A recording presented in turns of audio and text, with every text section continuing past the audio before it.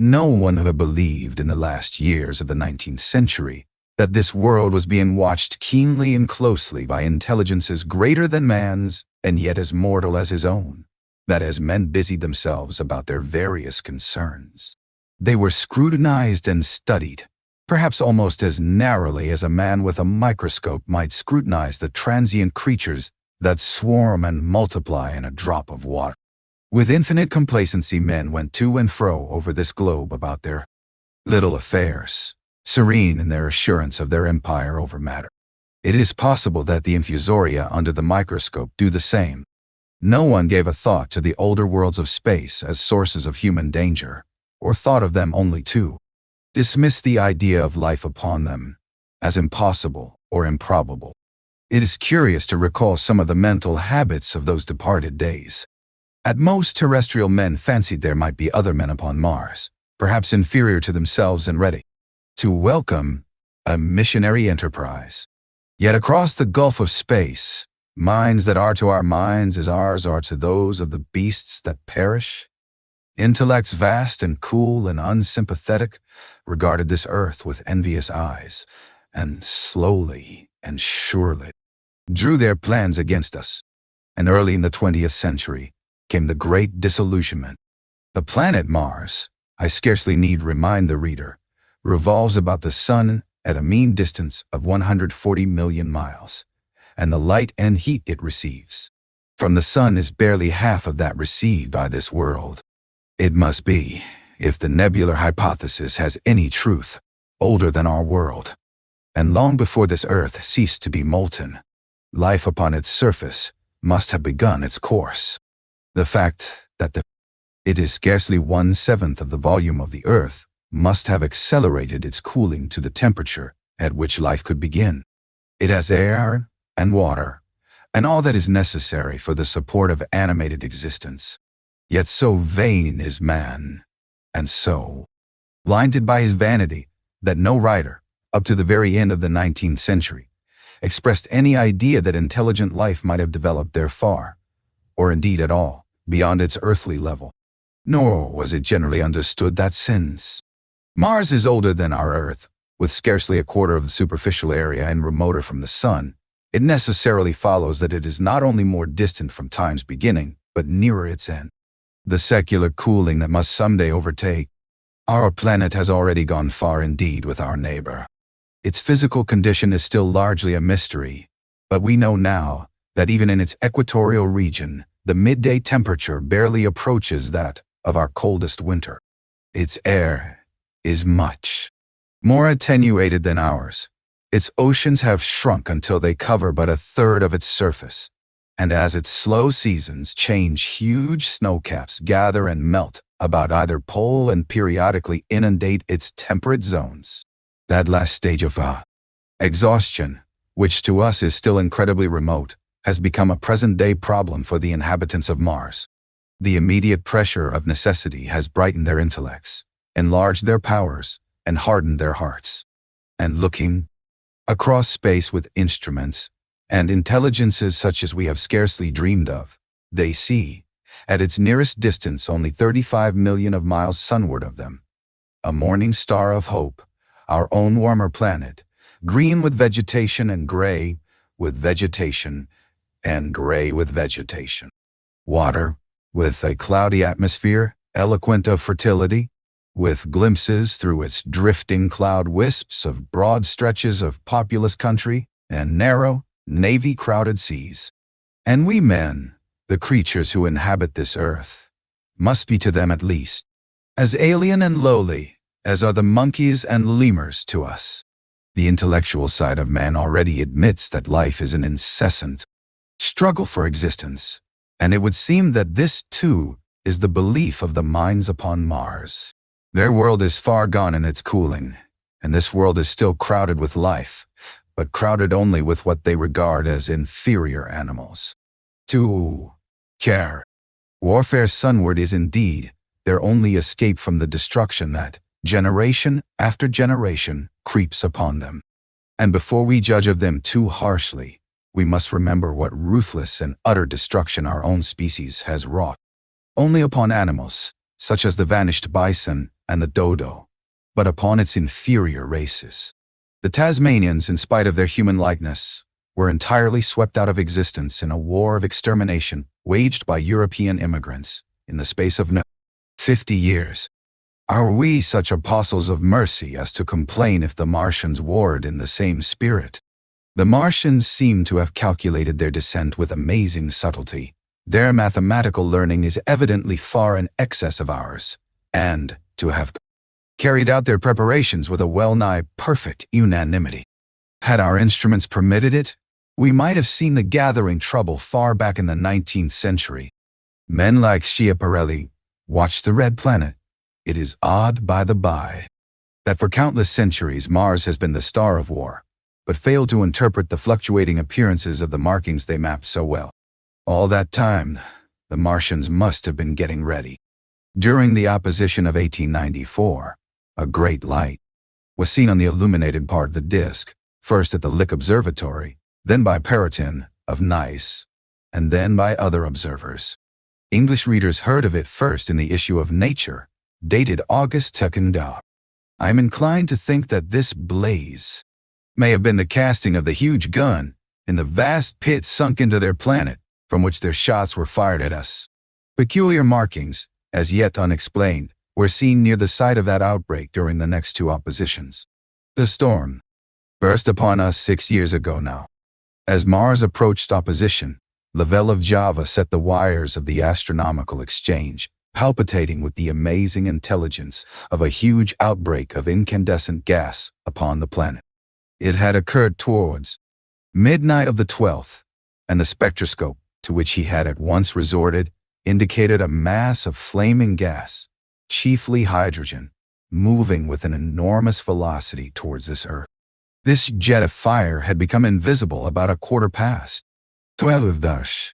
He compared it to a colossal puff of flame suddenly and violently squirted out of the planet.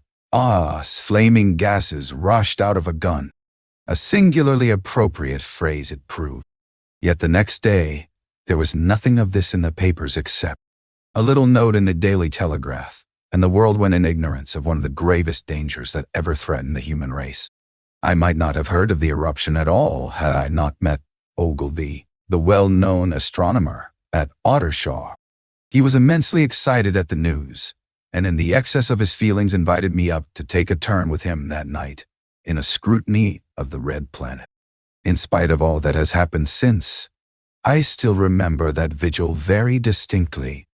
The black and silent observatory, the shadowed lantern throwing a feeble glow upon the floor in the corner, the steady ticking of the clockwork of the telescope, the little slit in the roof, an oblong profundity with the stardust streaked across it. Ogilvy moved about, invisible but audible.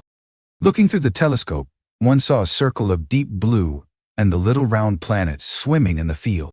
It seemed such a little thing, so bright and small and still, faintly marked with transverse stripes and slightly flattened from the perfect round. But so little it was, so silvery warm, a pin's head of light. It was as if it quivered, but really, this was the telescope vibrating with the activity of the clockwork that kept the planet in view. As I watched, the planet seemed to grow larger and smaller and to advance and recede, but that was simply that my eye was tired. 40 millions of miles it was from us, more than 40 millions of miles of void. Few people realize the immensity of vacancy in which the dust of the material universe swims. Near it in the field, I remember, were 3 faint points of light, 3 telescopic stars, infinitely remote, and all around it was the unfathomable darkness of empty space. You know how that blackness looks on a frosty starlight night. In a telescope it seems far profounder and invisible to me because it was so remote and small, flying swiftly and steadily towards me across that incredible distance, drawing nearer every minute by so many thousands of miles, came the thing they were sending us, the thing that was to bring struggle and calamity and death to the earth. I never dreamed of it then as I watched. No one on Earth dreamed of that unerring missile. That night, too, there was another jetting out of gas from the distant planet. I saw it. A reddish flash at the edge. the slightest projection of the outline. Just as the chronometer struck midnight, and at that, I told Ogilvy, and he took my place. The night was warm, and I was thirsty, and I went stretching my legs clumsily and feeling my way in the darkness to the little table where the siphon stood, while Ogilvy exclaimed at the streamer of gas that came out towards us. That night, another invisible missile started on its way to the Earth from Mars, just a second or so under 24 hours after the first one. I remember how I sat on the table there in the blackness, with patches of green and crimson swimming before my eyes. I wished I had a light to smoke by, little suspecting the meaning of the minute gleam I had seen, and all that it would presently bring. Ogilvy watched till 1, and then gave it up, and we lit the lantern and walked over to his house. Down below in the darkness were Ottershaw and Chertsey, and all their hundreds of people, sleeping in peace. He was full of speculation that night about the condition of night, Mars, and scoffed at the vulgar idea of its having inhabitants who were signaling us. His idea was that meteorites might be falling in a heavy shower upon the planet, or that a huge volcanic explosion was in progress. He pointed out to me how unlikely it was that organic evolution had taken the same direction in the two adjacent planets. The chances against anything manlike on Mars are 1,000,000 to 1, he said. Hundreds of observers saw the flame that night, and the night after about midnight, and again the night after, and so for 10 nights, a flame each night. Why the shots ceased after the 10th, no one on Earth has attempted to explain. It may be the gases of the firing caused the Martians inconvenience. Denser clouds of smoke or dust, visible through a powerful telescope on Earth as little gray, fluctuating patches, spread through the clearness of the planet's atmosphere and obscured its more familiar features. Even the daily papers woke up to the disturbances at last, and popular notes appeared here, there, and everywhere concerning the volcanoes upon Mars. The serio-comic periodical Punch, I remember, made a happy use of it in a political cartoon. And all unsuspected, those missiles the Martians had fired at us drew earthward, rushing now at a pace of many miles a second through the empty gulf of space, hour by hour and day by day, nearer and nearer.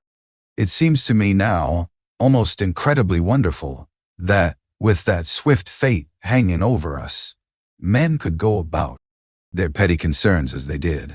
I remember how jubilant Markham was at securing a new photograph of the planet for the illustrated paper he edited in those days. People in these latter times scarcely realize the abundance and enterprise of our 19th century papers. For my own part, I was much occupied in learning to ride the bicycle, and busy upon a series of papers discussing the probable developments of moral ideas as civilization progressed. One night, the first missile then could scarcely have been 10 million miles away. I went for a walk with my wife. It was starlight, and I explained the signs of the zodiac to her, and pointed out Mars, a bright dot of light creeping zenithward, towards which so many telescopes were pointed. It was a warm night. Coming home, a party of excursionists from Chertsey or Isleworth passed us singing and playing music. There were lights in the upper windows of the houses as the people went to bed. From the railway station in the distance came the sound of shunting trains, ringing and rumbling, softened almost into melody by the distance. My wife pointed out to me the brightness of the red, green, and yellow signal lights hanging in a framework against the sky. It seemed so safe and tranquil. The falling star. Then came the night of the first falling star. It was seen early in the morning, rushing over Winchester eastward, a line of flame high in the atmosphere. Hundreds must have seen it and taken it for an ordinary falling star. Albin described it as leaving a greenish streak behind it that glowed for some seconds. Denning, our greatest authority on meteorites, stated that the height of its first appearance was about 90 or 100 miles. It seemed to him that it fell to Earth about 100 miles east of him. I was at home at that hour, and writing in my study, and although my French windows faced towards Ottershaw, and the blind was up, for I loved in those days to look up at the night sky. I saw nothing of it. Yet this strangest of all things that ever came to earth from outer space must have fallen while I was sitting there, visible to me, had I only looked up as it passed. Some of those who saw its flight say it traveled with a hissing sound. I myself heard nothing of that. Many people in Berkshire, Surrey, and Middlesex must have seen the fall of it, and, at most, have thought that another meteorite had descended. No one seems to have troubled to look for the fallen mass that night. But very early in the morning, poor Ogilvy, who had seen the shooting star, and who was persuaded that a meteorite lay somewhere on the common between Horsell, Ottershaw, and Woking, rose early with the idea of finding it. But find it he did, soon after dawn, and not far from the sandpits. An enormous hole had been made by the impact of the projectile, and the sand and gravel had been flung violently in every direction over the heath, forming heaps visible 1.5 miles away. The heather was on fire eastward, and a thin blue smoke rose against the dawn. The thing itself lay almost entirely buried in sand, amidst the scattered splinters of a fir tree. It had shivered to fragments in its descent. The uncovered part had the appearance of a huge cylinder, caked over and its outline softened by a thick, scaly, dun-colored incrustation. It had a diameter of about 30 yards. He approached the mass, surprised at the size and more so at the shape, since most meteorites are rounded more or less completely. It was, however, still so hot from its flight through the air as to forbid his near approach. A stirring noise within its cylinder, ascribed to the unequal cooling of its surface, for at that time it had not occurred to him that it might be hollow. He remained standing at the edge of the pit that the thing had made for itself, staring at its strange appearance, astonished, chiefly at its unusual shape and color, and dimly perceiving even then some evidence of design in its arrival. The early morning was wonderfully still, and the sun, just clearing the pine trees towards Weybridge, was already warm. He did not remember hearing any birds that morning. There was certainly no breeze stirring, and the only sounds were the faint movements from within the cindery cylinder. He was all alone on the common. Then suddenly he noticed with a start that some of the gray clinker, the ashy incrustation that covered the meteorite, was falling off the circular edge of the end.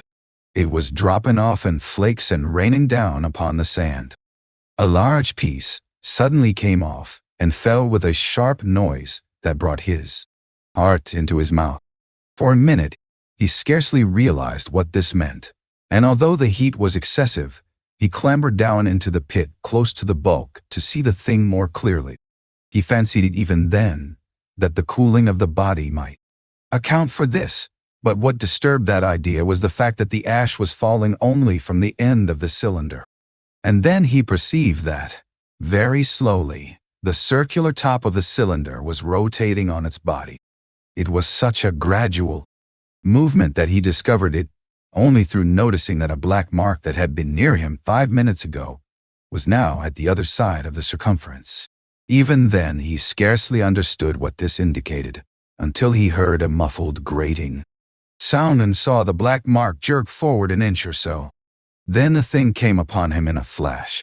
The cylinder was artificial, hollow, with an end that screwed out. Something within the cylinder was unscrewing the top. "Good heavens," said Ogilvy. "There's a man in it, half roasted to death, trying to escape." At once, with a quick mental leap, he linked the thing with the flash upon Mars. The thought of the confined creature was so dreadful to him that he forgot the heat and went forward to the cylinder to help turn. But luckily, the dull radiation arrested him before he could burn his hands on the still glowing metal. At that he stood irresolute for a moment, then turned, scrambled out of the pit, and set off running wildly into Woking. The time then must have been somewhere about 6 o'clock. He met a wagoner and tried to make him understand, but the tale he told and his appearance were so wild, his hat had fallen off in the pit, that the man simply drove on. He was equally unsuccessful with the potman, who was just unlocking the doors of the public house by Horsell Bridge. The fellow thought he was a lunatic at large and made an unsuccessful attempt to shut him into the taproom. That sobered him a little, and when he saw Henderson, the London journalist, in his garden, he called over the palings and made himself understood. "Henderson," he called, "saw that shooting star last night." "Well," said Henderson, "it's out on Horsell Common now." "Good Lord," said Henderson. "Fallen meteorite. That's good, but it's something more than a meteorite. It's a cylinder, an artificial cylinder, man. And there's something inside." Henderson stood up with his spade in his hand. "What's that?" he said. He was deaf in one ear. Ogilvy told him all that he had seen. Henderson was a minute or so taking it in. Then he dropped his spade, snatched up his jacket, and came out into the road. The two men hurried back at once to the common and found the cylinder still lying in the same position. But now the sounds inside had ceased, and a thin circle of bright metal showed between the top and the body of the cylinder. Air was either entering or escaping at the rim with a thin, sizzling sound. They listened, rapped on the scaly burnt metal with a stick, and, meeting with no response, they both concluded the man or men inside must be insensible or dead. Of course, the two were quite unable to do anything. They shouted consolation and promises and went off back to the town again to get help. One can imagine them, covered with sand, excited and disordered, running up the little street in the car. Bright sunlight, just as the shop folks were taking down their shutters and people were opening their bedroom windows. Henderson went into the railway station at once, in order to telegraph the news to London. The newspaper articles had prepared men's minds for the reception of the idea. By 8 o'clock, a number of boys and unemployed men had already started for the common to see the dead men from Mars. That was the form the story took. I heard of it first from my newspaper boy about 9:15, when I went out to get my Daily Chronicle. I was naturally startled, and lost no time in going out and across the Ottershaw Bridge to the sand pits. 3. On Horsell Common, I found a little crowd of perhaps 20 people, surrounding the huge hole in which the cylinder lay.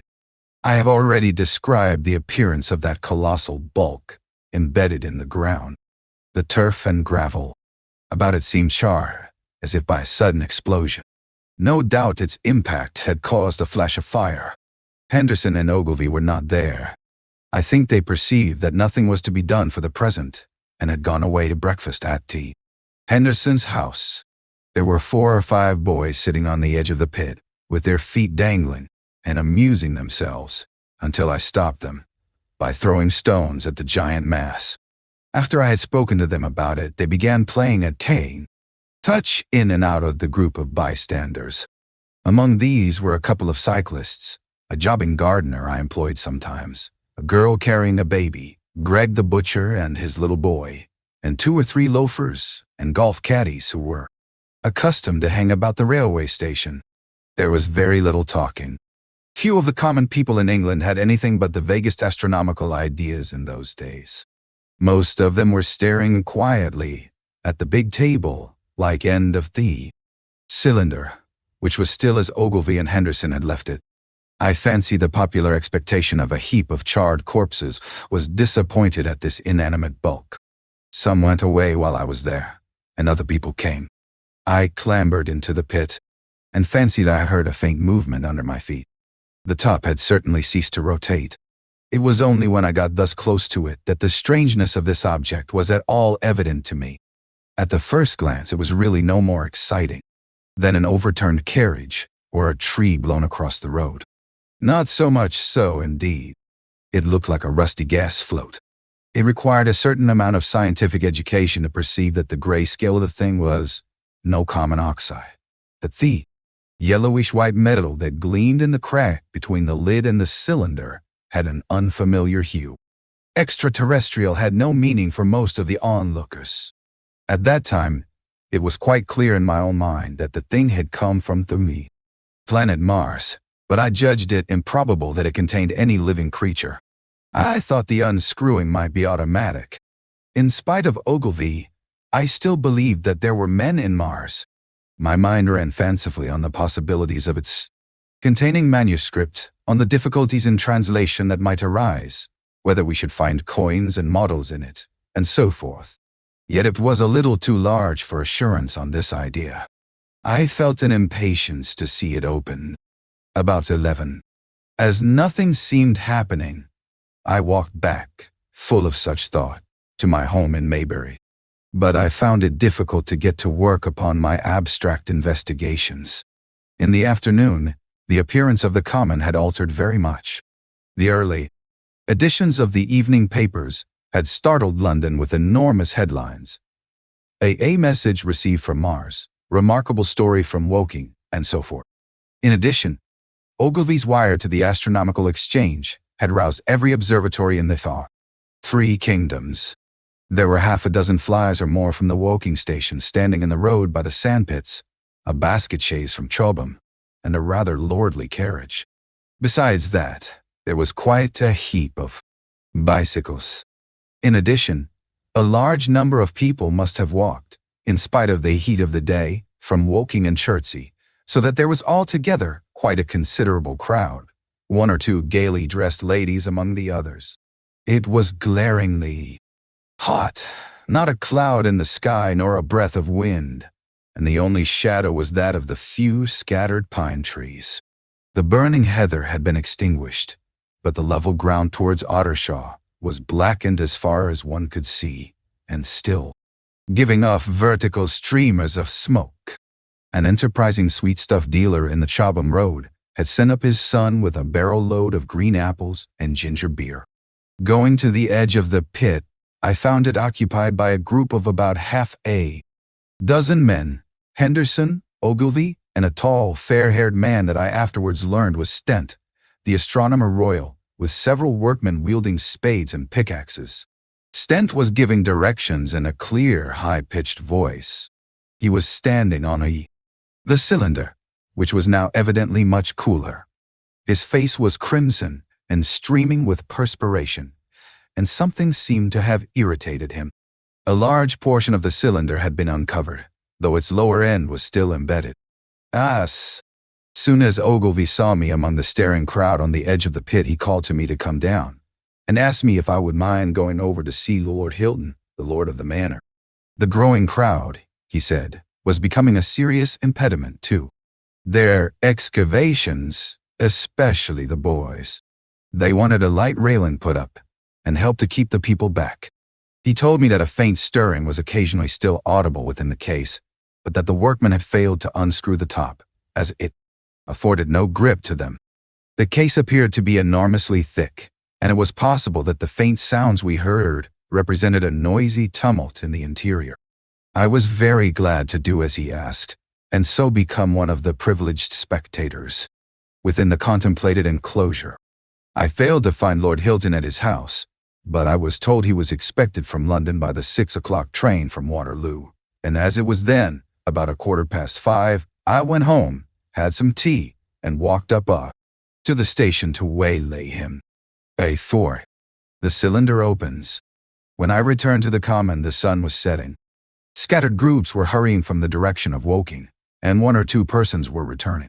The crowd about the pit had increased, and stood out black against the lemon yellow of the sky, a couple of 100 people perhaps.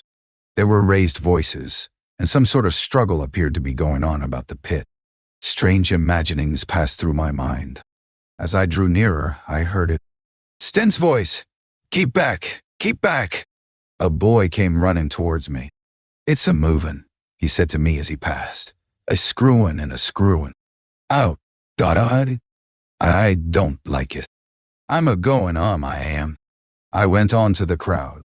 There were really, I should think, 200 or 300 people elbowing and jostling one another, the 1 or 2 ladies there being by no means the least act. He's fallen in the pit, cried someone. Keep back, said several. The crowd swayed a little, and I elbowed my way through. Everyone seemed greatly excited. I heard a peculiar humming sound from the pit. I say, said Ogilvy, help keep these idiots back. We Don't know what's in the confounded thing, you know. I saw a young man, a shop assistant in Woking I believe he was, standing on the cylinder and trying to scramble out of the hole again. The crowd had pushed him in. The end of the cylinder was being screwed out from within. Nearly 2 feet of shining screw projected. Somebody blundered against me, and I narrowly missed being pitched onto the top of the screw. I turned, and as I did so, the screw must have come out, for the lid of the cylinder fell upon the gravel with a ringing concussion. I stuck my elbow into the person behind me and turned my head towards the thing again. For a moment, that circular cavity seemed perfectly black. I had the sunset in my eyes. I think everyone expected to see a man emerge, possibly something a little unlike us terrestrial men, but in all essentials, a man. I know I did. But, looking, I presently saw something stirring within the shadow. Grayish billowy movements, one above another. Then 2 luminous discs, like eyes. Then something resembling a little gray snake, about the thickness of a walking stick, coiled up out of the writhing middle, and wriggled in the air towards me, and then another. A sudden chill came over me. There was a loud shriek from a woman behind. I half turned, keeping my eyes fixed upon the cylinder still, from which other tentacles were now projecting, and began pushing my way back from the edge of the pit. I saw astonishment giving place to horror on the faces of the people about me. I heard inarticulate exclamations on all sides. There was a general movement backwards. I saw the shopmen struggling still on the edge of the pit. I found myself alone and saw the people on the other side of the pit running off, Stent among them. I looked again at the cylinder, and ungovernable terror gripped me. I stood petrified and staring.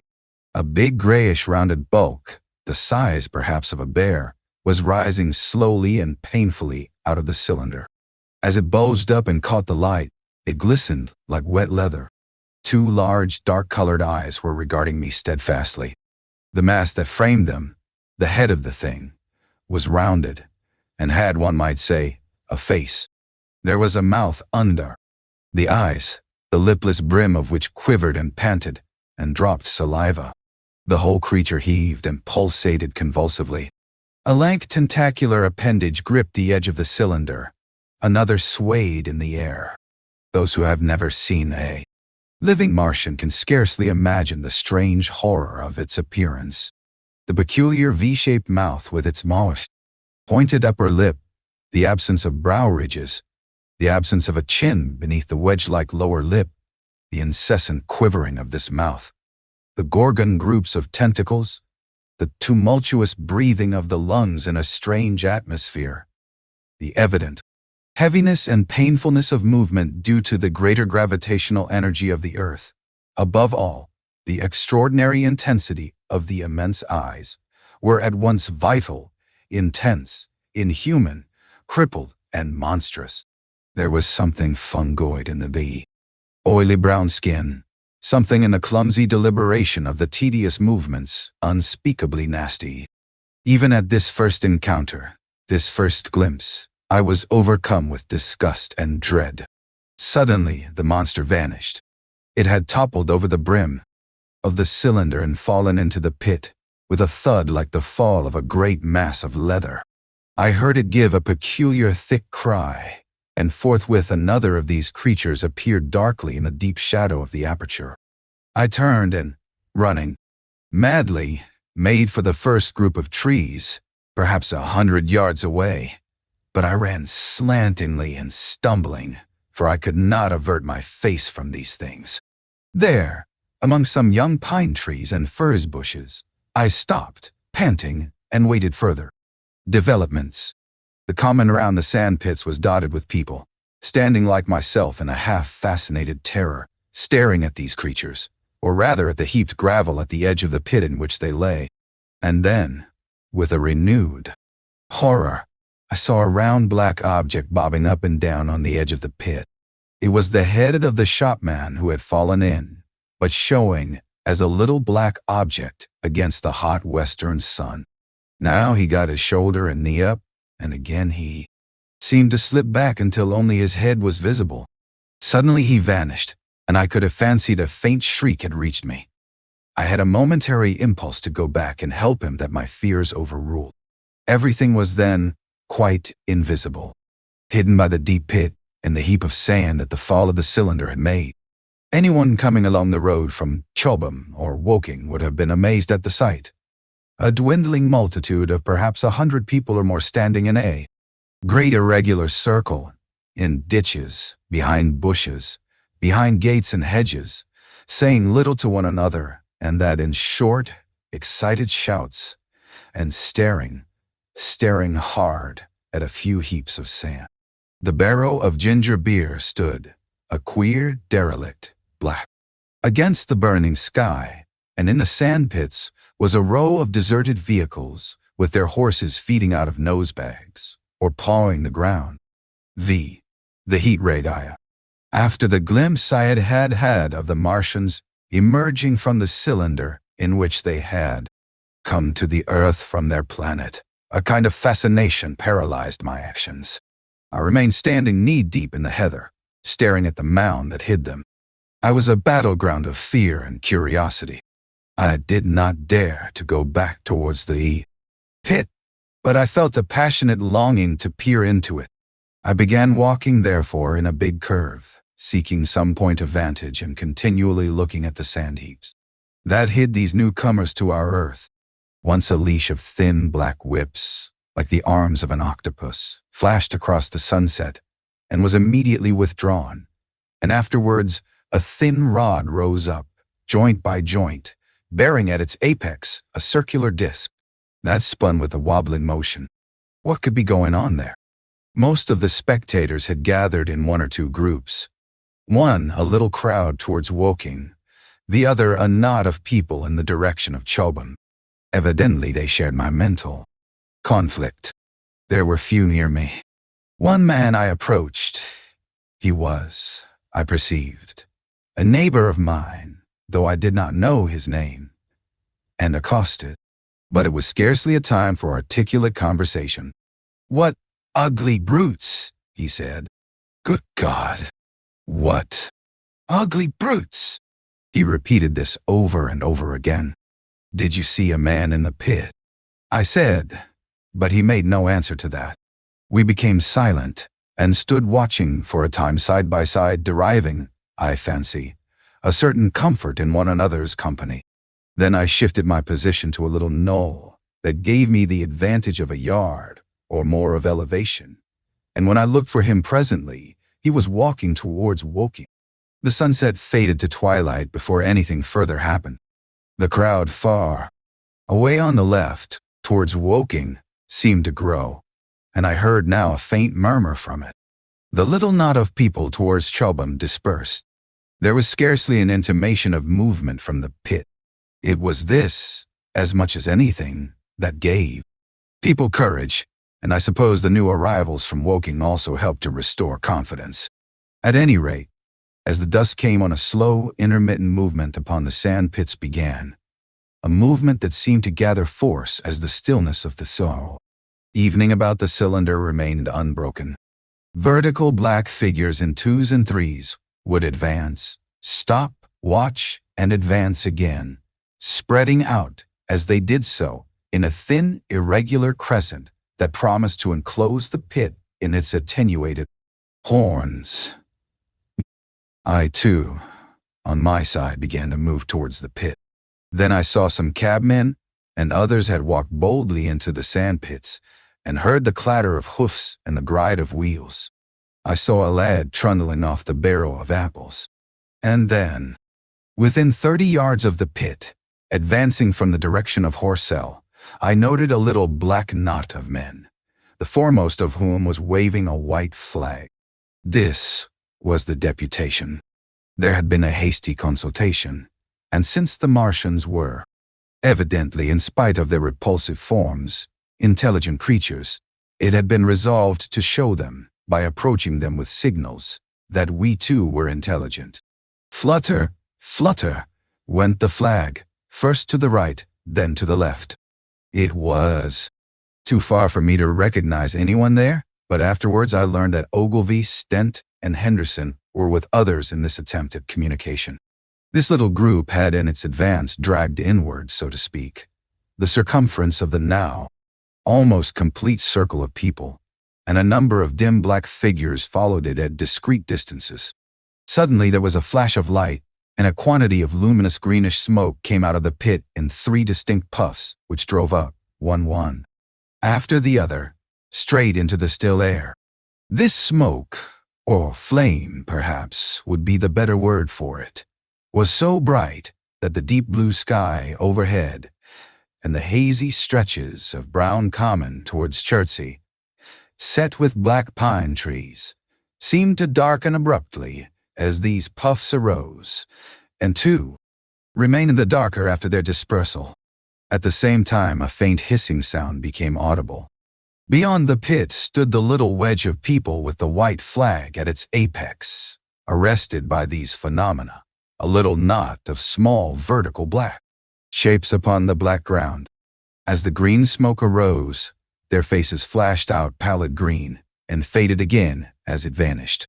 Then slowly the hissing passed into a humming, into a long, loud, droning noise. Slowly, a humped shape rose out of the pit, and the ghost of a beam of light seemed to flicker out from it. Forthwith flashes of actual flame, a bright glare leaping from one to another, sprang from the scattered group of men. It was as if some invisible jet impinged upon them, and flashed into white flame. It was as if each man were suddenly and momentarily turned to fire. Then, by the light of their own destruction, I saw them staggering and falling, and their supporters turning to run. I stood staring, not as yet realizing that this was death, leaping from man to man in that little distant crowd. All I felt was that it was something very strange, an almost noiseless and blinding flash of light, and a man fell headlong and lay still, and as the unseen shaft of heat passed over them, pine trees burst into fire, and every dry furze bush became with one dull thud a mass of flames. And far away towards Nafil, I saw the flashes of trees and hedges and wooden buildings suddenly set alight. It was sweeping round, swiftly and steadily, this flaming death, this invisible, inevitable sword of heat. I perceived it coming towards me by the flashing bushes it touched, and was too astounded and stupefied to stir. I heard the crackle of fire in the sandpits, the sudden squeal of a horse that was as suddenly still. Then it was as if an invisible, yet intensely heated finger were drawn through the heather between me and the Martians, and all along a curving line beyond the sandpits the dark ground smoked and crackled. Something fell with a crash far away to the left where the road from Woking Station opens out on the common. Forthwith the hissing and humming ceased, and the black, dome-like object sank slowly out of sight into the pit.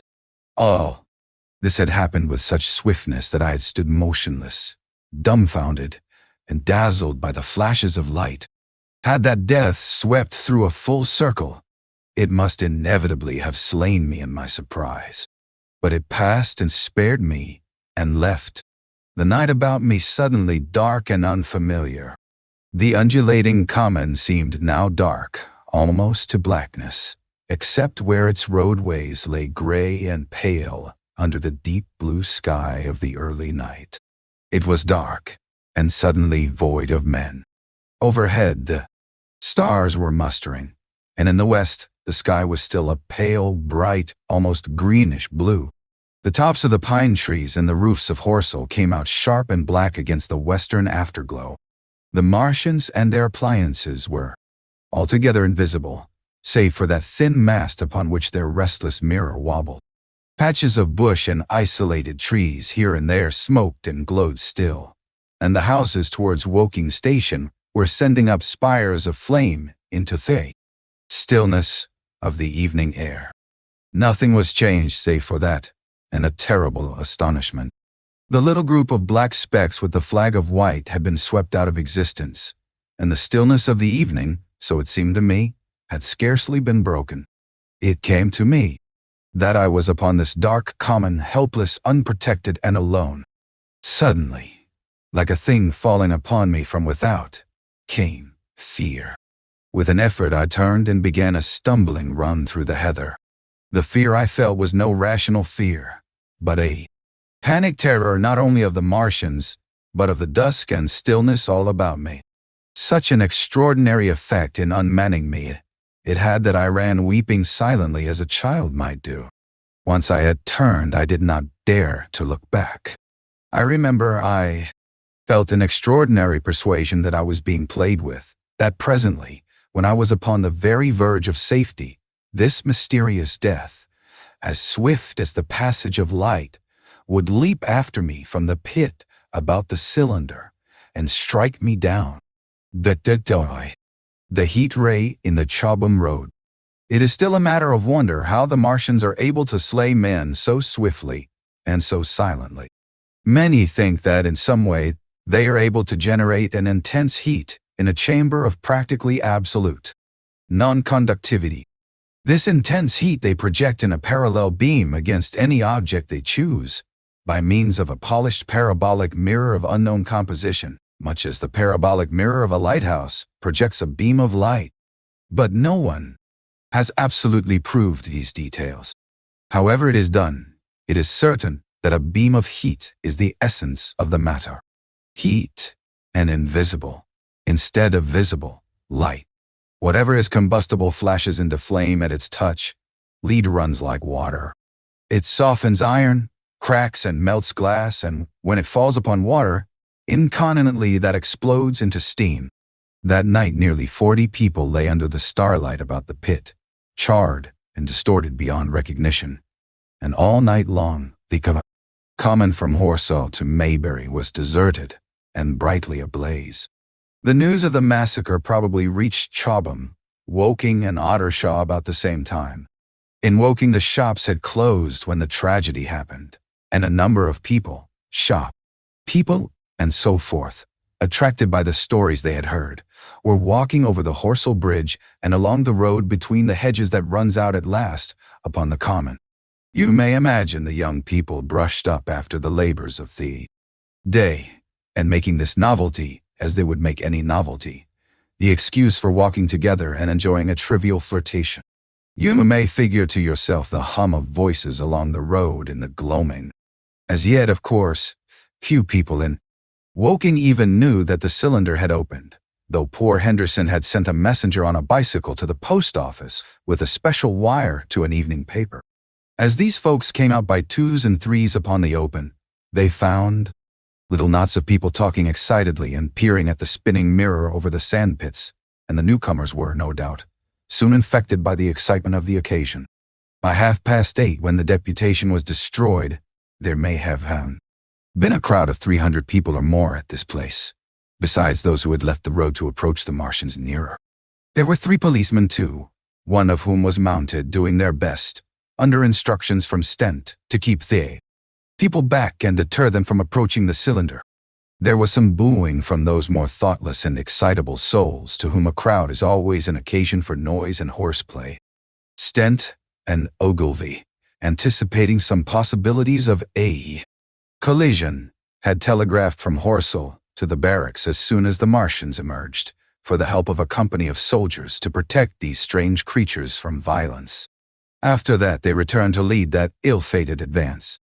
The description of their death, as it was seen by the crowd, tallies very closely with my own impressions. The 3 puffs of green smoke, the deep humming note, and the flashes of flame. But that crowd of people had a far narrower escape than mine. Only the fact that a hummock of heathery sand intercepted the lower part of the heat ray saved them. Had the elevation of the parabolic mirror been a few yards higher, none could have lived to tell the tale. They saw the flashes and the men falling, and an invisible hand, as it were, lit the bushes as it hurried towards them through the twilight.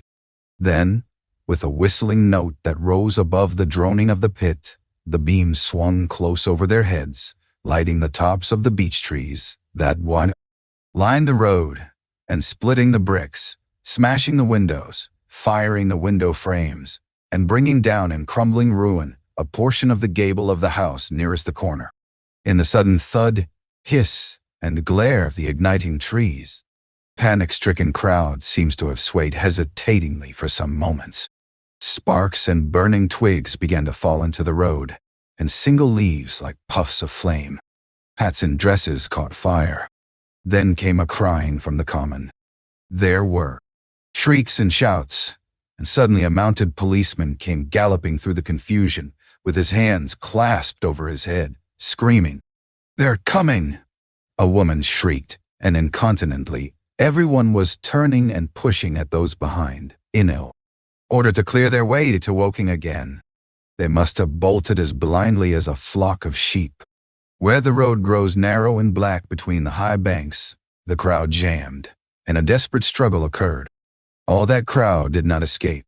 Persons, at least, 2 women and a little boy, were crushed and trampled there, and left to die amid the terror and the darkness. Eventide. How I reached home. For my own part, I remember nothing of my flight, except the stress of blundering against trees and stumbling through the heather. All about me gathered the invisible terrors of the Martians. That pitiless sword of heat seemed whirling to and fro, flourishing overhead before it had descended and smote me out of life. I came into the road between the crossroads and Horsell, and ran along this to the crossroads. At last I could go no further. I was exhausted with the violence of my emotion and of my flight, and I staggered, fell by the wayside. That was near the bridge that crosses the canal by the gasworks. I fell and lay still. I must have remained there some time. I sat up, strangely perplexed. For a moment, perhaps, I could not clearly understand how I came there. My terror had fallen from me like a garment. My hat had gone, and my collar had burst away from its fastener. A few minutes before, there had only been 3 real things before me: the immensity of the night and space and nature, my own feebleness and anguish, and the near approach of death. Now it was as if something turned over, and the point of view altered abruptly. There was no sensible transition from one state of mind to the other. I was immediately the self of every day again. Decent, ordinary citizen. The silent common, the impulse of my flight, the starting flames, were as if they had been in a dream. I asked myself, had these latter things indeed happened? I could not credit it. I rose and walked unsteadily up the via, steep incline of the bridge. My mind was blank wonder. My muscles and nerves seemed drained of their strength. I dare say I staggered drunkenly. A head rose over the arch, and the figure of a workman carrying a basket appeared. Beside him ran a little boy. He passed me, wishing me good night. I was minded to speak to him, but did not. I answered his greeting with a meaningless mumble and went on over the bridge. Over the Maybury Arch a train, a billowing tumult of white firelit smoke, and a long caterpillar of lighted windows, went flying south. Clatter, clatter, clap, rap, and it had gone. A dim group of people talked in the gate of one of the houses in the pretty little row of gables that was called Oriental Terrace. It was all so real and so familiar. And that behind me, it was frantic, fantastic. Such things, I told myself, could not be. Perhaps I am a man of exceptional moods. I do not know how far my experience is common. At times I suffer from the strangest sense of detachment from myself and the world about me. I seem to watch it all from the outside, from somewhere inconceivably remote, out of time, out of space, out of the stress and tragedy of it all. This feeling was very strong upon me that night. Here was another side to my dream. But the trouble was the blank incongruity of this serenity, and the swift death flying yonder, not 2 miles away. There was a noise of business from the gasworks, and the electric lamps were all alight. I stopped at the group of people. "What news from the common?" said I. There were 2 men and a woman at the gate. "Eh?" said one of the men, turning. "What news from the common?" I said. "Ain't you just been there?" asked the man. People seem fair silly about the common, said the woman over the gate. What's it all about? Haven't you heard of the men from Mars? Said I. The creatures from Mars? Quite enough, said the woman over the gate. Thanks. And all three of them laughed. I felt foolish and angry. I tried and found I could not tell them what I had seen. They laughed again at my broken sentences. You'll hear more yet, I said, and went on to my home. I startled my wife at the doorway, so haggard was I. I went into the dining room, sat down, drank some wine, and so soon as I could collect myself sufficiently, I told her the things I had seen. The dinner, which was a cold one, had already been served and remained neglected on the table while I told my story. There is one thing, I said, to allay the fears I had aroused. They are the most sluggish things I ever saw. Crawl. They may keep the pit and kill people who come near them, but they cannot get out of it. But the horror of them. Don't, dear, said my wife, knitting her brows and putting her hand on mine. Poor Ogilvy, I said. To think he may be lying dead there. My wife at least did not find my experience incredible. When I saw how deadly white her face was, I ceased. Abruptly, they may come here, she said again and again. I pressed her to take wine and tried to reassure her. They can scarcely move, I said. I began to comfort her and myself by repeating all that Ogilvy had told me of the impossibility of the impossibility. The Martians establishing themselves on the Earth. In particular, I laid stress on the gravitational difficulty. On the surface of the Earth, the force of gravity is 3 times what it is on the surface of Mars. A Martian, therefore, would weigh 3 times more than on Mars, albeit his muscular strength would be the same. His own body would be a cope of lead to him, therefore. That indeed was the general opinion. But the Daily Times and the Daily Telegraph, for instance, insisted on it. The next morning, and both overlooked, just as I did, 2 obvious modifying influences. The atmosphere of the Earth, we now know, contains far more oxygen or far less argon, whichever way one likes to put it, than does Mars.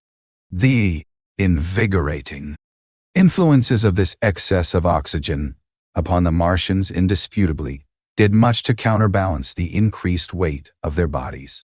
And, in the second place, we all overlooked the fact that such mechanical intelligence as the Martian possessed was quite able to dispense with muscular exertion at a pinch.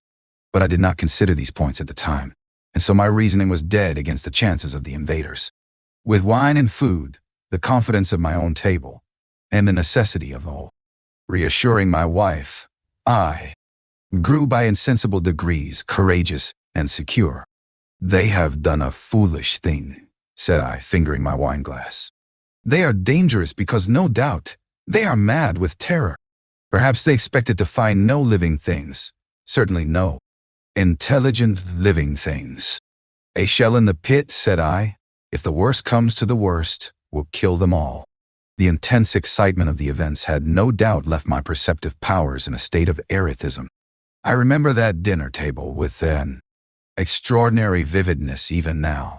My dear wife's sweet, anxious face peering at me from under the pink lampshade, the white cloth with its silver and glass table furniture.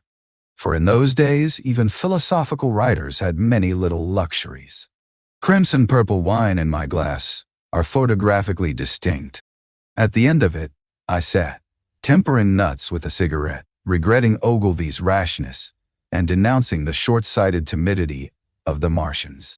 So, some respectable dodo in the bee. Mauritius might have lorded it in his nest and discussed the arrival of that shipful of pitiless sailors in want of animal food. We will peck them to death tomorrow, my dear.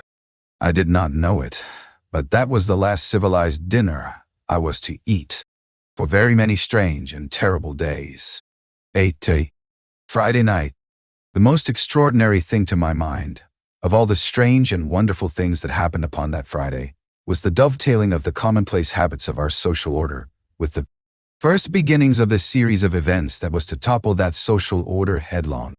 If on Friday night you had taken a pair of compasses and drawn a circle with a radius of 5 miles round the Woking sandpits, I doubt if you would have had one human being outside it, unless it were some relation of Stent or of the 3 or 4 cyclists or London people lying dead on the common, whose emotions or habits were at all affected by the newcomers. Many people had heard of the cylinder, of course, and talked about it in their leisure, but it certainly did not make the sensation that an ultimatum to Germany would have done. In London that night, poor Henderson's telegram describing the gradual unscrewing of the shot was judged to be a canard, and his evening paper, after wiring for authentication from him and receiving no reply, the man was killed, decided not to print a special edition. Even within the 5-mile circle, the great majority of people were inert. I have already described the behavior of the men and women to whom I spoke. All over the district people were dining and supping. Working men were gardening after the labors of the day. Children were being put to bed. Young people were wandering through the lanes lovemaking. Students sat over their books. Maybe there was a murmur in the village streets, a novel and dominant topic in the public houses, and here and there a messenger, or even an eyewitness of the later occurrences, caused a whirl of excitement, a shouting, and a running to and fro. But for the most part, the daily routine of working, eating, drinking, sleeping went on as it had done for countless years, as though no planet Mars existed in the sky. Even at Woking Station and Horsell and Chobham that was the case. In Woking Junction, until a late hour, trains were stopping and going on. Others were shunting on the sidings. Passengers were alighting and waiting, and waiting.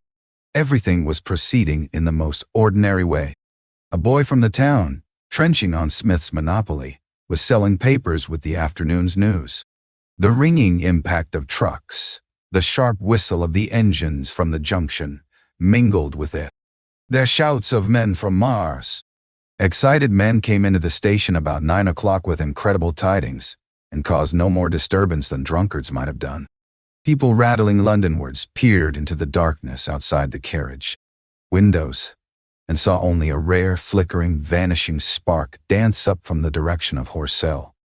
A red glow and a thin veil of smoke driving across the stars, and thought that nothing more serious than a heath fire was happening. It was only round the edge of the common that any disturbance was perceptible. There were 6 villas burning on the Woking border. There were lights in all the houses on the common side of the 3 villages, and the people there kept awake till dawn. A curious crowd lingered restlessly, people coming and going, but the crowd remaining, both on the Chobham and Horsell bridges. 1 or 2 adventurous souls, it was afterwards found, went into the darkness and crawled quite near the Martians. But they never returned, for now and again, a light ray, like the beam of a warship's searchlight, swept the common, and the heat ray was ready to follow. Save for such, that big area of common was silent and desolate, and the charred bodies lay about on it. All night under the stars, and all the next day, a noise of hammering from the pit was heard by many people. So you have the state of things on Friday night. In the center, sticking into the skin of our old planet Earth like a poison dart. This cylinder, but the poison was scarcely working yet. Around it was a patch of silent common, smoldering in places, and with a few dark, dimly seen objects lying in contorted attitudes here and there. Here and there was a burning bush or tree. Beyond was a fringe of excitement, and farther than that fringe the inflammation had not crept as yet. In the rest of the world the stream of life still flowed as it had flowed for immemorial years. The fever of war, that would presently clog vein and artery, deaden nerve, and destroy brain, had still to develop. All night long the Martians were hammering and stirring, sleepless, indefatigable, at work upon the machines they were making ready, and ever and again a puff of greenish-white smoke whirled up to the starlit sky. About 11 a company of soldiers came through Horsell, and deployed along the edge of the common to form a cordon. Later, a second company marched through Chobham to deploy on the north side of the common. Several officers from the Inkerman barracks had been on the common earlier in the day, and one, Major Eden, was reported to be missing. The colonel of the regiment came to the Chobham Bridge and was busy questioning the crowd at midnight. The military authorities were certainly alive to the seriousness of the business. About 11, the next morning's papers were able to say, a squadron of hussars, 2 Maxims, and about 400 men of the Cardigan Regiment started from Aldershot. A few seconds after midnight, the crowd in the Chertsey Road, Woking, saw a star fall from heaven into the pine woods to the northwest. It had a greenish color and caused a silent brightness like summer lightning. This was the second cylinder. Idiom tight. Itty. The fighting begins. Saturday lives in my memory as a day of suspense. It was a day of lassitude too, hot and close, with, I am told, a rapidly fluctuating barometer. I had slept but little, though my wife had succeeded in sleeping, and I rose early. I went into my garden before breakfast and stood listening. But towards the common, there was nothing stirring but a lark. The milkman came as usual. I heard the rattle of his chariot, and I went round to the side gate to ask the latest news. He told me that during the night the Martians had been surrounded by troops and that guns were expected. Then, a familiar, reassuring note. I heard a train running towards Woking. They aren't to be killed, said the milkman, if that can possibly be avoided. I saw my neighbor gardening, chatted with him for a time, and then strolled in to breakfast. It was a most unexceptional morning. My neighbor was of opinion that the troops would be able to capture or to destroy the Martians during the day. It's a pity they make themselves so unapproachable, he said. It would be curious to know how they live on another planet. We might learn a thing or two. He came up to the fence and extended a handful of strawberries, for his gardening was as generous as it was enthusiastic. At the same time, he told me of the burning of the pine woods about the Byfleet golf links. They say, said he, that there's another of those blessed things fallen. There, number 2. But one's enough, surely. This lot'll cost the insurance people a pretty penny before everything's settled. He laughed with an air of the greatest good humor as he said this. The woods, he said, were still burning, and pointed out a haze of smoke to me. They will be hot underfoot for days, on account of the thick soil of pine needles and turf, he said, and then grew serious over poor Ogilvy. After breakfast, instead of working, I decided to walk down towards the hay common. Under the railway bridge I found a group of soldiers, sappers, I think, men in small round caps, dirty red jackets unbuttoned, and showing their blue shirts, dark trousers, and boots coming to the cap. They told me no one was allowed over the canal, and looking along the road towards the bridge, I saw one of the Cardigan men standing sentinel there. I talked with these soldiers for a time. I told them of my sight of the Martians on the previous evening. None of them had seen the scene. Martians, and they had but the vaguest ideas of them, so that they plied me with questions. They said that they did not know who had authorized the movements of the troops. Their idea was that a dispute had arisen at the Horse Guards. The ordinary sapper is a great deal better educated than the common soldier. They discussed the peculiar conditions of the possible fight with some acuteness. I described the heat ray to them, and they began to argue among themselves. Crawl up under cover and rush 'em, say I, said one. Get at, said another. What? Cover against this eerie? Sticks to cook yer. What we got to do is to go as near as the ground'll let us, and then drive a trench. Blow your trenches. You always want trenches. You ought to have been born a rabbit, Snippy. Ain't they got any? Next, then, said a third abruptly. A little contemplative, dark man, smoking a pipe. I repeated my description. Octopuses, said he. That's what I calls 'em. Talk about fishers of men. Fighters of fish it is this time. It ain't no murder or killing beasts like that, said the first speaker. "Why not shell the darn things straight off and finish 'em?" said the little dark man. "You can't tell what they might do." "Where's your shells?" said the first speaker. "There ain't no time." "Do it in a rush, that's my tip, and do it at once." So they discussed it. After a while I left them and went on to the railway station to get as many morning papers as I could. But I will not weary the reader with a description of that long morning and of the longer afternoon. I did not succeed in getting a glimpse of the common, for even Horsell and Chobham church towers were in the hands of the military authorities. The soldiers I addressed didn't know anything. The officers were mysterious as busy. I found people in the town quite secure again in the presence of the military, and I heard for the first time from Marshall, the tobacconist, that his son was among the dead on the common. The soldiers had made the people on the outskirts of Horsell lock up and leave their houses. I got back to lunch about 2, very tired for, as I have said, the day was extremely hot and dull, and in order to refresh myself, I took a cold bath in the afternoon. About 4:30, I went up to the railway station to get an evening paper, for the morning papers had contained only a very inaccurate description of the killing of Stent, Henderson, Ogilvy, and the others. But there was little I didn't know. The Martians did not show an inch of themselves. They seemed busy in their pit, and there was a sound of hammering and an almost continuous streamer of smoke. Apparently they were busy getting ready for a struggle. Fresh attempts have been made to signal, but without success, was the stereotyped formula of the papers. A sapper told me it was done by a man in a ditch with a flag on a long pole. The Martians took as much notice of such advances as we should of the lowing of a cow. I must confess the sight of all this armament, all this preparation, greatly excited me. My imagination became belligerent and defeated the invaders in a dozen striking ways.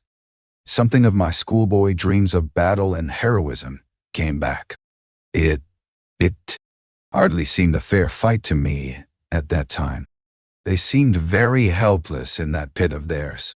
About 3 o'clock there began the thud of a gun at measured intervals from Chertsey or Addlestone. I learned that the smoldering pine wood into which the second cylinder had fallen was being shelled, in the hope of destroying that object before it opened. It was only about 5, however, that a field gun reached Chobham for use against the first body of Martians. About 6 in the evening, as I sat at tea with my wife in the summer house talking vigorously about the battle that was lowering upon us, I heard a muffled detonation from the common, and immediately after a gust of fire. Close on the heels of that came a violent rattling crash, quite close to us, that shook the ground, and starting out upon the lawn, I saw the tops of the trees about the Oriental College burst into smoky red flame, and the tower of the little church beside it slide down into ruin. The pinnacle of the mosque had vanished, and the roof line of the college itself looked as if a 100-ton gun had been at work upon it. One of our chimneys cracked as if a shot had hit it, flew, and a piece of it came clattering down the tiles and made a heap of fire. Broken red fragments upon the flower bed by my study window. I and my wife stood amazed. Then I realized that the crest of Mayberry Hill must be within range of the Martian's heat ray, now that the college was cleared out of the way. At that, I gripped my wife's arm and without ceremony ran her out into the road. Then I fetched out the servant, telling her I would go upstairs myself for the box she was clamoring for. "We can't possibly stay here," I said, and as I spoke the firing reopened for a moment upon the common. "But where are we to go?" said my wife in terror. I thought, perplexed. Then I remembered her cousins at Leatherhead. "Leatherhead!" I shouted above the sudden noise. She looked away from me downhill. The people were coming out of their houses, astonished. "How are we to get to Leatherhead?" she said. Down the hill I saw a bevy of hussars ride under the railway bridge. 3 galloped through the open gates of the Oriental College. 2 others dismounted and began running from house to house. The sun, shining through the smoke that drove up from the tops of the trees, seemed blood red, and threw an unfamiliar lurid light upon everything. "Stop here," said I. "You are safe here." And I started off at once for the spotted dog, for I knew the landlord had a horse and dog cart. I ran, for I perceived that in a moment everyone upon this side of the hill would be moving. I found him in his bar, quite unaware of what was going on. Behind his house, a man stood with his back to me, talking to him. "I must have £1," said the landlord, "and I've no one to drive it." "I'll give you 2, said I, over the stranger's shoulder. "What for?" "And I'll bring it back by midnight," I said. "Lord," said the landlord, "what's the hurry?" "I'm selling my bit of a pig. £2 and you bring it back." "What's going on now?" I explained hastily that I had to leave my home, and so secured the dog cart. At the time, it did not seem to me nearly so urgent that the landlord should leave his. I took care to have the cart there and then drove it off down the road, and leaving it in charge of my wife and servant, rushed into my house and packed a few valuables, such plate as we had, and so forth. The beech trees below the house were burning. While I did this, and the palings up the road glowed red. While I was occupied in this way, one of the dismounted hussars came running up. He was going from house to house, warning people to leave. He was going on as I came out of my front door, lugging my treasures, done up in a tablecloth. I shouted after him, "What news?" He turned, stared, bawled something about crawling out in a thing like a dish cover, and ran on to the gate of the house at the crest. A sudden whirl of black smoke, driving across the road, hid him for a moment. I ran into my neighbor's door and rapped to satisfy myself of what I already knew, that his wife had gone to London with him and had locked up their house. I went in again, according to my promise. Get my servant's box, lugged it out, clapped it beside her on the tail of the dog cart, and then caught the reins and jumped up into the driver's seat beside my wife. In another moment, we were clear of the smoke and noise, and spanking down the opposite slope of Maybury Hill towards Old Woking. In front was a quiet sunny landscape, a wheat field ahead on either side of the road, and the Maybury Inn with its swinging sign. I saw the doctor's cart ahead of me. At the bottom of the hill, I turned my head to look at the hillside I was leaving. Thick streamers of black smoke shot with threads of red fire were driving up into the still air and throwing dark shadows upon the green treetops eastward. The smoke already extended far away, to the east and west, to the Byfleet pine woods eastward, and to Woking on the west. The road was dotted with people running towards us, and very faint now, but very distinct through the hot quiet air.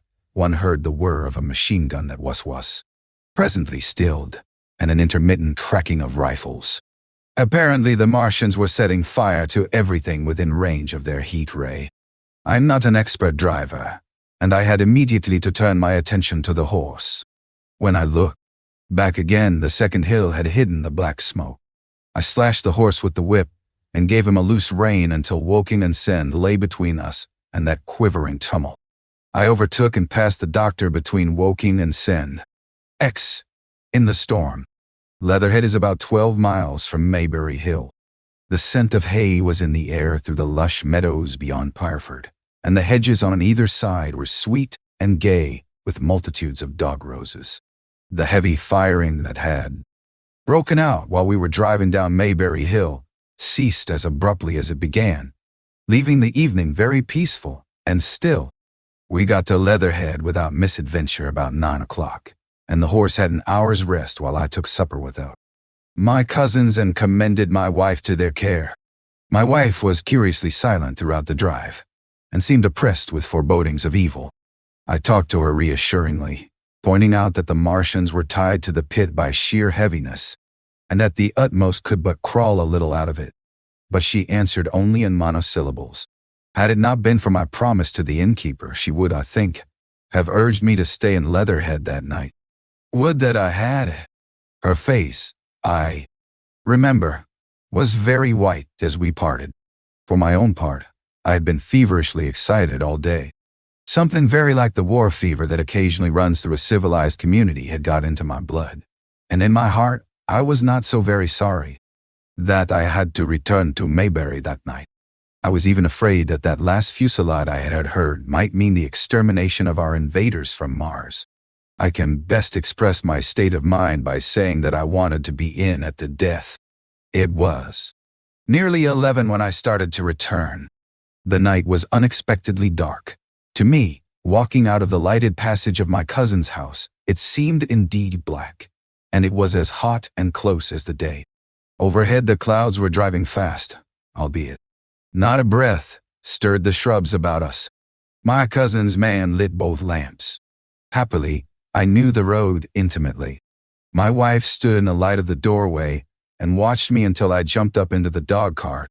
Then abruptly she turned and went in, leaving my cousins side by side wishing me good hap. I was a little depressed at first with the contagion of my wife's fears, but very soon my thoughts reverted to the Martians. At that time, I was absolutely in the dark as to the course of the course. Evenings fighting. I did not know even the circumstances that had precipitated the conflict. As I came through Occam, for that was the way I returned, and not through Send and Old Woking, I saw along the western horizon a blood-red glow. I drew nearer, crept slowly up the sky. The driving clouds of the gathering thunderstorm mingled there with masses of black and red smoke. Ripley Street was deserted, and except for a lighted window or so, the village showed not a sign of life. But I narrowly escaped an accident at the corner of the road to Pierford, where a knot of people stood with their backs to me. They said nothing to me as I passed. I do not know what they knew of the things happening beyond the hill, nor do I know if the silent houses I passed on my way were sleeping securely, or deserted and empty, or harassed and watching against the terror of the night. From Ripley until I came through Pierford, I was in the valley of the Wey, and the red glare was hidden from me. As I ascended the little hill beyond Pierford Church, the glare came into view again, and the trees about me shivered with the first intimation of the storm that was upon me. Then I heard midnight pealing out from Pierford Church behind me, and then came the silhouette of Mayberry Hill, with its treetops and roofs black and sharp against the red distance. Even as I beheld this, a lurid green glare lit the road about me and showed the distant woods towards Addlestone. I felt a tug at the reins. I saw that the driving clouds had been pierced, as it were, by a thread of green fire, suddenly lighting their confusion and falling into the field to my left. It was the third falling star. Close on its apparition, and blindingly violet by contrast, danced out the first lightning of the gathering storm, and the thunder burst like a rocket overhead. The horse took the bit between his teeth and bolted. A moderate incline runs towards the foot of Mayberry Hill, and down this we clattered. Once the lightning had begun, it went on in as rapid a succession of flashes as I have ever seen. There, hung down. Thunderclaps, treading one on the heels of another and with a strange crackling accompaniment, sounded more like the working of a gigantic electric machine than the usual detonating reverberations. The flickering light was blinding and confusing, and the thin hail smote gustily at my face as I drove down the slope. At first I regarded little but the road before me, and then abruptly my attention was arrested by something that was moving rapidly down the opposite slope of Mayberry Hill. First I took it for the wet roof of a house, but one flash following another showed it to be in swift rolling movement. It was an elusive vision, a moment of bewildering darkness, and then, in a flash like daylight, the red masses of the orphanage. Near the crest of the hill, the green tops of the pine trees, and this problematical object came out clear and sharp and bright. And this thing I saw, how can I describe it? A monstrous tripod higher than many houses, striding over the young pine trees and smashing them aside in its career. A walking engine of glittering metal, striding now across the heather, articulate ropes of steel dangling from it, and the clattering tumult of its passage mingling with the riot of the thunder. A flash, and it came out vividly, heeling over one way with 2 feet in the air. to vanish and reappear almost instantly, as it seemed, with the next flash 100 yards nearer. Can you imagine a milking stool tilted and bowled violently along thick ground? That was the impression those instant flashes gave. But instead of a milking stool, imagine it a great body of machinery on a tripod stand. Then suddenly the trees in the pine wood ahead of me were parted, as brittle reeds are parted by a man thrusting through them. They were snapped off and driven headlong, and a second huge tripod appeared, rushing as it seemed, headlong towards me. And I was galloping hard to meet it. At the sight of the second monster, my nerve went altogether. Not stopping to look again, I wrenched the horse's head hard round to the right, and in another moment the dog cart had heeled over upon the horse. The shaft smashed noisily, and I was flung sideways and fell heavily into a shallow pool of water. I crawled out almost immediately and crouched, my feet still in the water, under a clump of ferns. The horse lay motionless. His neck was broken, poor brute, and by the lightning flashes I saw the black bulk of the overturned dog cart and the silhouette of the wheel still spinning slowly. In another moment, the colossal mechanism went striding by me and passed uphill towards Pierford. Seen nearer, the thing was incredibly strange, for it was no mere insensate machine driving on its way. Machine it was, with a ringing metallic pace and long, flexible, glittering tentacles, one of which gripped a young pine tree, swinging and rattling about its strange body. It picked its road as it went striding along, and the brazen hood that surmounted it moved to and fro with the inevitable suggestion of a head looking about. Behind the main body was a huge mass of white metal like a gigantic fisherman's basket, and puffs of green smoke squirted out from the joints of the limbs as the monster swept by me. And in an instant, it was gone. So much I saw then, all vaguely for the flickering of the lightning in blinding highlights and dense black shadows. As it passed, it set up an exultant, deafening howl that drowned the thunder. Halloo! Halloo! And in another minute, it was with its companion, half a mile away, stooping over something in the field. I have no doubt this thing in the field was the third of the 10 cylinders they had fired at us from Mars. For some minutes, I lay there in the rain and darkness watching, by the intermittent light, these monstrous beings of metal moving about in the distance over the hedge tops. Dight. A thin hail was now beginning, and as it came and went, their figures grew misty and then flashed into clearness again.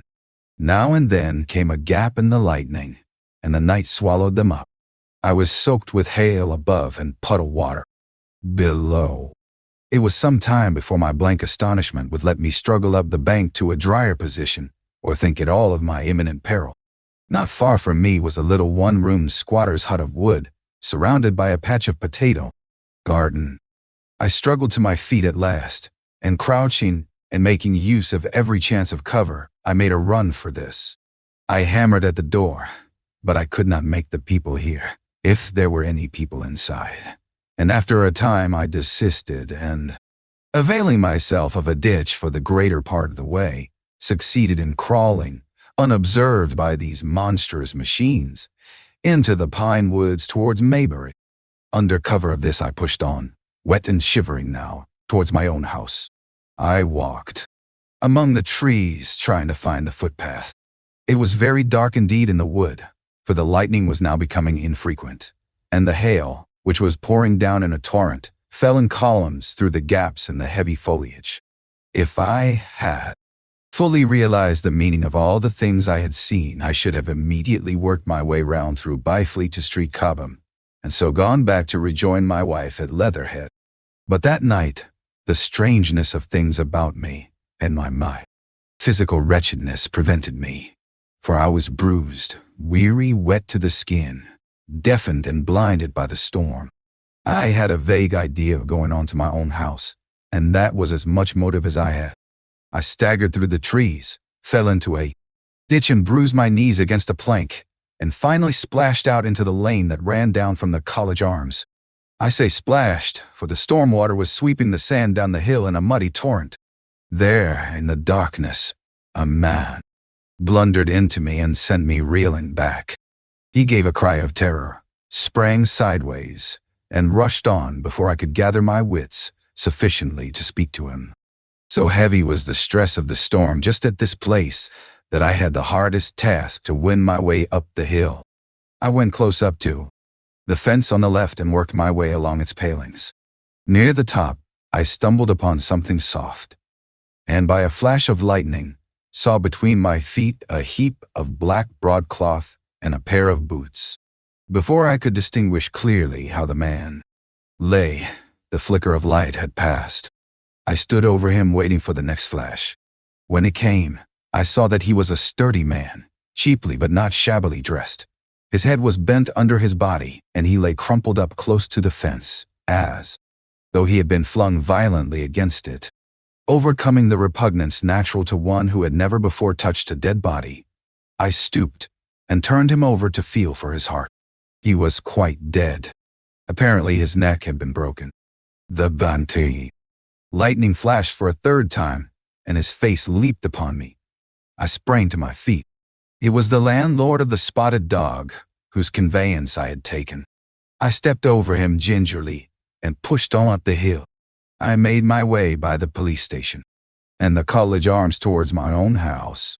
Nothing was burning on the hillside, though from the common there still came a red glare and a rolling tumult of ruddy smoke beating up against the drenching hail.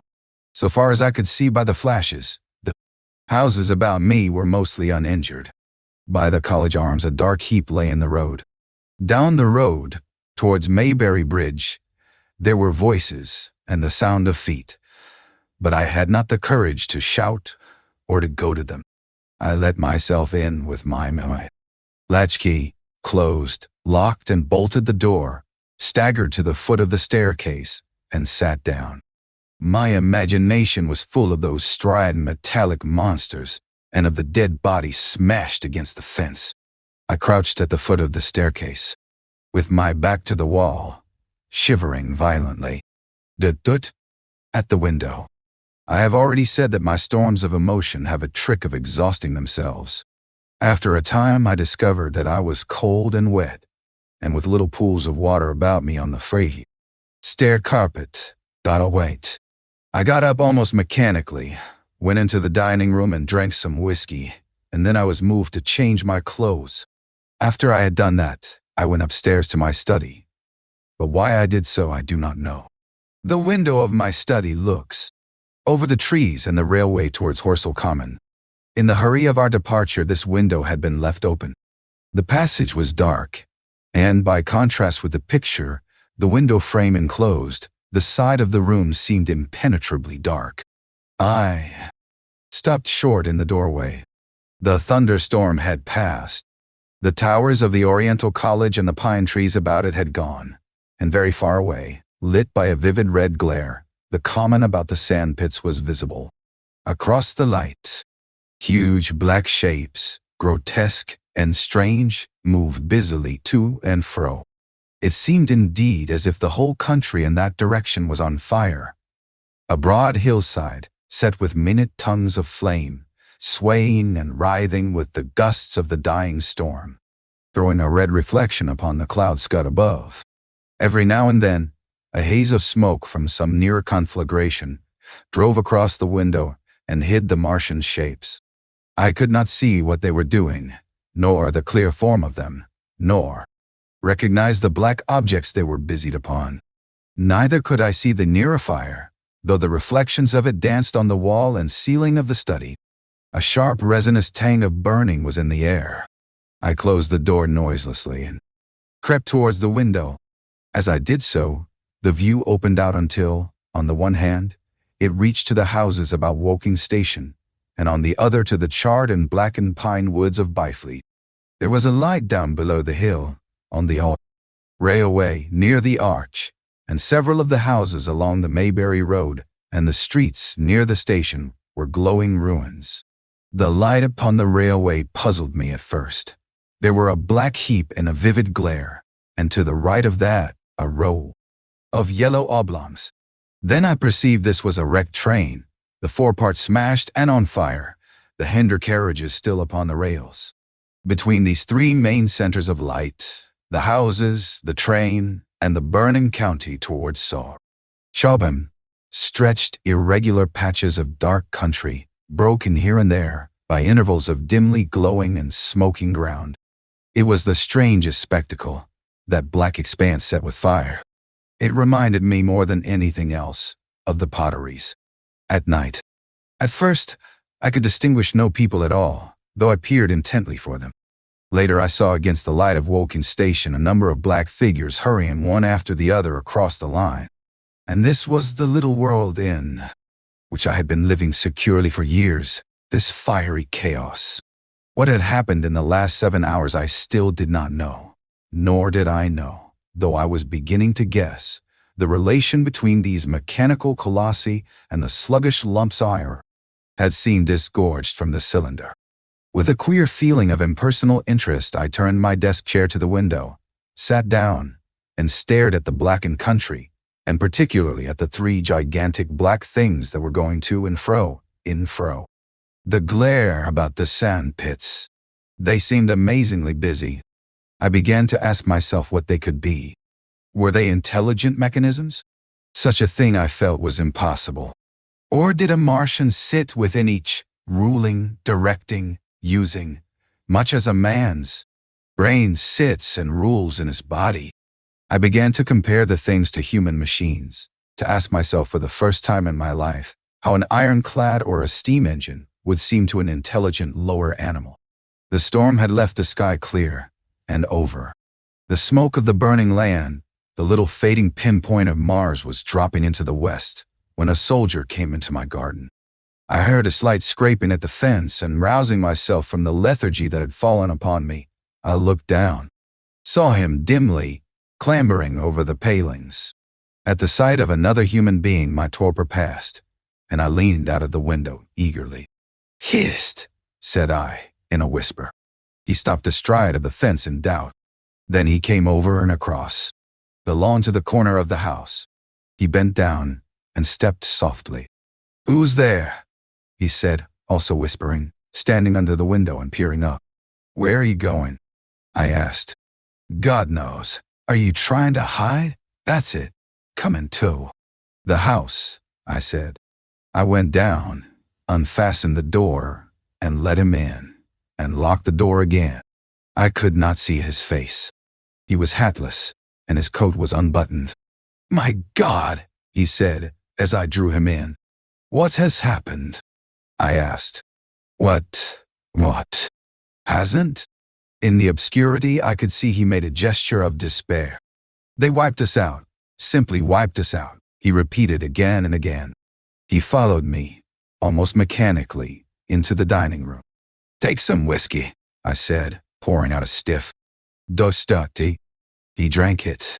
Then abruptly he sat down before the table, put his head on his arms, and began to sob and weep like a little boy, in a perfect passion of emotion, while I, with a curious forgetfulness of my own recent despair, stood beside him, wondering. It was a long time before he could steady his nerves to answer my questions, and then he answered perplexingly and brokenly. He was a driver in the artillery and had only come into action about 7. And at that time, firing was going on across the common, and it was said the first party of Martians were crawling slowly towards their second cylinder under cover of a metal shield. Later this shield staggered up on tripod legs and became the first of the fighting machines I had seen. The gun he drove had been unlimbered near Horsell in order to command the sandpits, and its arrival it was that had precipitated the action.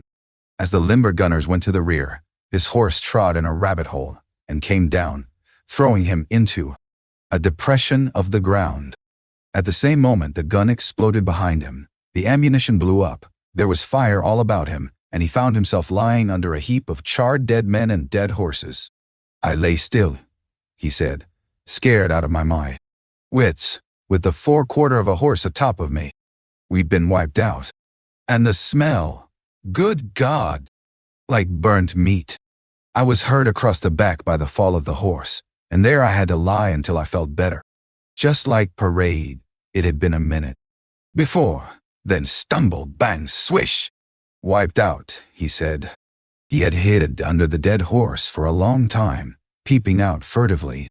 Across the common, the Cardigan men had tried a rush, in skirmishing order, at the pit, simply to be swept out of existence. Then the monster had risen to its feet, and had begun to walk leisurely to and fro across the common, among the few fugitives, with its head-like hood turning about exactly like the head of a cowled human being. A kind of arm carried a complicated metallic case, about which green flashes scintillated, and out of the funnel of this, there smoked the heat ray. In a few minutes there was, so far as the soldier could see, not a living thing left upon the common, and every bush and tree upon it that was not already a blackened skeleton was burning. The hussars had been on the road beyond the curvature of the ground, and he saw nothing of them. He heard the Maxims rattle for a time and then become still. The giant saved Woking station and its cluster of houses until the last. Then in a moment the heat ray was brought to bear, and the town became a heap of fiery ruins.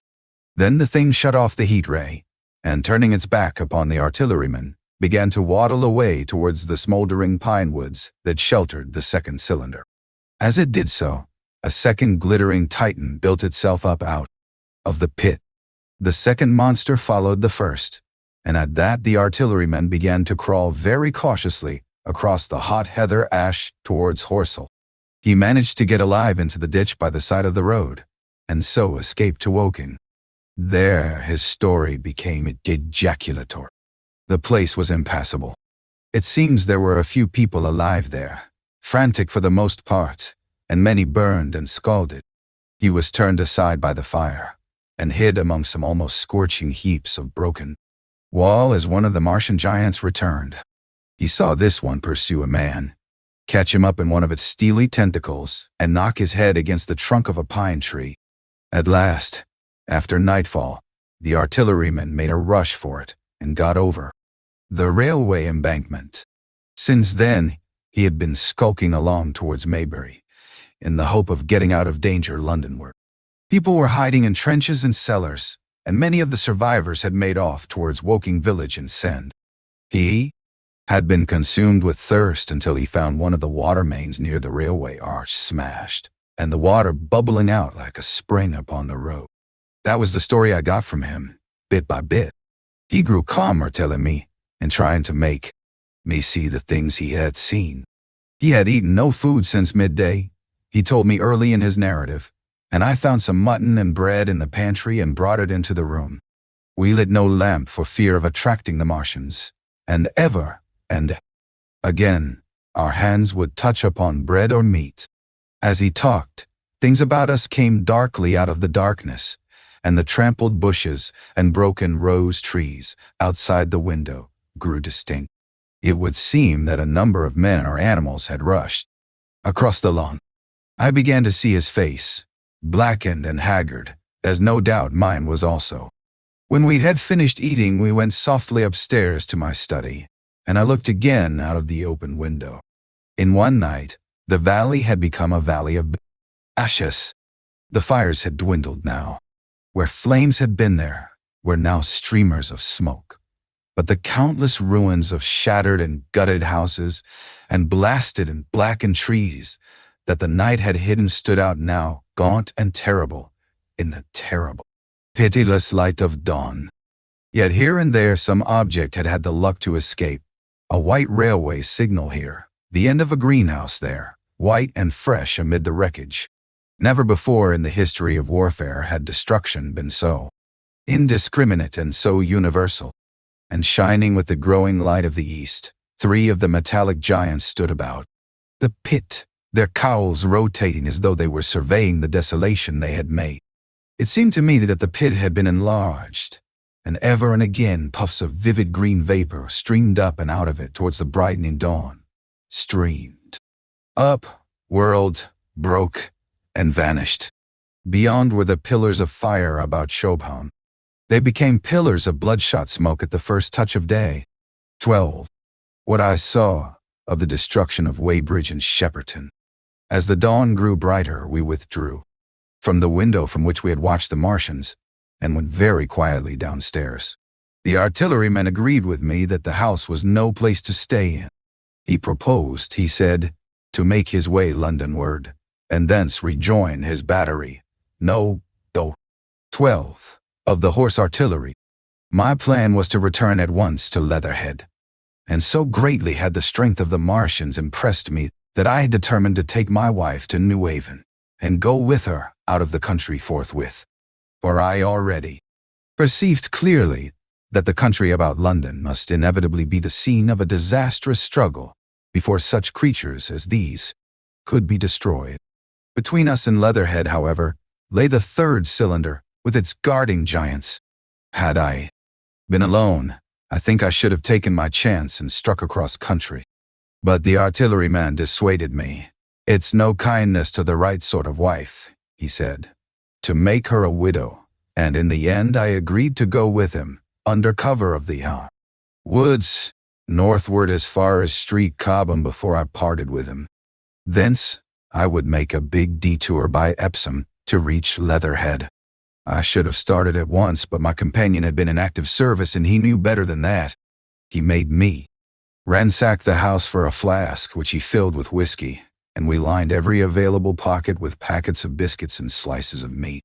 Then we crept out of the house and ran as quickly as we could down the ill-made road by which I had come. Overnight, the houses seemed deserted. In the road lay a group of 3 charred bodies close together, struck dead by the heat ray, and here and there were things that people had dropped: a clock, a slipper, a silver spoon, and the like poor valuables. At the corner turning up towards the post office, a little cart, filled with boxes and furniture, and horseless, heeled over on a broken wheel.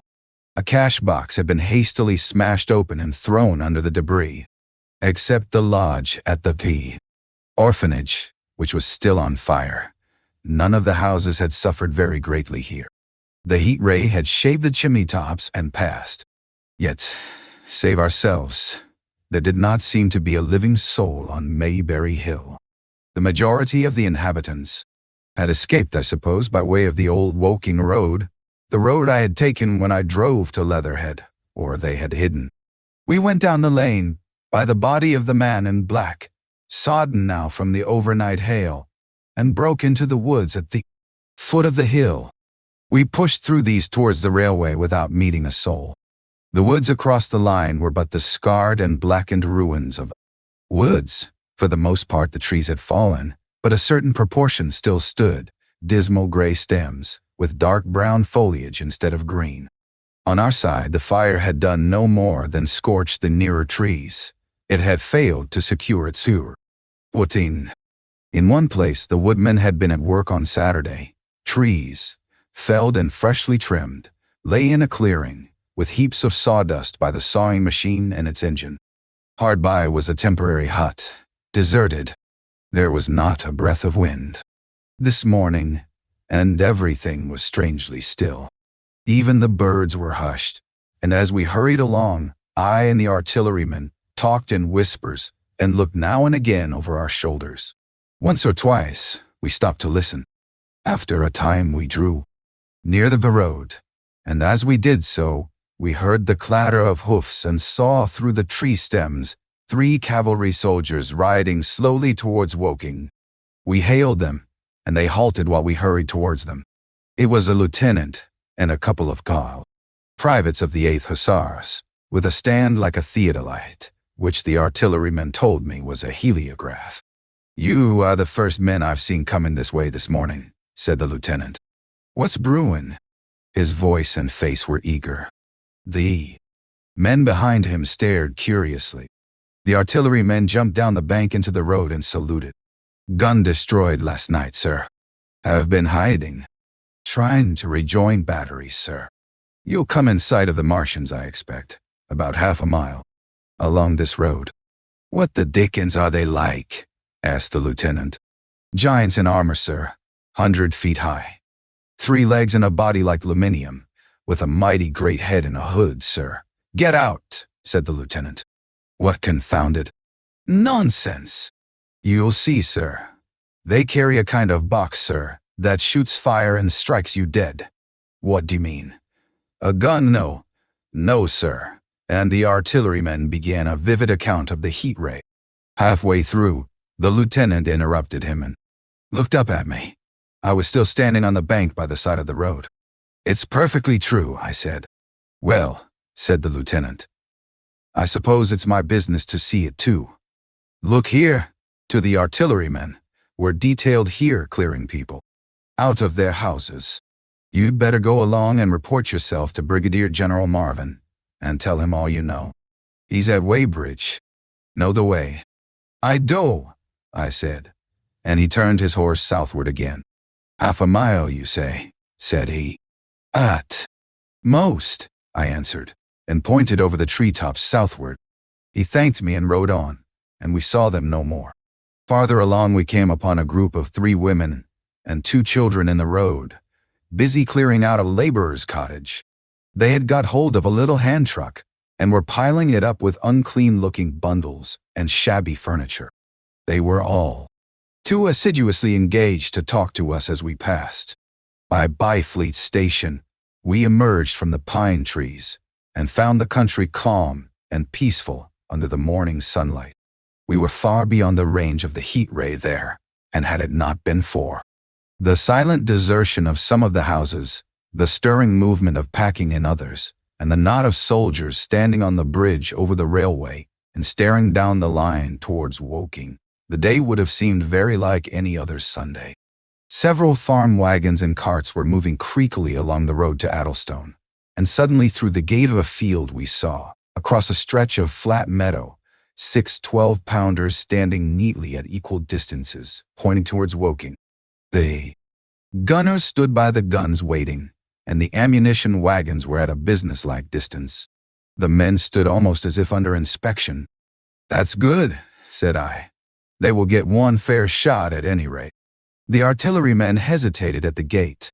I shall go on, he said. Farther on towards Weybridge, just over the bridge, there were a number of men in white fatigue jackets throwing up a long rampart, and more guns behind. It's bows and arrows against the lightning anyhow, said they. Artillerymen. They haven't seen that fire beam yet. The officers who were not actively engaged stood and stared over the treetops southwestward, and the men digging would stop every now and again to stare in the same direction. Byfleet was in a tumult. People packing, and a score of hussars, some of them dismounted, some on horseback, were hunting them about. 3 or 4 black government wagons, with crosses in white circles, and an old omnibus, among other vehicles, were being loaded. In the village street, there were scores of people, most of them sufficiently sabbatical to have assumed their best clothes. The soldiers were having the greatest difficulty in making them realize the gravity of their position. We saw one shriveled old fellow with a huge box and a score or more of flower pots containing orchids, angrily expostulating with the corporal who would leave them behind. I stopped and gripped his arm. Do you know what's over there? I said, pointing at beyond the pine tops that hid the Martians. Eh? Said he, turning. I was explaining these is fallible. Death. I shouted, death is coming. Death. And leaving him to digest that if he could, I hurried on after the artilleryman. At the corner, I looked back. The soldier had left him, and he was still standing by his box, with the pots of orchids on the lid of it, and staring vaguely over the trees. No one in Weybridge could tell us where the headquarters were established. The whole place was in such confusion as I had never seen in any town before. Carts, carriages everywhere. The most astonishing miscellany of conveyances and horseflesh. The respectable inhabitants of the place, men in golf and boating costumes, wives prettily dressed, were packing, riverside loafers energetically helping, children excited, and, for the most part, highly delighted at this astonishing variation of this astonishing variation. Their Sunday experiences. In the midst of it all, the worthy vicar was very pluckily holding an early celebration, and his bell was jangling out above the excitement. I and the artilleryman, seated on the step of the drinking fountain, made a very passable meal upon what we had brought with us. Patrols of soldiers, here no longer hussars but grenadiers in white, were warning people to move now or to take refuge in their cellars as soon as the firing began. We saw as we crossed the railway bridge that a growing crowd of people had assembled in and about the railway station, and the swarming platform was piled with boxes and packages. The ordinary traffic had been stopped, I believe, in order to allow the passage of troops and guns to Chertsey, and I have heard since that a savage struggle occurred for places in the special trains that were put on at a later hour. We remained at Weybridge until midday, and at that hour we found ourselves at the place near Shepperton Lock, where the Wey and Thames join. Part of the time we spent helping two old women to pack a little cart. The Wey has a treble mouth, and at this point, boats are to be hired, and there was a ferry across the river. On the Shepperton side was an inn, with a lawn, and beyond that the tower of Shepperton Church. It has been replaced by a spire, rose above the trees. Here we found an excited and noisy crowd of fugitives. As yet the flight had not grown to a panic, but there were already far more people than all the boats going to and fro could enable to cross. People came panting along under heavy burdens. One husband and wife were even carrying a small outhouse door between them, with some of their household goods piled thereon. One man told us he meant to try to get away from Shepperton Station. There was a lot of shouting, and one man was even jesting. The idea people seemed to have here was that the Martians were simply formidable human beings who might attack and sack the town, to be certainly destroyed in the end. Every now and then people would glance nervously across the way at the meadows towards Chertsey, but everything over there was still. Across the Thames, except just where the boats landed, everything was quiet, in vivid contrast with the Surrey side. The people who landed there from the boats went tramping off down the lane. The big ferry boat had just made a journey. 3 or 4 soldiers stood on the lawn of the inn, staring and jesting at the owl. Fugitives, without offering to help. The inn was closed, as it was now within prohibited hours. "What's that?" cried a boatman, and "Shut up, you fool," said a man near me to a yelping dog. Then the sound came again, this time from the direction of the direction. Chertsey, a muffled thud, the sound of a gun. The fighting was beginning. Almost immediately, unseen batteries across the river to our right, unseen because of the trees, took up the chorus, firing heavily one after the other. A woman screamed. Everyone stood arrested by the sudden stir of battle, near us, and yet invisible to us. Nothing was to be seen, save flat meadows, cows feeding unconcernedly for the most part, and silvery pollard willows, motionless in the warm sunlight. "The soldiers'll stop 'em," said a woman beside me, doubtfully. A haziness rose over the treetops.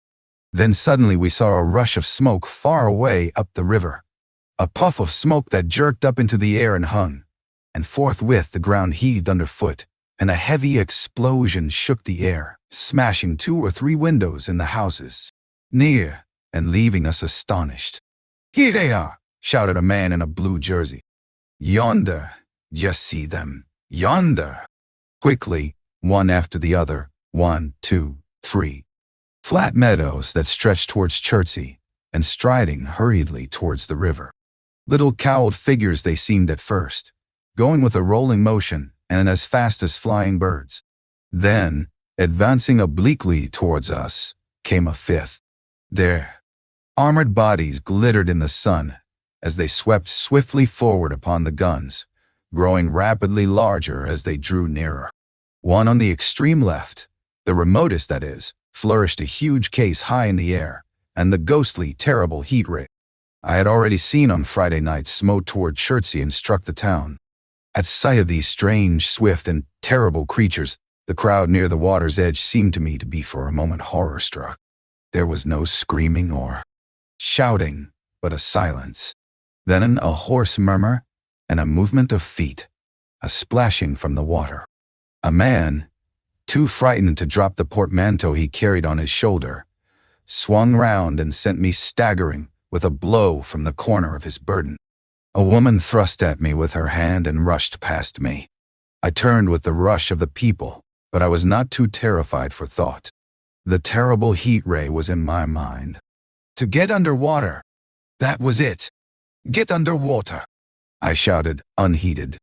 I faced about again and rushed towards the approaching Martian, rushed right down the gravelly beach and headlong into the water. Others did the same. A boatload of people putting back came leaping out as I rushed past. The stones under my feet were muddy and slippery, and the river was so low that I ran perhaps 20 feet, scarcely waist deep.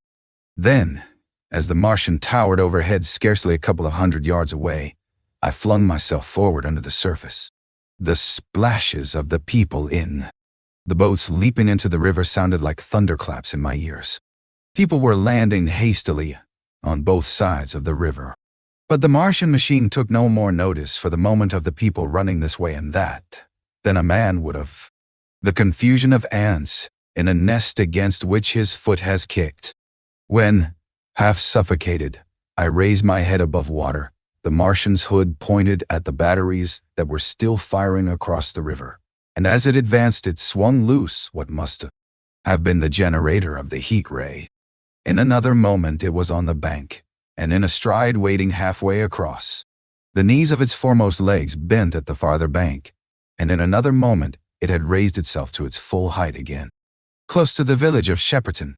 Forthwith, the 6 guns, which, unknown to anyone on the right bank, had been hidden behind the outskirts of that village, fired simultaneously.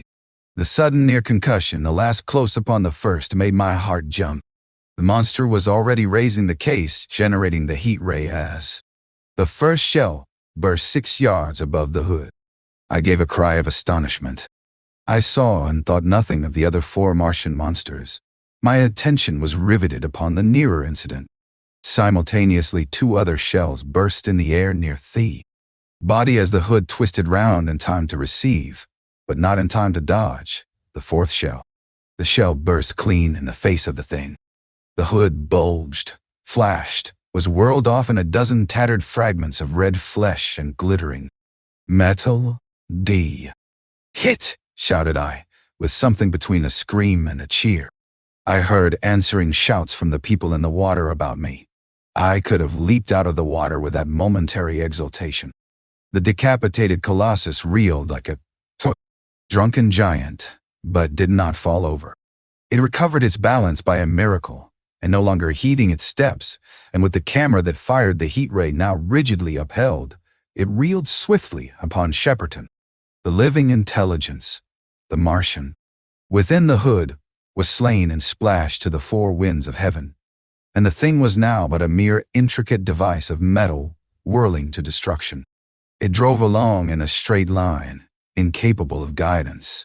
It struck the tower of Shepperton Church, smashing it down as the impact of a battering ram might have done, swerved aside, blundered on, and collapsed with tremendous force into the river out of my sight. A violent explosion shook the air, and a spout of water, steam, mud, and shattered metal shot far up into the sky. As the camera of the heat ray hit the water, the latter had immediately flashed into steam. In another moment, a huge wave, like a muddy tidal bore but almost scaldingly hot, came sweeping round the bend. Upstream, I saw people struggling shorewards, and heard their screaming and shouting faintly above the seething and roar of the Martian's collapse. For a moment, I heeded nothing of the heat, forgot the patent need of self-preservation. I splashed through the tumultuous water, pushing aside a man in black to do so, until I could see round the bend. Half a dozen deserted boats pitched aimlessly upon the confusion of the waves. The fallen Martian came into sight downstream, lying across the cold river, and for the most part submerged. Thick clouds of steam were pouring off the wreckage, and through the tumultuously whirling wisps I could see, intermittently and vaguely, the gigantic limbs churning the water and flinging a splash and spray of mud and froth into the air. The tentacles swayed and struck like living arms, And save for the helpless purposelessness of these movements, it was as if some wounded thing were struggling for its life amid the waves. Enormous quantities of a ruddy brown fluid were spurting up in noisy jets out of the machine. My attention was diverted from this death flurry by a furious yelling, like that of the thing called a siren in our manufacturing towns. A man, knee-deep near the towing path, shouted inaudibly to me and pointed. Looking back, I saw the other Martians advancing with gigantic strides down the riverbank from the direction of Chertsey. The Shepperton guns spoke this time unavailingly. At that, I ducked at once underwater, and holding my breath until movement was an agony, blundered painfully ahead under the surface, long as I could. The water was in a tumult about me, and rapidly growing hotter. When for a moment I raised my head to take breath and throw the hair and water from my eyes, the steam was rising in a whirling white fog that at first hid the Martians altogether. The noise was deafening. Then I saw them dimly, colossal figures of gray, magnified by the mist. They had passed by me, and two were stooping over the frothing, tumultuous ruins of their comrade. The third and fourth stood beside him in the water, one perhaps 200 yards from me, the other towards Leyland. The generators of the heat rays waved high, and the hissing beams smote down this way and that. The air was full of sound, a deafening and confusing conflict of noises, the clangorous din of the Martians, the crash of falling houses, the thud of trees, fences, sheds flashing into flame, and the crackling and roaring of fire. Dense black smoke was leaping up to mingle with the steam from the river, and as the heat ray went to and fro over Weybridge, its impact was marked by flashes of incandescent white that gave place at once to a smoky dance of lurid flames. The nearer houses still stood intact, awaiting their fate, shadowy, faint, and pallid in the steam, with the fire behind them going to and fro. For a moment, perhaps I stood there, breast high in the almost boiling water, dumbfounded at my position, hopeless of escape. Through the reek, I could see the people who had been with me in the river scrambling out of the water through the reeds, like little frogs hurrying through grass from the advance of a man, or running to and fro in utter dismay on the towing path. Then suddenly the white flashes of the heat ray came leaping towards me. The houses caved in as they dissolved at its touch and darted out flames. The trees changed to fire with a roar. The ray flickered up and down the towing path, licking off the people who ran this way and that, and came down to the water's edge, not 50 yards from where I stood. It swept across the river to Shepperton, and the water in its track rose in a boiling wheel crested with steam. I turned shoreward.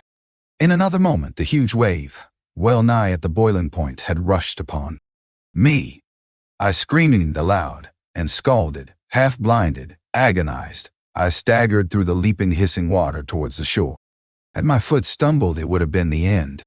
I fell helplessly, in full sight of the Martians, upon the broad, bare, gravelly spit that runs down to mark the angle of the Wey in Thames. I expected nothing but death. I have a dim memory of the foot of a Martian coming down within a score of yards of my head, driving straight into the loose gravel, whirling it this way and that, and lifting again, of a long suspense, and then of the four carrying the debris of their comrade between them, now clear, and then presently faint through a veil of smoke, receding interminably, as it seemed to me, across a vast space of river and meadow.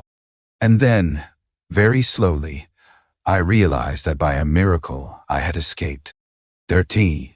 Thought how I fell in with the curate.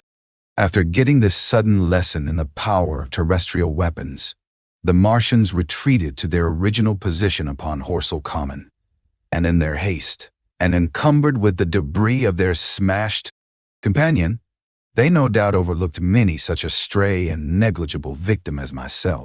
Had they left their comrade and pushed on forthwith, there was nothing at that time between them and London but batteries of 12-pounder guns, and they would certainly have reached the capital in advance of the tidings of their approach. As sudden, dreadful, and destructive their advent would have been as the earthquake that destroyed Lisbon a century ago. But they were in no hurry. Cylinder followed. Cylinder on its interplanetary flight. Every 24 hours brought them reinforcement. And meanwhile, the military and naval authorities, now fully alive to the tremendous power of their antagonists, worked with furious energy.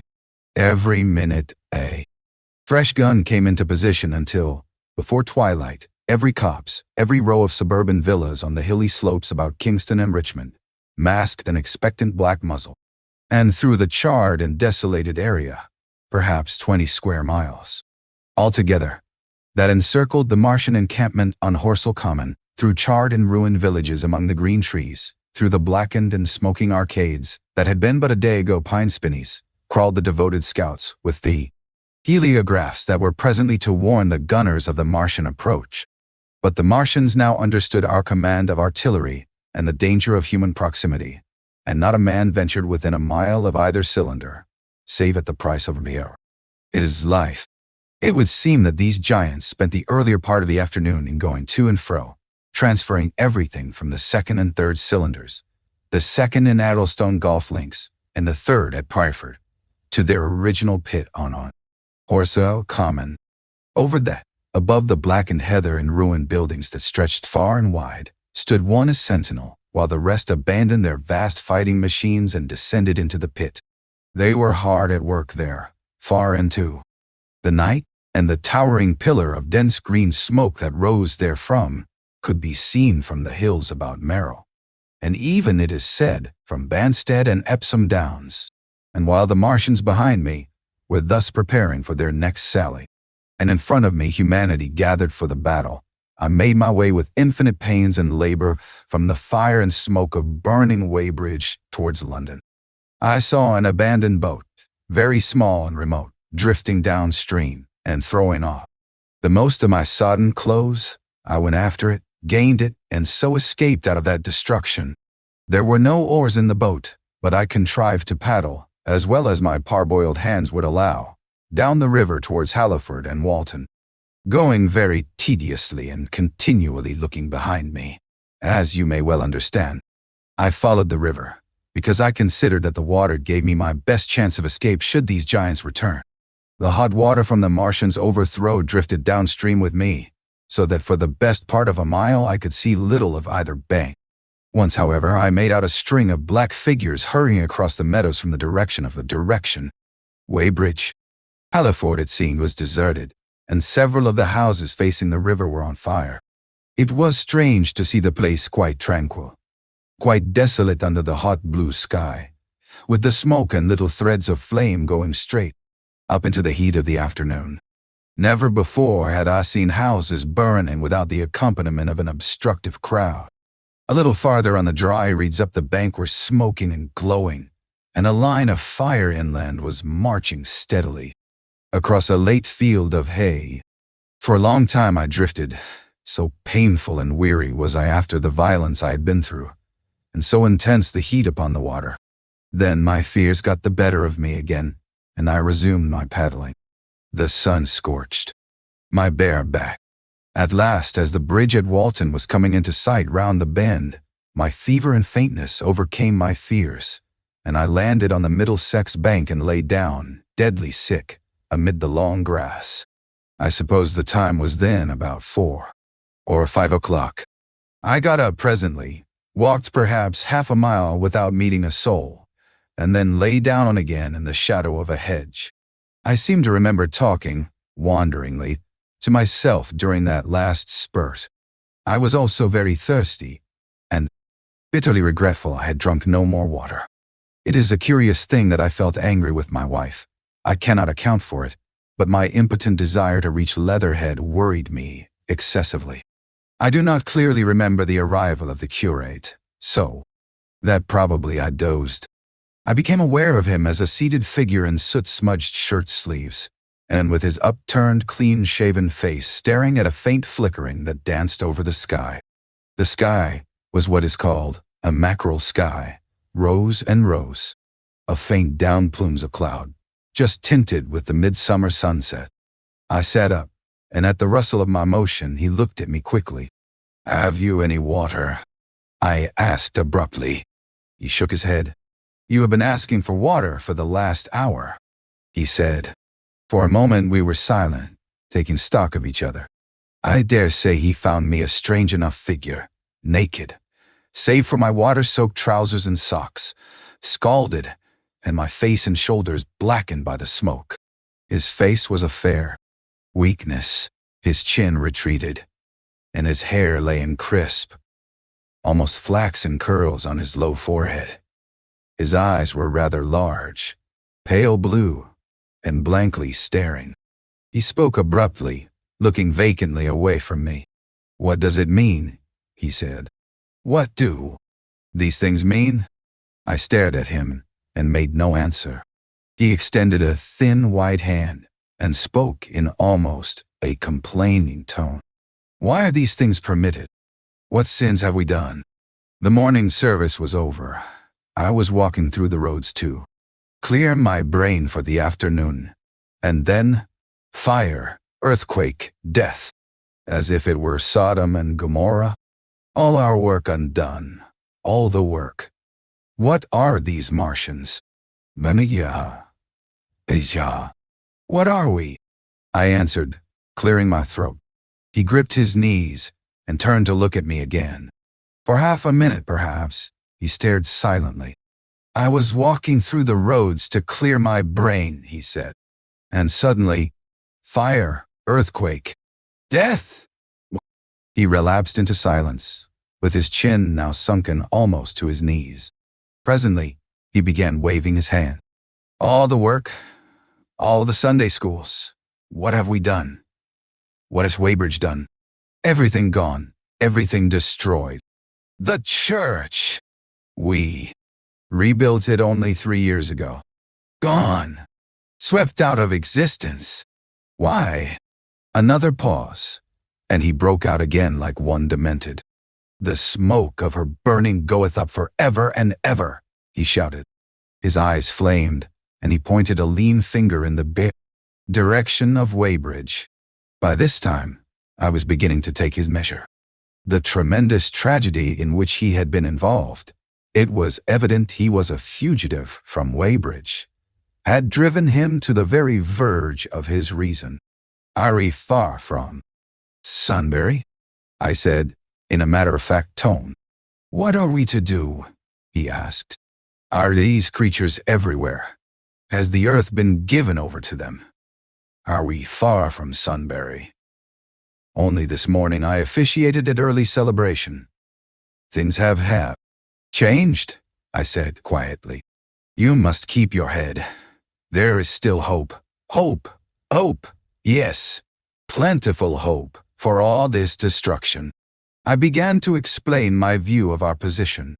He listened at first, but as I went on, the interest dawning in his eyes gave place to their former stare, and his regard wandered from me. "This must be the beginning of the end," he said, interrupting me. "The end.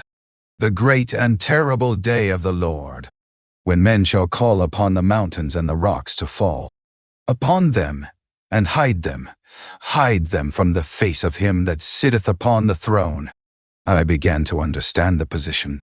I ceased my labored reasoning, struggled to my feet, and standing over him, laid my hand on his shoulder. "Be a man," said I. "You are scared out of your wits. What good is religion if it collapses under calamity? Think of what earthquakes and floods, wars and volcanoes have done before to men. Did you think God had exempted Weybridge? He is not an insurance agent." For a time he sat in blank silence. "But how can we escape?" he asked suddenly. "They are invulnerable. They are pitiless. Neither the one nor, perhaps, the other," I answered. "And the mightier they are, the more sane and wary should we be. One of them was killed yonder not 3 hours ago." "Killed?" he said, staring about him. "How can God's ministers be killed? I saw it happen." I proceeded to tell him. "We have chanced to come in for the thick of it," said I, "and that is all. "What is that flicker in the sky?" he asked abruptly. I told him it was the heliograph signaling, that it was the sign of human help and effort in the sky. "We are in the midst of it," I said, quiet as it is. "That flicker in the sky tells of the gathering storm. Yonder, I take it, are the Martians, and Londonward, where those hills rise about Richmond and Kingston, and the trees give cover, earthworks are being thrown up and guns are being placed. Presently the Martians will be coming this way again." And even as I spoke, he sprang to his feet and stopped me by a gesture. "Listen," he said. From beyond the low hills across the water came the dull resonance of distant guns and a remote weird cry. Then everything was still. A cockchafer came droning over the hedge and past us. High in the west, the crescent moon hung faint and pale above the smoke of Weybridge and Shepperton and the hot still splendor of the sunset. "We had better follow this path," I said. "Northward. 14T. In London." My younger brother was in London when the Martians fell at Woking. He was a medical student, working for an imminent examination, and he heard nothing of the arrival until Saturday morning. The morning papers on Saturday contained, in addition to lengthy special articles on the planet Mars, on life in the planets, and so forth, a brief and vaguely worded telegram, all the more striking for its brevity. The Martians, alarmed by the approach of a crowd, had killed a number of people with a quick-firing gun, so the story ran. The telegram concluded with the words, "Formidable as they seem to be, the Martians have not moved from the pit into which they have fallen, and indeed seem incapable of doing so. Probably this is due to the relative strength of the Earth's gravitational energy." On that last text, their leader-writer expanded very comfortingly. Of course, all the students in the Cramer's biology class, to which my brother went that day, were intensely interested. But there were no signs of any unusual excitement in the streets. The afternoon papers puffed scraps of news under big headlines. They had nothing to tell beyond the movements of troops about the Common, and the burning of the pine woods between Woking and Weybridge until 8 Then the Est James Gazette, in an extra special edition, announced the bare fact of the interruption of telegraphic communication. This was thought to be due to the falling of burning pine trees across the line. Nothing more of the fighting was known that night, the night of my drive to Leatherhead and back. My brother felt no anxiety about us, as he knew from the description in the papers that the cylinder was a good 2 miles from my house. He made up his mind to run down that night to me, in order, as he says, to see the things before they were killed. He dispatched a telegram, which never reached me, about 4 o'clock, and spent the evening at a music hall. In London also, on Saturday night, there was a thunderstorm, and my brother reached Waterloo in a cab. On the platform from which the midnight train usually starts, he learned after some waiting that an accident prevented trains from reaching Woking that night. The nature of the accident he could not ascertain. Indeed, the railway authorities did not clearly know at that time. There was very little excitement in the station, as the officials, failing to realize that anything further than a breakdown between Byfleet and Woking Junction had occurred, were running the theater trains, which usually pass through Woking round by Virginia, Water, or Guildford. They were busy making the necessary arrangements to alter the route of the Southampton and Portsmouth Sunday League excursions. A nocturnal newspaper reporter, mistaking my brother for the traffic manager, to whom he bears a slight resemblance, waylaid and tried to interview him. Few people, excepting the railway officials, connected the breakdown with the Martians. I have read, in another account of these events, that on Sunday morning, all London was electrified by the news from Woking. As a matter of fact, there was nothing to justify that very extravagant phrase. Plenty of Londoners did not hear of the Martians until the panic of Monday morning. Those who did took some time to realize all that the hastily worded telegrams in the Sunday papers conveyed. The majority of people in London do not read Sunday papers. The habit of personal security, moreover, is so deeply fixed in the Londoner's mind, and startling intelligence so much a matter of course.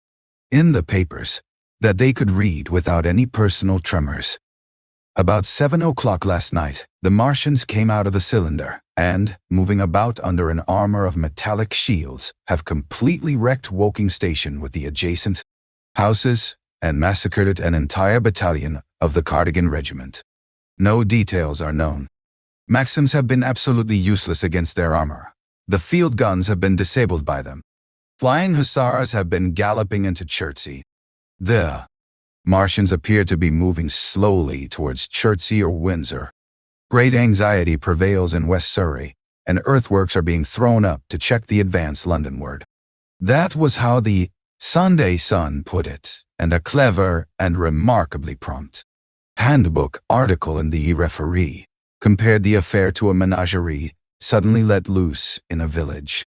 No one in London knew positively of the nature of the armored Martians, and there was still a fixed idea that these monsters must be sluggish, crawling, creeping painfully.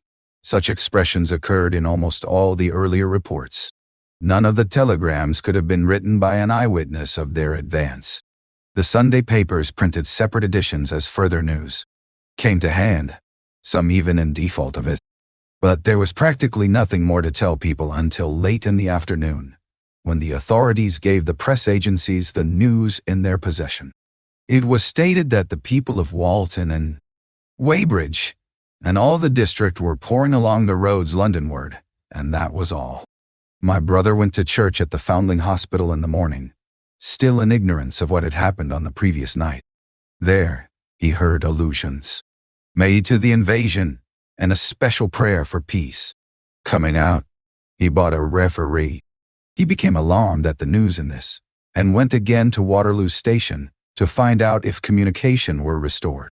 The omnibuses, carriages, cyclists, and innumerable people walking in their best clothes seemed scarcely affected by the strange intelligence that the news vendors were disseminating. People were interested, or, if alarmed only on account of the local residents.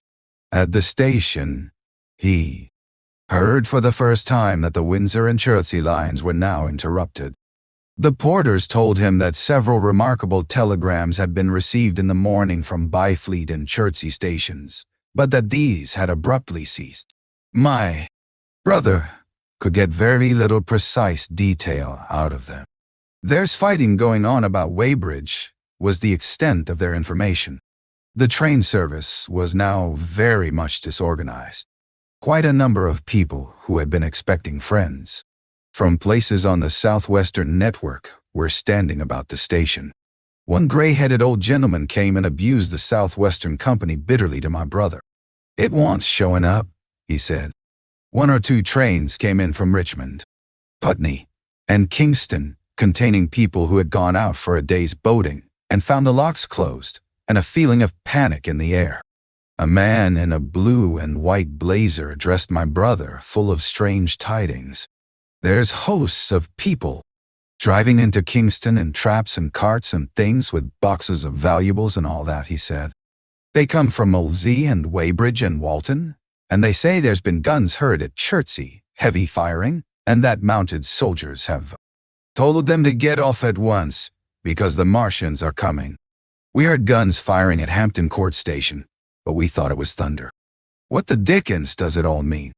The Martians can't get out of their pit, can they?" My brother could not tell him. Afterwards he found that the vague feeling of alarm had spread to the clients of the Underground Railway, and that the Sunday excursionists began to return from all over the southwestern Lung, Barnes, Wimbledon, Richmond Park, Kew, and so forth, at unnaturally early hours, but not a soul had anything more than vague hearsay to tell of. Everyone connected with the terminus seemed ill-tempered. About 5 o'clock the gathering crowd in the station was immensely excited by the opening of the line of communication, which is almost invariably closed, between the southeastern and the southwestern stations, and the passage of carriage trucks bearing huge guns and carriages crammed with soldiers. These were the guns that were brought up from Woolwich and Chatham to cover Kingston. There was an exchange of pleasantries. "You'll get eaten," We're the beast tamers, and so forth. A little while after that, a squad of police came into the station and began to clear the public off the platforms, and my brother went out into the street again. The church bells were ringing for evensong, and a squad of Salvation Army lassies came singing down Waterloo Road. On the bridge, a number of loafers were watching a curious brown scum that came drifting down the stream in patches. The sun was just setting, and the clock tower and the Houses of Parliament rose against one of the most peaceful skies it is possible to imagine, a sky of gold, barred with long transverse stripes of reddish-purple cloud. There was talk of a floating body. One of the men there, a reservist he said he was, told my brother he had seen the heliograph flickering in the west.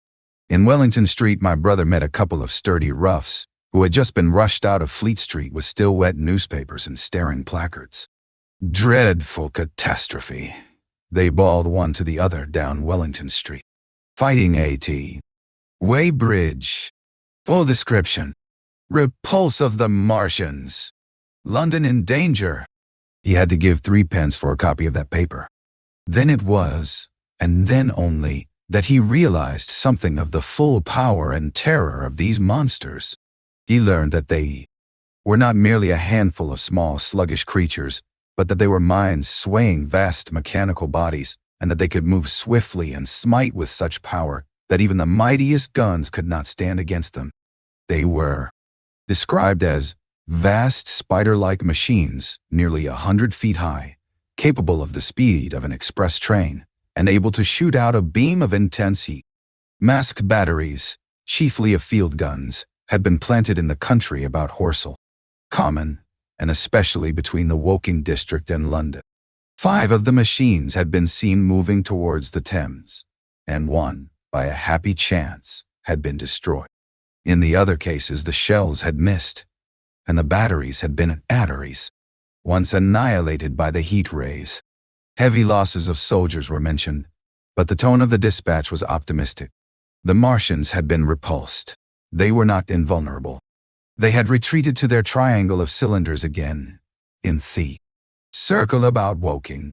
Signalers with heliographs were pushing forward upon them from all sides. Guns were in rapid transit from Windsor, Portsmouth, Aldershot, Woolwich, even from the north. Among others, long wire guns of 95 tons from Woolwich. Altogether 116 were in position or being hastily placed, chiefly covering London. Never before in England had there been such a vast or rapid concentration of military material. Any further cylinders that fell, it was hoped, could be destroyed at once by high explosives, which were being rapidly manufactured and distributed. No doubt, ran the report, the situation was of the strangest and gravest description, but the public was exhorted to avoid and discourage panic. No doubt the Martians were strange and terrible in the extreme, but at the outside there could not be more than 20 of them against our millions.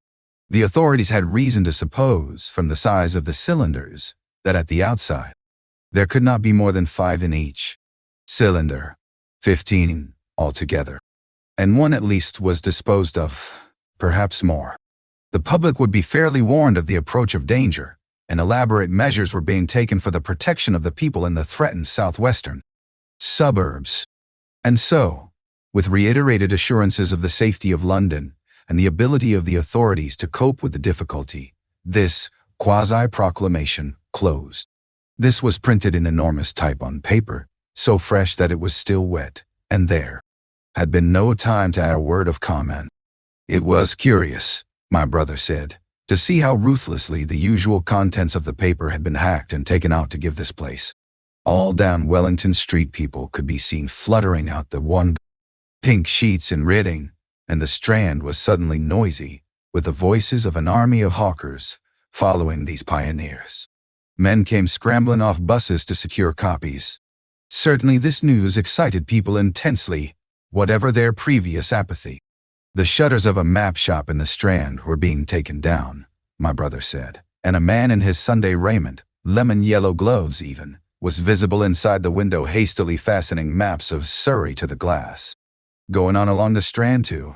Trafalgar Square, the paper in his hand. My brother saw some of the fugitives from West Surrey. There was a man with his wife and 2 boys and some articles of furniture in a cart such as greengrocers use.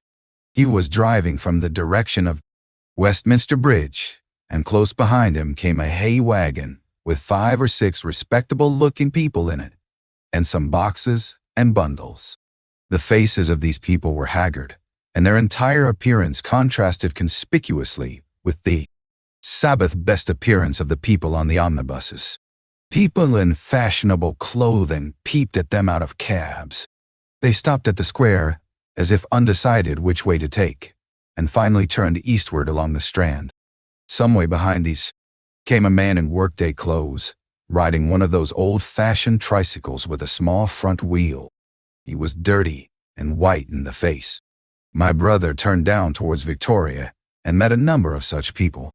He had a vague idea that he might see something of me. He noticed an unusual number of police regulating the traffic. Some of the refugees were exchanging news with the people on the omnibuses. One was professing to have seen the Martians. Boilers on stilts, I tell you, striding along. Like men? No. Most of them were excited and animated by their strange experience. Beyond Victoria, the public houses were doing a lively trade with these arrivals. At all the street corners, groups of people were reading papers, talking excitedly, or staring at these unusual Sunday visitors. They seemed to increase as night drew on, until at last the roads, my brother said, were like Epsom High Street on a Derby day. My brother addressed several of these fugitives and got unsatisfactory answers from most. None of them could tell him any news of Woking except one man, who assured him that Woking had been entirely destroyed on the previous night. "I come from Byfleet," he said. A man on a bicycle came through the place in the early morning and ran from door to door, warning us to come away. Then came soldiers. We went out to look, and there were clouds of smoke to the south. Nothing but smoke, and not a soul coming that way. Then we heard the guns at Chertsey, and folks coming from Weybridge. So I've locked up my house and come on. Nay. At that time, there was a strong feeling in the streets that the authorities were to blame for their incapacity to dispose of the invaders without all this inconvenience. About 8 o'clock, a noise of heavy firing was distinctly audible all over the south of London. My brother could not hear it for the traffic in the main thoroughfares, but by striking through the quiet back streets to the river, he was able to distinguish it quite plainly. He walked from Westminster to his apartments near Regent's Park about 2. He was now very anxious on my account, and disturbed at the evident magnitude of the trouble. His mind was inclined to run, even as mine had run on Saturday, on military detail. He thought of all those silent, expectant guns of the suddenly nomadic countryside. He tried to imagine boilers on stilts 100 feet high. There were 1 or 2 cartloads of refugees passing along Oxford Street, and several in the Marylebone Road, but so slowly was the news spreading that Regent Street and Portland Place were full of their usual Sunday night promenaders, albeit they talked in groups, and along the edge of Regent's Park there were as many silent couples, walking out together under the scattered gas lamps as ever there had been.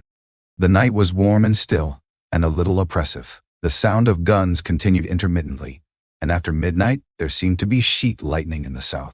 He read and reread the paper, fearing the worst had happened to me. He was restless, and after supper prowled out again aimlessly. He returned and tried in vain to divert his attention to his examination notes. He went to bed a little after midnight, and was awakened from lurid dreams in the small hours of Monday by the sound of door knockers, feet running in the street, distant drumming, and a clamor of bells. Red reflections danced on the ceiling. For a moment he lay astonished, wondering whether day had come or the world gone mad. Then he jumped out of bed and ran to the window. His room was an attic, and as he thrust his head out, up and down the street, there were dozen echoes to the noise of his window sash, and heads in every kind of night disarray appeared. Inquiries were being shouted. "They are coming!" bawled a policeman, hammering at the door. "The Martians are coming!" and hurried to the next door. The sound of drumming and trumpeting came from the Albany Street barracks, and every church within earshot was hard at work killing sleep with a vehement, disorderly tocsin. There was a noise of doors opening, and window after window in the houses opposite flashed from darkness into yellow illumination. Up the street came galloping a closed carriage, bursting abruptly into noise at the corner, rising to a clattering climax under the window, and dying away slowly in the distance. Close on the rear of this came a couple of cabs, the forerunners of a long procession of flying vehicles, going for the most part to Chalk Farm Station, where the Northwestern special trains were loading up, instead of coming down the gradient into Euston. For a long time my brother stared out of the window in blank astonishment, watching the policemen, hammering at door after door, and delivering their incomprehensible message. Then the door behind him opened, and the man who lodged across the landing came in, dressed only in shirt, trousers, and slippers, his braces loose about his waist, his hair disordered from his pillow.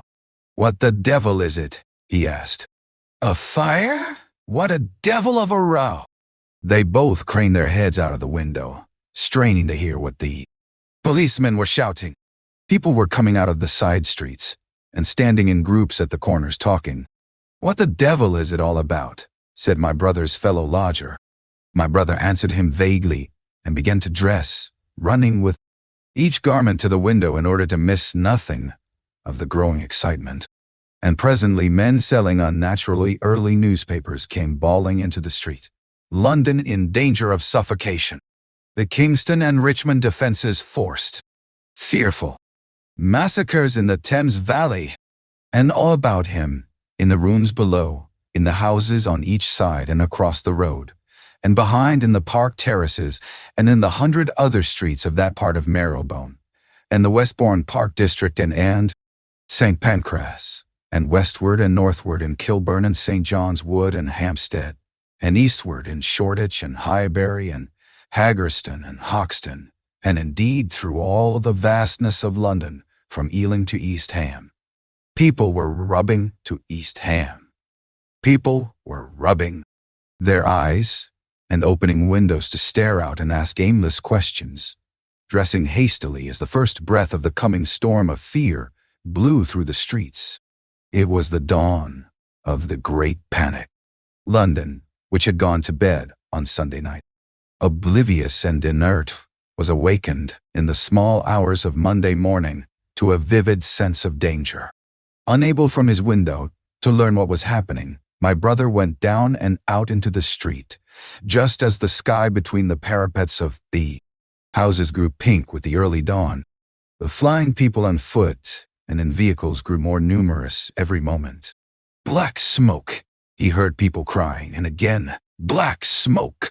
The contagion of such a unanimous fear was inevitable. As my brother hesitated on the doorstep, he saw another news vendor approaching and got a paper forthwith.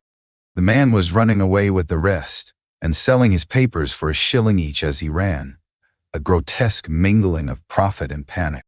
And from this paper, my brother read that catastrophic dispatch of the commander-in-chief. "The Martians are able to discharge enormous clouds of a black and poisonous vapor by means of rockets. They have smothered our batteries, destroyed Richmond, Kingston, and Wimbledon, and are advancing slowly towards London, destroying everything on the way. It is impossible to stop them. There is no safety from the black smoke but an instant flight." That was all, but it was enough. The whole population of the great 6 million city was stirring, slipping, running.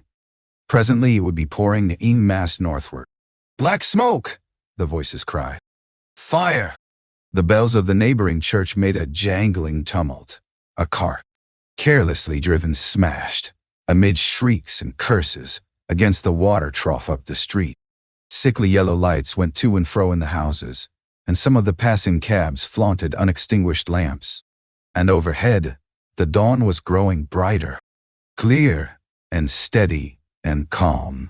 He heard footsteps running to and fro in the rooms and up and down stairs behind him. His landlady came to the door, loosely wrapped in dressing gown and shawl. Her husband followed, ejaculating, As my brother began to realize the import of all these things, he turned hastily to his own room, put all his available money, some 10 pounds altogether, into his pockets, and went out again into the streets. Came the tithe. What had happened in Surrey? It was while the curate had sat and talked so wildly to me under the hedge in the flat meadows near Halliford, and while my brother was watching the fugitives stream over Westminster Bridge, that the Martians had resumed the offensive. So far as one can ascertain from the conflicting accounts that have been put forth, the majority of them remained busy with preparations in the Horsell pit until 9 that night, hurrying on some operation that disengaged huge volumes of green smoke. But 3 certainly came out. About 8 o'clock, and advancing slowly and cautiously, made their way through Byfleet and Pierford towards Ripley and Weybridge, and so came in sight of the expectant batteries against the setting sun. These Martians did not advance in a body, but in a line, each perhaps 1.5 miles from his nearest fellow. They communicated with one another by means of siren-like howls, running up and down the scale from one note to another. It was this howling and firing of the guns at Ripley, St. George's Hill, that we had heard at Upper Halliford. The Ripley gunners, unseasoned artillery volunteers who ought never to have been placed in such a position, fired one wild, premature, ineffectual volley and bolted on horse and foot through the deserted village, while the Martian, without using his heat ray, walked serenely over their guns, stepped gingerly among them, passed in front of them, and so came unexpectedly upon the guns in Paintshill Park, which he destroyed. The St. George's Hill men, however, were better led or of a better metal. Hidden by a pine wood as they were, they seemed to have been quite unsuspected by the Martian nearest to them. They laid their guns as deliberately as if they had been on parade, fired at about 1,000 yards range. The shells flashed all round him, and he was seen to advance a few paces, stagger, and go down. Everybody yelled together, and the guns were reloaded in frantic haste. The overthrown Martian set up a prolonged ululation, and immediately a second glittering giant, answering him, appeared over the trees to the south. It would seem that a leg of the tripod had been smashed by one of the shells. The whole of the second volley flew wide of the Martian on the ground, and simultaneously, both his companions brought their heat rays to bear on the battery. The ammunition blew up, the pine trees all about the guns flashed into fire, and only 1 or 2 of the men who were already running over the crest of the hill escaped. After this, it would seem that the 3 took counsel together and halted, and the scouts who were watching them report that they remained absolutely stationary for the next half hour. The Martian who had been overthrown crawled tediously out of his hood, a small brown figure, oddly suggestive from that distance, of a speck of light, and apparently engaged in the repair of his support. About 9 he had finished, for his cowl was then seen above the trees again. It was a few minutes past 9 that night, when these 3 sentinels were joined by 4 other Martians, each carrying a thick black tube. A similar tube was handed to each of the 3, and the 7 proceeded to distribute themselves at equal distances along a curved line between St. George's Hill, Weybridge, and the village of Send, southwest of Ripley. A dozen rockets sprang out of the hills before them so soon as they began to move, and warned the waiting batteries about Ditton and Esher. At the same time, 4 of their fighting machines, similarly armed with tubes, crossed the river, and 2 of them, black against the western sky, came into sight of myself and the curate as we hurried wearily and painfully along the road that runs northward out of Halliford. They moved, as it seemed to us, upon a cloud, for a milky mist covered the fields and rose to 1/3 of their height. At this sight, the curate cried faintly in his throat and began running. But I knew it was no good running from a Martian, and I turned aside and crawled through dewy nettles and brambles into the broad ditch by the side of the road. He looked back, saw what I was doing, and turned to join me. The 2 halted, the nearer to us standing and facing Sunbury, the remoter being a gray indistinctness towards the evening star, away towards sea. Stains. The occasional howling of the Martians had ceased. They took up their positions in the huge crescent about their cylinders in absolute silence. It was a crescent with 12 miles between its horns. Never since the devising of gunpowder was the beginning of a battle so still. To us, and to an observer about Ripley, it would have had precisely the same effect. The Martians seemed in solitary possession of the darkling night, lit only as it was by the slender moon, the stars, the afterglow of the daylight, and the ruddy glare from St. George's Hill and the woods of Painshill. But facing that crescent everywhere, at Staines, Hounslow, Ditton, Esher, Ockham, behind hills and woods south of the river, and across the flat grass, meadows to the north of it, wherever a cluster of trees or village houses gave sufficient cover. The guns were waiting. The signal rockets burst and rained their sparks through the night and vanished, and the spirit of all those watching batteries rose to a tense expectation. The Martians had but to advance into the line of fire, and instantly, those motionless black forms of men, those guns glittering so darkly in the early night, would explode into a thunderous fury of battle. No doubt the thought that was uppermost in 1,000 of those vigilant minds, even as it was uppermost in mine, was the riddle. How much they understood of us. Did they grasp that we and our millions were organized, disciplined, working together? Or did they interpret our spurts of fire, the sudden stinging of our shells, our steady investment of their encampment, as we should the furious unanimity of onslaught in a disturbed hive of bees? Did they dream they might exterminate us? At that time, no one knew what food they needed. 100 such questions struggled together in my mind as I watched that vast sentinel shape. And in the back of my mind was the sense of all the huge unknown and hidden forces Londonward. Had they prepared pitfalls? Were the powder mills at Hounslow ready as a snare? Would the Londoners have the heart and courage to make a greater Moscow of their mighty province of houses? Then, after an interminable time, as it seemed to us, crouching and peering through the hedge, came a sound like the distant concussion of a gun. Another nearer, and then another. And then the Martian beside us raised his tube on high and discharged it, gun-wise, with a heavy report that made the ground heave. The one toward Staines answered him. There was no flash, no smoke, simply that loaded detonation. I was so excited by these heavy minute guns following one another that I so far forgot my personal safety and my scalded hands as to clamber up into the hedge and stare towards Sunbury. As I did so, a second report followed, and a big projectile hurtled overhead towards Hounslow. I expected at least to see smoke or fire, or some such evidence of its work. But all I saw was the deep blue sky above, with one solitary star, and the white mist spreading wide and low beneath. And there had been no crash, no answering explosion. The silence was restored. The minute lengthened to 3. What has happened? Said the curate, standing up beside me.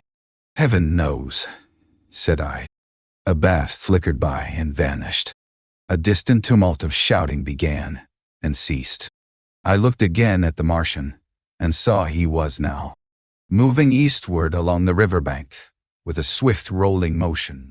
Every moment I expected the fire of some hidden battery to spring upon him, but the evening calm was unbroken.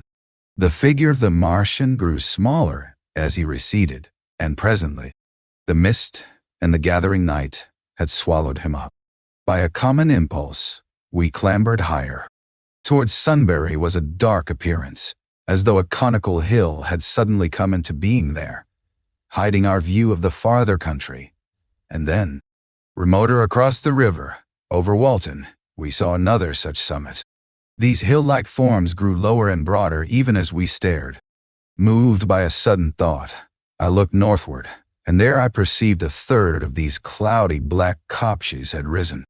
Everything had suddenly become very still. Far away to the southeast, marking the quiet, We heard the Martians hooting to one another, and then the air quivered again with the distant thud of their guns. But the earthly artillery made no reply. Now, at the time we could not understand these things, but later I was to learn the meaning of these ominous kopjes that gathered in the twilight. Each of the Martians, standing in the great crescent I have described, had discharged, by means of the gun-like tube he carried, a huge canister over whatever hill copse, cluster of houses, or other possible cover for guns chanced to be in front of him. Some fired at only one of these, some two, as in the case of the one we had seen. The one at Ripley is said to have discharged no fewer than 5 at that time. These canisters smashed on striking the ground. They did not explode, and incontinently disengaged an enormous volume of heavy, inky vapor, coiling and pouring upward in a huge and ebony cumulus cloud, a gaseous hill that sank and spread itself slowly over the surrounding country.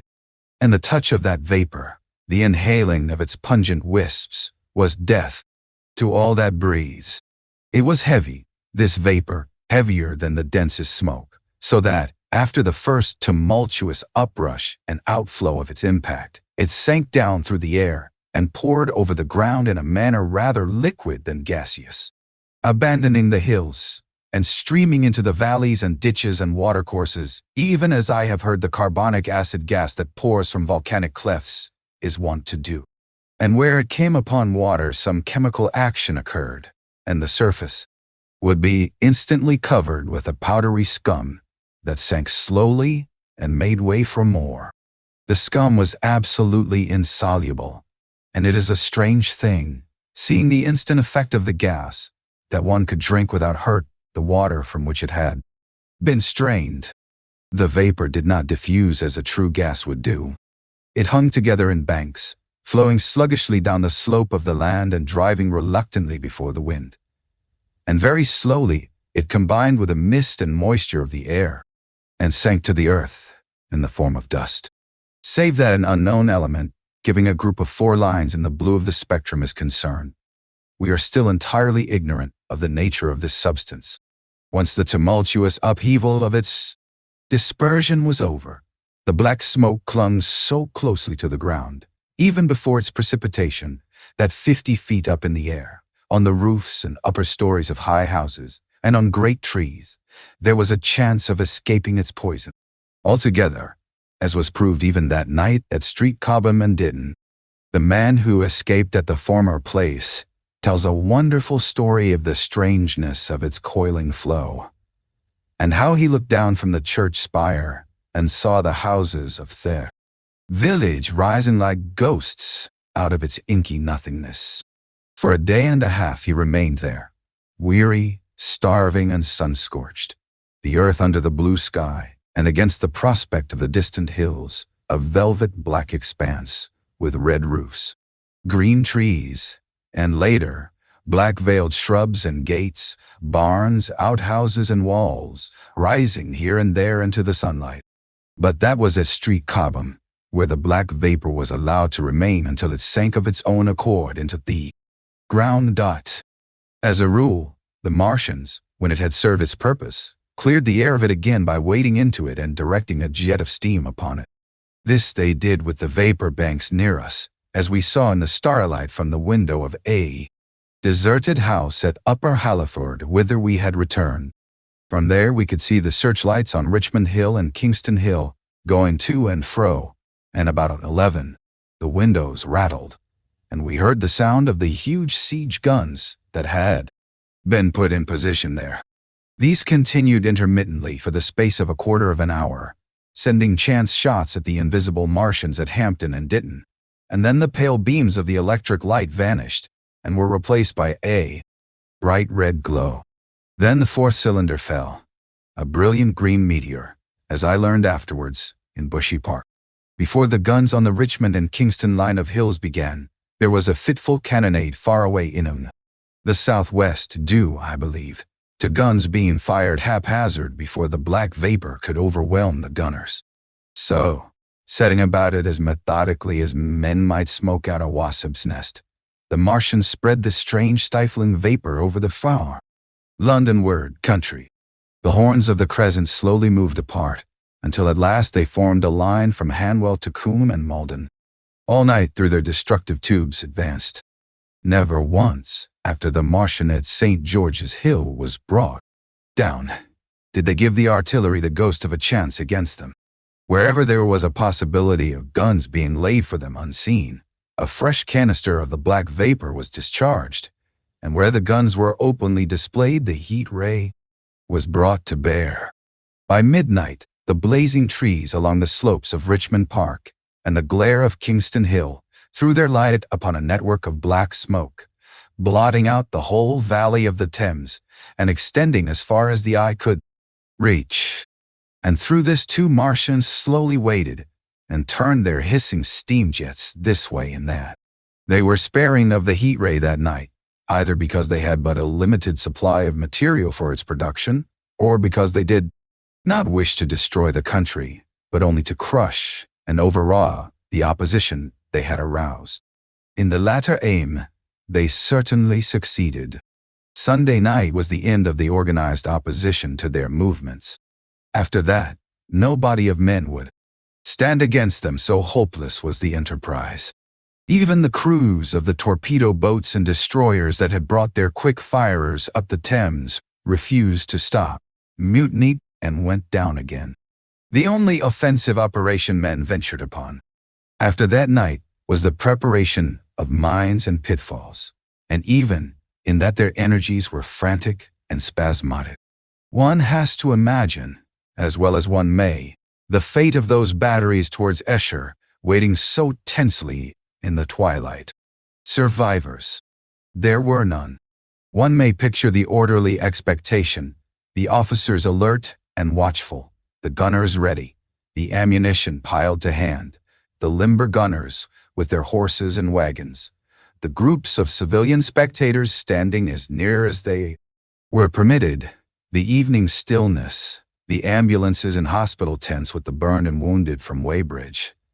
Then the dull resonance of the shots the Martians fired, and the clumsy projectile whirling over the trees and houses and smashings amid the neighboring fields.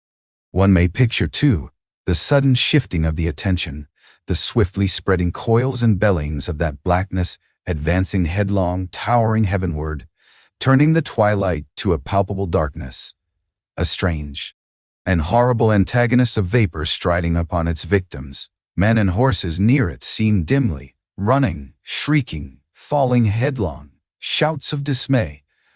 The guns suddenly abandoned, men choking and writhing on the ground, and the swifting and writhing on the ground, broadening out of the opaque cone of smoke. And then night and extinction. Nothing but a silent mass of impenetrable vapor hiding its dead.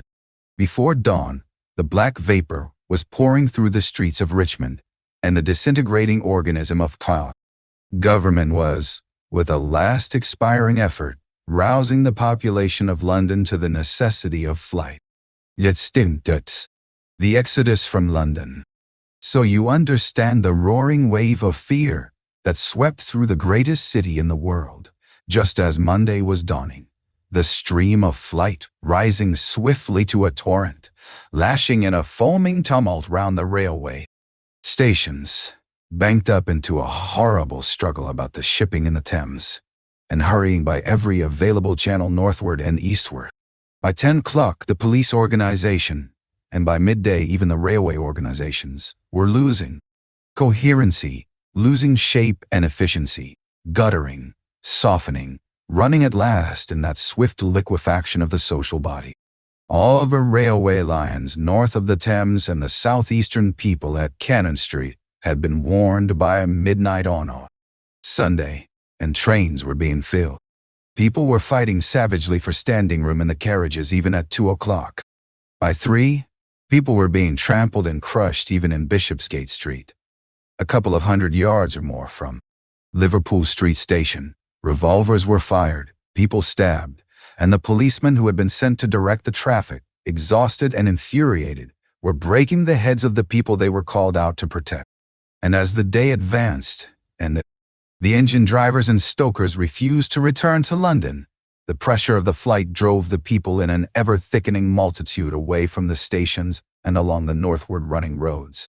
By midday, a Martian had been seen at Barnes, and a cloud of slowly sinking black vapor drove along the Thames and across the flats of Lambeth, cutting off all escape over the bridges in its sluggish advance. Another bank drove over Ealing and surrounded a little island of survivors on Castle Hill, alive, but unable to escape. After a fruitless struggle to get aboard a northwestern train at Chalk Farm, the engines of the trains that had loaded in the goods yard there plowed through shrieking people, and a dozen stalwart men fought. To keep the crowd from crushing the driver against his furnace, my brother emerged upon the Chalk Farm road, dodged across through a hurrying swarm of vehicles, and had the luck to be foremost in the sack of a cycle shop. The front tire of the machine he got was punctured and dragging it through the window, but he got up and off, notwithstanding, with no further injury than a cut wrist. The steep foot of Haverstock Hill was impassable owing to several overturned horses, and my brother struck into Belsize Road. So he got out of the fury of the panic, and skirting the Edgware Road, reached Edgware about 7, fasting and wearied, but well ahead of the crowd. Along the road, people were standing in the roadway, curious, wondering. He was passed by a number of cyclists, some horsemen, and 2 motor cars. A mile from Edgware, the rim of the wheel broke, and the machine became unrideable. He left it by the roadside and trudged through the village. There were shops half opened in the main street of the place, and people crowded on the pavement and in the doorways and windows, staring astonished at this extraordinary procession of fugitives that was beginning. He succeeded in getting some food at an inn. For a time he remained in Edgware, not knowing what next to do. The flying people increased in number. Many of them, like my brother, seemed inclined to loiter in the place. There was no fresh news of the invaders from Mars. At that time the road was crowded, but, as yet, far from congested. Most of the fugitives at that hour were mounted on cycles, but there were soon motor cars, hansom cabs, and carriages hurrying along, and the dust hung in heavy clouds along the road to St. Albans. It was perhaps a vague idea of making his way to Chelmsford, where some friends of his lived, that at last induced my brother to strike into a quiet lane running eastward. Presently, he came upon a stile, and crossing it, footpath, northeastward. He passed near several farmhouses and some little places whose names he did not learn. He saw a few fugitives until, in a grass lane towards High Barnet, he happened upon 2 ladies who became his fellow travelers. He came upon them just in time to save them. He heard their screams, and hurrying round the corner, saw a couple of men struggling to drag them out of the little pony chaise in which they had been driving, while a third with difficulty held the frightened pony's head. One of the ladies, a short woman dressed in white, was simply screaming. The other, a dark, slender figure, slashed at the man who gripped her arm with a whip she held in her disengaged hand. My brother immediately grasped the situation, shouted, and hurried towards the struggle. One of the men desisted and turned towards him, and my brother, realizing from his antagonist's face that a fight was unavoidable, and being an expert boxer, went into him forthwith and sent him forthwith down against the wheel of the chaise. It was no time for pugilistic chivalry, and my brother laid him quiet with a kick, and gripped the collar of the man who pulled at the slender lady's arm. He heard the clatter of hoofs, the whip stung across his face. A third antagonist struck him between the eyes, and the man he held wrenched himself free, and made off down the lane in the direction from which he had come. Partly stunned, he found himself facing the man who had held the horse's head, became aware of the chaise receding from him down the lane, swaying from side to side, and with the women in it looking back. The man before him, a burly rough, tried to close, and he stopped him with a blow in the face. Then, realizing that he was deserted, he dodged round and made off down the lane after the chaise, with the sturdy man close behind him, and the fugitive, who had turned now, following remotely. Suddenly, he stumbled and fell. His immediate pursuer went headlong, and he rose to his feet to find himself with a couple of antagonists again. He would have had little chance against them had not the slender lady very pluckily pulled up and returned to his help. It seems she had had a revolver all this time, but it had been under the seat when she and her companion were attacked. She fired at 6 yards distance, narrowly missing my brother. The less courageous of the robbers made off, and his companion followed him, cursing his cowardice. They both stopped in sight, down the lane, where the third man lay insensible. "Take this," said the slender lady, and she gave my brother her revolver. "Go back to the chase," said my brother, wiping the blood from his split lip. She turned without a word. They were both panting, and they went back to where the lady in white struggled to hold back the frightened pony. The robbers had evidently had enough of it. When my brother looked again, they were retreating. "I'll sit here," said my brother, "if I may," and he got upon the empty front seat. The lady looked over her shoulder. "Give me the reins," she said, and laid the whip along the pony's side. In another moment, a bend in the road hid the 3 men from my brother's eyes. So, quite unexpectedly, my brother found himself panting, with a cut mouth, a bruised jaw, and blood-stained knuckles, driving along an unknown lane with these 2 women. He learned they were the wife and the younger sister of a surgeon living at Stanmore, who had come in the small hours from a dangerous case at Pinner, and heard at some railway station on his way of the Martian advance. He had hurried home, roused the women. Their servant had left them 2 days before, packed some provisions, put his revolver under the seat, luckily for my brother, and told them to drive on to Edgware, with the idea of getting a train there. He stopped behind to tell the neighbors he would overtake them, he said, at about 4:30 in the morning, and now it was nearly 9, and they had seen nothing of him. They could not stop in Edgware because of the growing traffic through the place, and so they had come into this side lane. That was the story they told my brother in fragments when presently they stopped again, nearer to New Barnet. He promised to stay with them, at least until they could determine what to do, or until the missing man arrived, and professed to be an expert shot with the revolver, a weapon strange to him. In order to give them confidence, they made a sort of encampment by the wayside, and the pony became happy in the hedge. He told them of his own escape out of London, and all that he knew of these Martians and their ways. The sun crept higher in the sky, and after a time, their talk died out and gave place to an uneasy state of anticipation. Several wayfarers came along the lane, and of these, my brother gathered such news as he could. Every broken answer he had deepened his impression of the great disaster that had come on humanity. Deepened his persuasion of the immediate necessity for prosecuting this flight. He urged the matter upon them. "We have money," said the slender woman, and hesitated. Her eyes met my brother's, and her hesitation ended. "So have I," said my brother. She explained that they had as much as £30 in gold, besides a £5 note, and suggested that with that they might get upon a train at St. Albans or New Barnet. My brother thought that was hopeless, seeing the fury of the Londoners too crowd upon the trains, and broached his own idea of striking across Essex towards Harwich, and thence escaping from the country altogether. Mrs. Elphinstone, that was the name of the woman in white, would listen to no reasoning, and kept calling upon George. But her sister-in-law was astonishingly quiet and deliberate, and at last agreed to my brother's suggestion. So, designing to cross the Great North Road, went on towards Barnet, my brother leading the pony to save it as much as possible.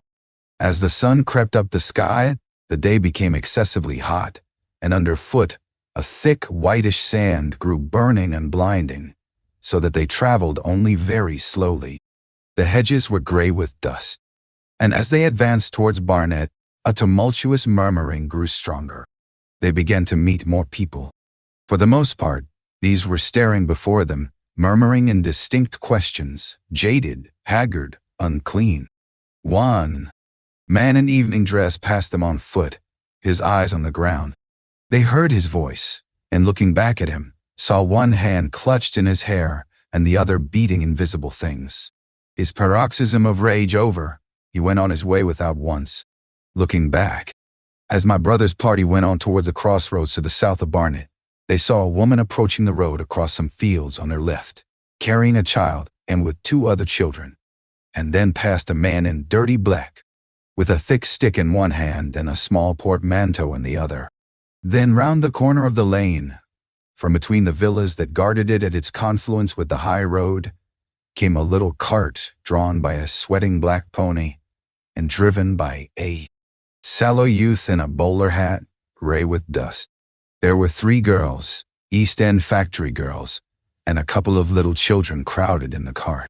"This'll take us round to Edgware?" asked the driver, wild-eyed, white-faced, and when my brother told him it would if he turned to the left, he whipped up at once without the formality of thanks. My brother noticed a pale gray smoke or haze rising among the houses in front of them, and veiling the white facade of a terrace beyond the road that appeared between the backs of the villas. Mrs. Elphinstone suddenly cried out at a number of tongues of smoky red flame, leaping up above the houses in front of them against the hot blue sky. The tumultuous noise resolved itself now into the disorderly mingling of many voices, the gride of many wheels, the creaking of wagons, and the staccato of hoofs. The lane came round sharply not 50 yards from the crossroads. "Good heavens!" cried Mrs. Elphinstone. "What is this you are driving us into?" My brother stopped. For the main road was a boiling stream of people, a torrent of human beings rushing northward, one pressing on another. A great bank of dust, white and luminous in the blaze of the sun, made everything within 20 feet of the ground gray and indistinct, and was perpetually renewed by the hurrying feet of a dense crowd of horses and of men and women on foot, and by the wheels of vehicles of every description. "Way!" my brother heard voices crying. "Make way!" It was like riding into the smoke of a fire to approach the meeting point of the lane and road. The crowd roared like a fire, and the dust was hot and pungent. And indeed, a little way up the road a villa was burning and sending rolling masses of black smoke across the road to add to the confusion. 2 men came past them. Then a dirty woman, carrying a heavy bundle, and weeping. A lost retriever dog, with hanging tongue, circled dubiously round them, scared and wretched, and fled at my brother's threat. So much as they could see of the road Londonward between the houses to the right was a tumultuous stream of fog. Dirty, hurrying people, pent in between the villas on either side, the black heads, the crowded forms, grew into distinctness as they rushed towards the corner, hurried past and merged their individuality again in a receding multitude that was swallowed up at last in a cloud of dust. "Go on! Go on!" cried the voices. "Way! Way!" One man's hands pressed on the back of another. My brother stood at the pony's head, irresistibly attracted. He advanced slowly, pace by pace, down the lane. Edgware had been a scene of confusion, Chalk Farm a riotous tumult, but this was a whole population in movement. It is hard to imagine that host. It had no character of its own. The figures poured out past the corner and receded with their backs to the group in the lane. Along the margin came those who were on foot, threatened by the wheels, stumbling in the ditches, blundering into one another. The carts and carriages crowded close upon one another, making little way for those swifter and more impatient vehicles that darted forward every now and then when an opportunity showed itself of doing so, sending the people scattering against the fences and gates of the villas. "Push on!" was the cry. "Push on! They are coming!" In one cart stood a blind man in the uniform of the Salvation Army, gesticulating with his crooked fingers and bawling, "Eternity! Eternity!" His voice was hoarse and very loud, so that my brother could hear him long after he was lost to sight in the dust.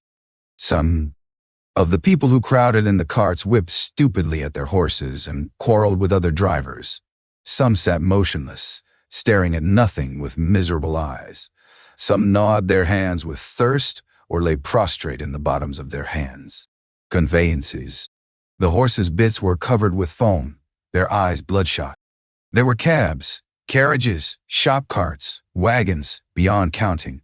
A mail cart, a road cleaner's cart marked Vavistry of St. Pancras, a huge timber wagon crowded with white roughs. A brewer's dray rumbled by with its two near wheels splashed with fresh blood. "Clear the way," cried the voices. "Clear the way." Eater nitty, came echoing down the road. There were sad, haggard women tramping by, well-dressed, with children that cried and stumbled, their dainty clothes smothered in dust, their weary faces smeared with tears. With many of these came men, sometimes helpful, sometimes lowering and savage. Fighting side by side with them pushed some weary street outcast in faded black rags, wide-eyed, loud-voiced, and foul-mouthed. There were sturdy workmen thrusting their way along, wretched, unkempt men, clothed like clerks or shopmen struggling spasmodically. A wounded soldier, my brother noticed. Men dressed in the clothes of railway porters, one wretched creature in a nightshirt with a coat thrown over it. But varied as its composition was, certain things all that host had in common. There were fear and pain on their faces, and fear behind them. A tumult up the road, a quarrel for a place in a wagon, sent the whole host of them quickening their pace. Even a man so scared and broken that his knees bent under him was galvanized for a moment into renewed activity. The heat and dust had already been at work upon this multitude. Their skins were dry, their lips black and cracked. They were all thirsty, weary, and footsore. And amid the various cries one heard disputes, reproaches, groans of weariness and fatigue. The voices of most of them were hoarse and weak. Through it all ran a refrain, "Way, way, the Martians are coming." Few stopped and came aside from that flood. The lane opened slantingly into the main road with a narrow opening and had a delusive appearance of coming from the direction of London. Yet a kind of eddy of people drove into its mouth, weaklings elbowed out of the stream, who for the most part rested but a moment before plunging into it again. A little way down the lane, with two friends bending over him, lay a man with a bare leg, wrapped about with bloody rags. He was a lucky man to have friends. A little old man, with a gray military mustache and a filthy black frock coat, limped out and sat down beside the trap, removed his boot. His sock was blood-stained, shook out a pebble and hobbled on again. And then a little girl of 8 or 9, all alone, threw herself under the hedge close by my brother, weeping. "I can't go on. I can't go on." My brother woke from his torpor of astonishment and lifted her up, speaking gently to her, and carried her to Miss Elphinstone. So soon as my brother touched her, she became quite still, as if frightened. "Ellen!" shrieked a woman in the crowd, with tears in her voice. "Ellen!" And the child suddenly darted away from my brother, crying, "Mother!" "They are coming," said a man on horseback, riding past along the lane. "Out of the way there!" bawled a coachman, towering high. And my brother saw a closed carriage turning into the lane. The people crushed back on one another to avoid the horse. My brother pushed the pony and chaise back into the hedge, and the man drove by and stopped at the turn of the way. It was a carriage, with a pole for a pair of horses, but only one was in the traces. My brother saw dimly through the dust that 2 men lifted out something on a white stretcher and put it gently on the grass beneath the privet hedge. One of the men came running to my brother. "Where is there any water?" he said. "He's dying fast and very thirsty. It is Lord Garrick." "Lord Garrick," said my brother. "Fade my brother." "Chief Justice." "The water?" he said. "There may be a tap," said my brother, "in some of the houses. We have no water. I dare not leave my people." The man pushed against the crowd towards the gate of the corner house. "Go on," said the people, thrusting at him. "They are coming. Go on." Then my brother's attention was distracted by a bearded, eagle-faced man, lugging a small handbag, which split even as my brother's eyes rested on it, and disgorged a mass of sovereigns that seemed to break up into separate coins as it struck the ground. They rolled hither and thither among the struggling feet of men and horses. The man stopped and looked stupidly at the heap, and the shaft of a cab struck his shoulder and sent him reeling.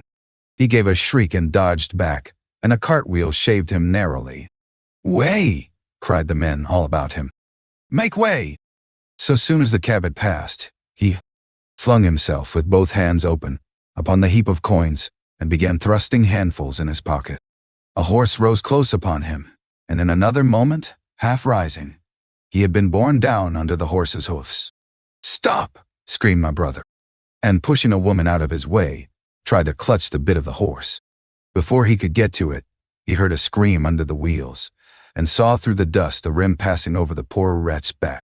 The driver of the cart slashed his whip at my brother, who ran round behind the car. The multitudinous shouting confused his ears. The man was writhing in the dust among his scattered money, unable to rise, for the wheel had broken his back, and his lower limbs lay limp and dead. My brother stood up and yelled at the next driver, and a man on a black horse came to his assistance. "Get him out of the road," said he, and, clutching the man's collar with his free hand, my brother lugged him sideways. But he still clutched after his money, and regarded my brother fiercely, hammering at his arm with a handful of gold. Go on," shouted angry voices behind. "Way! There was a smash as the pole of a carriage crashed into the cart, that the man on horseback stopped. My brother looked up, and the man with the gold twisted his head round and bit the wrist that held his collar. There was a concussion, and the black horse came staggering sideways, and the Carthers pushed beside it. A hoof missed my brother's foot by a hair's breadth. He released his grip on the fallen man and jumped back. He saw anger change to terror on the face of the poor wretch on the ground, and in a moment he was hidden, and my brother was borne backward and carried past the entrance of the lane, and had to fight hard in the torrent to recover it.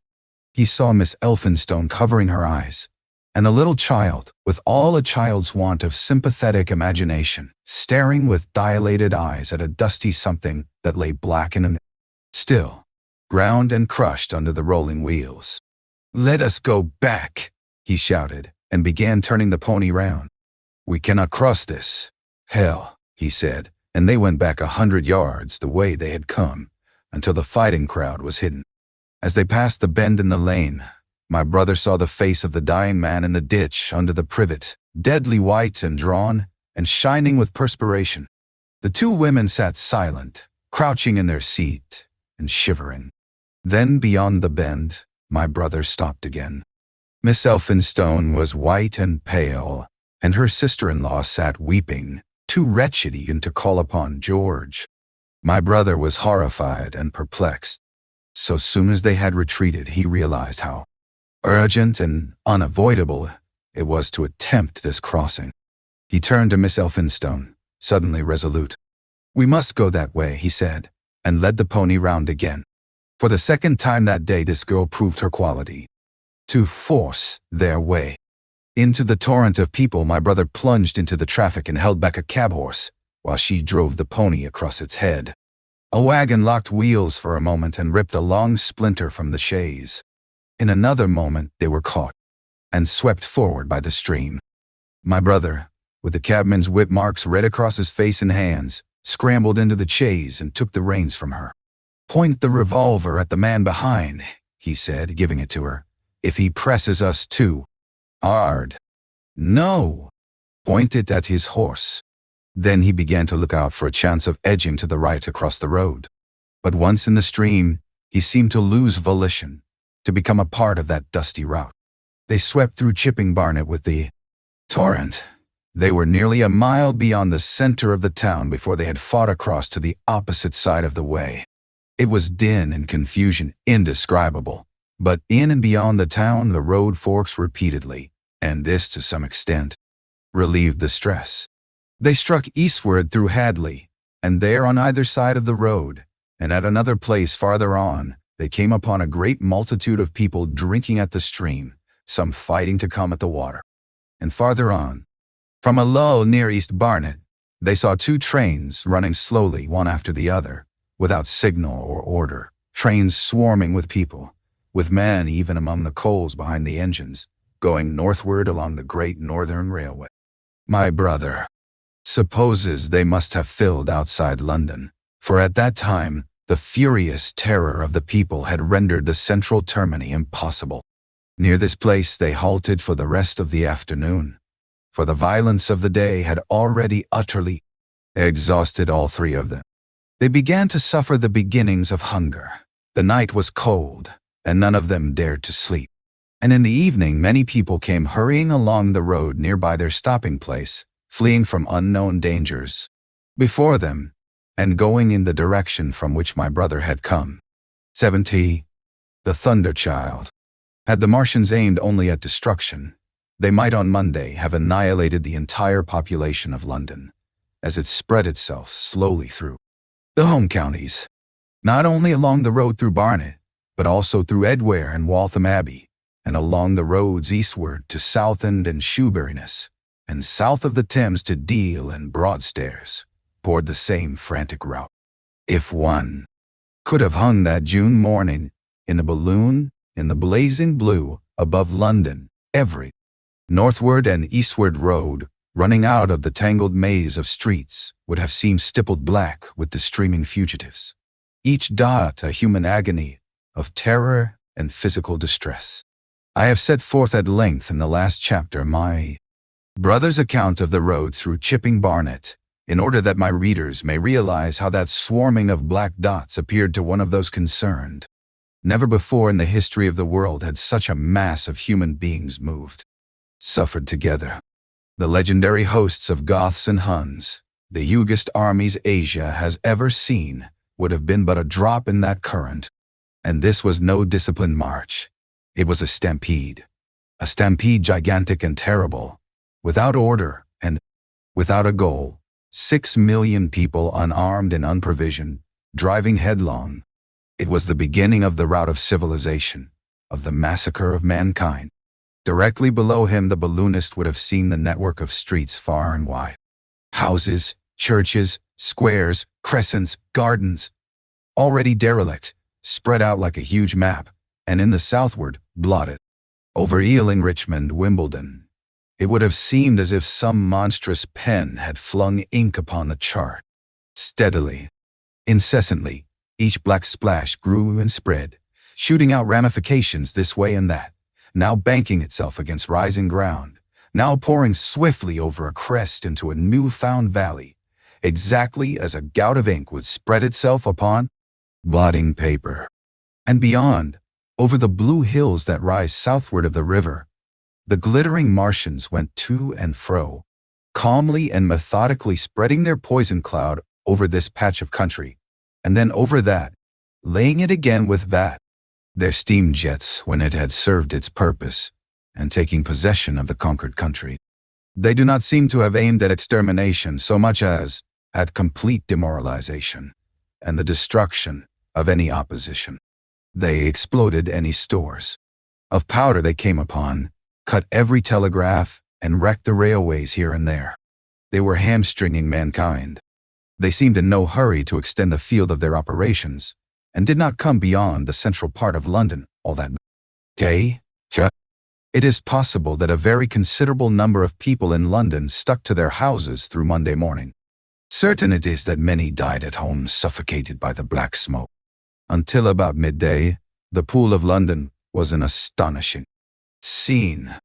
Steamboats and shipping of all sorts lay there, tempted by the enormous sums of money offered by fugitives, and it is said that many who swam out to these vessels were thrust off with boat hooks and drowned.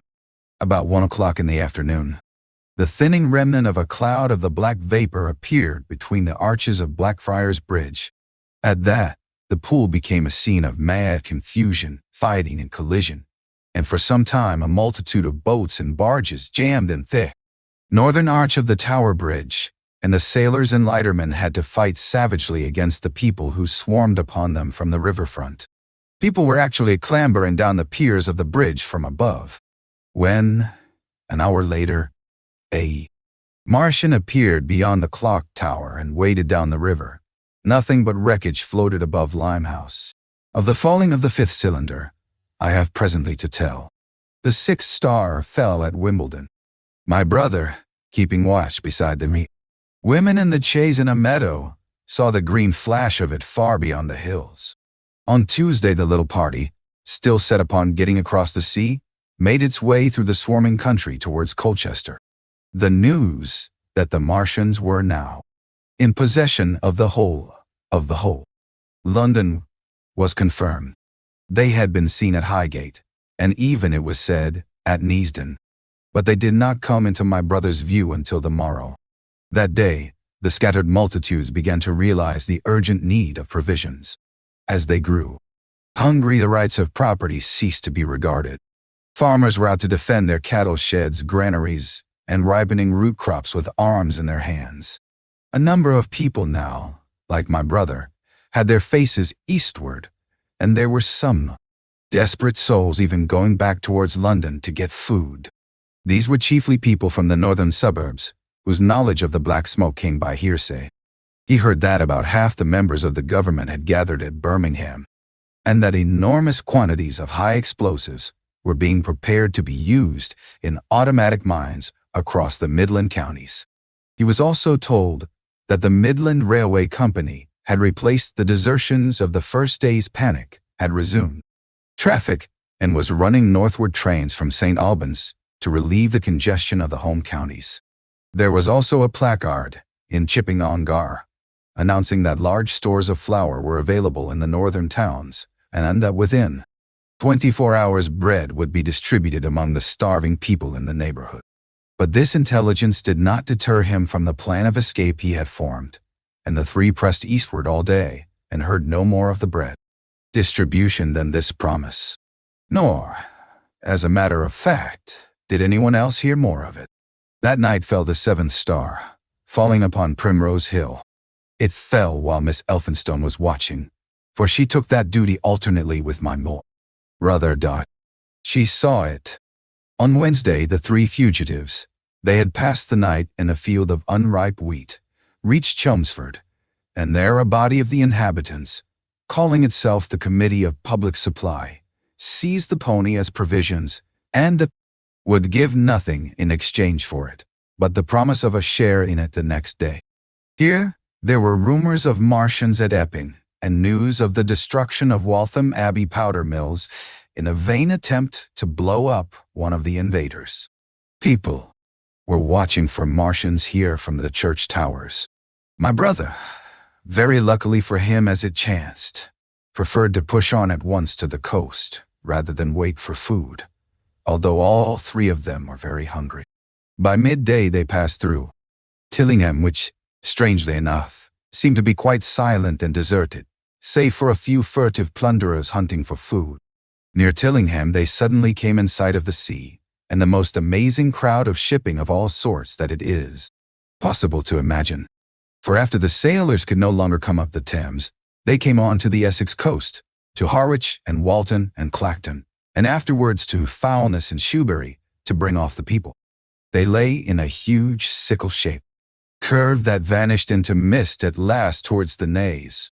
Close inshore was a multitude of fishing smacks, English, Scotch, French, Dutch, and Swedish, steam launches from the Thames, yachts, electric boats, and beyond were ships of larger burden, a multitude of filthy colliers, trim merchantmen, cattle ships, passenger boats, petroleum tanks, ocean tramps, an old white transport even, neat white and gray liners from Southampton and Hamburg, and along the blue coast across the Blackwater. My brother could make out dimly a dense swarm of boats chaffering with the people on the beach, a swarm which also extended up the Blackwater almost to Malden. About a couple of miles out lay an ironclad, very low in the water, almost to my brother's perception, like a waterlogged ship. This was the ram Thunderchild. It was the only warship in sight, but far away to the right over the smooth surface of the sea. For that day there was a dead calm, lay a serpent of black smoke to mark the next ironclads of the Channel fleet, which hovered in an extended line, steam up and ready for action, across the Thames estuary during the course of the Martian conquest, vigilant and yet powerless to prevent it. At the sight of the sea, Mrs. Elphinstone, in spite of the assurances of her sister-in-law, gave way to panic. She had never been out of England before. She would rather die than trust herself, friendless in a foreign country, and so forth. She seemed, poor woman, to imagine that the French and the Martians might prove very similar. She had been growing increasingly hysterical, fearful, and depressed during the 2 days' journeyings. Her great idea was to return to Stanmore. Things had been always well and safe at Stanmore. They would find George at Stanmore. It was with the greatest difficulty they could get her down to the beach, where presently my brother succeeded in attracting the attention of some men on a paddle steamer from the Thames. They sent a boat and drove a bargain for £36 for the three. The steamer was going, these men said, to Ostend. It was about 2 o'clock when my brother, having paid their fares at the gangway, found himself safely aboard the steamboat with his charges. There was food aboard, albeit at exorbitant prices, and the three of them contrived to eat a meal on one of the seats forward. There were already a couple of score of passengers aboard, some of whom had expended their last money in securing a passage, but the captain lay off the Blackwater until 5 in the afternoon, picking up passengers until the seated decks were even dangerously crowded. Would probably have remained longer had it not been for the sound of guns that began about that hour in the south. As if in answer, the ironclad Seaward fired a small gun and hoisted a string of flags. A jet of smoke sprang out of her funnels. Some of the passengers were of opinion that this firing came from Shoeburyness, until it was noticed that it was growing louder. At the same time, far away in the southeast, the masts and upperworks of 3 ironclads rose one after the other out of the other sea, beneath clouds of black smoke. But my brother's attention speedily reverted to the distant firing in the south. He fancied he saw a column of smoke rising out of the distant gray haze. The little steamer was already flapping her way eastward of the big crescent of shipping, and the low Essex coast was growing blue and hazy when a Martian appeared, small and faint in the remote distance, advancing along the muddy coast from the direction of Foulness. At that, the captain on the bridge swore at the top of his voice with fear and anger at his own delay, and the paddles seemed infected with his terror. Every soul aboard stood at the bulwarks or on the seats of the steamer and stared at that distant shape, higher than the trees or church towers inland, and advancing with a leisurely parody of a human stride. It was the first Martian my brother had seen, and he stood more amazed than terrified, watching this Titan advancing deliberately towards the shipping, wading farther and farther into the water as the coast fell away. Then, far away beyond the crouch, came another, striding over some stunted trees, and then yet another, still farther off, wading deeply through a shiny mudflat that seemed to hang halfway up between sea and sky. They were all stalking seaward, as if to intercept the escape of the multitudinous vessels that were crowded between Foulness and the Naze. In spite of the throbbing exertions of the engines of the little paddle boat and the pouring foam that her wheels flung behind her, she receded with terrifying slowness from this ominous advance. Glancing northwestward, my brother saw the large crescent of shipping already writhing with the approaching terror. One ship passing behind another coming round from around, broadside to end on, steamships whistling and giving off volumes of steam, sails being let out, launches rushing hither and thither. He was so fascinated by this and by the creeping danger away to the left that he had no eyes for anything seaward. And then, a swift movement of the steamboat, she had suddenly come round to avoid being run down, flung him headlong from the seat upon which he was standing. There was a shouting all about him, a trampling of feet, and a cheer that seemed to be answered faintly. The steamboat lurched and rolled him over upon his hands. He sprang to his feet and saw to starboard, and not 100 yards from their heeling, pitching boat, a vast iron bulk like the blade of a plow tearing through the water, tossing it on either side in huge waves of foam that leaped towards the steamer, flinging her paddles helplessly in the air, and then sucking her deck down almost to the waterline. A gush of spray blinded my brother for a moment. When his eyes were clear again, he saw the monster had passed and was rushing landward. Big iron upperworks rose out of this headlong structure, and from that twin funnels projected and spat a smoking blast shot with fire. It was the torpedo ram, Thunder Child, steaming headlong, coming to the rescue of the threatened shipping. Keeping his footing on the heaving deck by clutching the bulwarks, my brother looked past this charging Leviathan at the Martians again, and he saw the three of them now, close together, and standing so far out to sea that their tripod supports were almost entirely submerged. Thus sunken and seen in remote perspective, they appeared far less formidable than the huge iron bulk in whose wake the steamer was pitching or was. So helplessly, it would seem they were regarding this new antagonist with astonishment. To their intelligence, it may be the giant was even such another as themselves. The Thunder Child fired no gun, but simply drove full speed towards them. It was probably her not firing that enabled her to get so near the enemy as she did. They did not know what to make of her. One shell, and they would have sent her to the bottom forthwith with the heat ray. She was steaming at such a pace that in a minute she seemed halfway between the steamboat and the Martians, a diminishing black bulk against the receding horizontal expanse of the Essex coast. Suddenly the foremost Martian lowered his tube and discharged a canister of the black gas at the ironclad. It hit her larboard side and glanced off in an inky jet that rolled away to seaward, an unfolding torrent of black smoke from which the ironclad drove clear. To the watchers from the steamer, low in the water and with the sun in their eyes, it seemed as though she were already among the Martians. They saw the gaunt figures separating and rising out of the water as they retreated shoreward, and one of them raised the camera-like generator of the heat ray.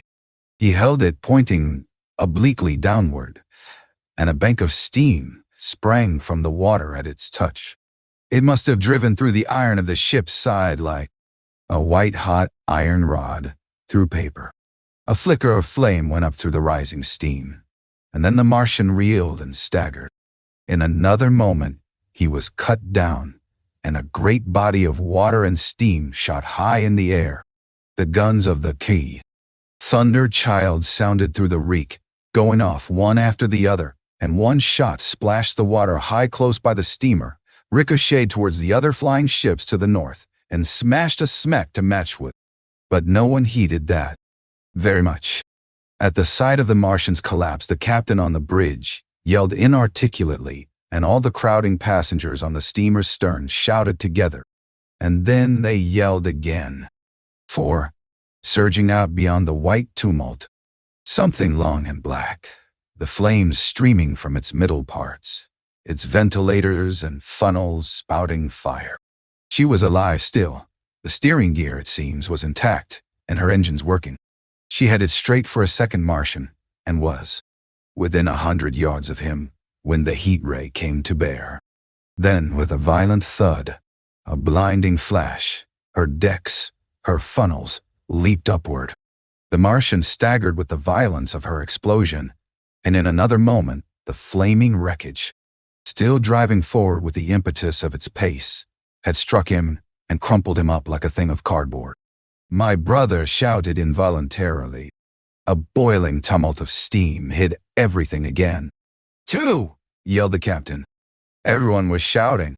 The whole steamer from end to end rang with frantic cheering that was taken up first by one and then by all in the crowding multitude of ships and boats that was driving out to sea. The steam hung upon the water for many minutes, hiding the third Martian and the coast altogether.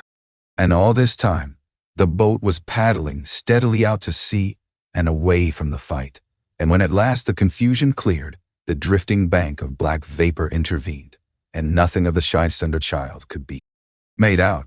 nor could the third Martian be seen. But the ironclads to seaward were now quite close and standing in toward shore past the steamboat.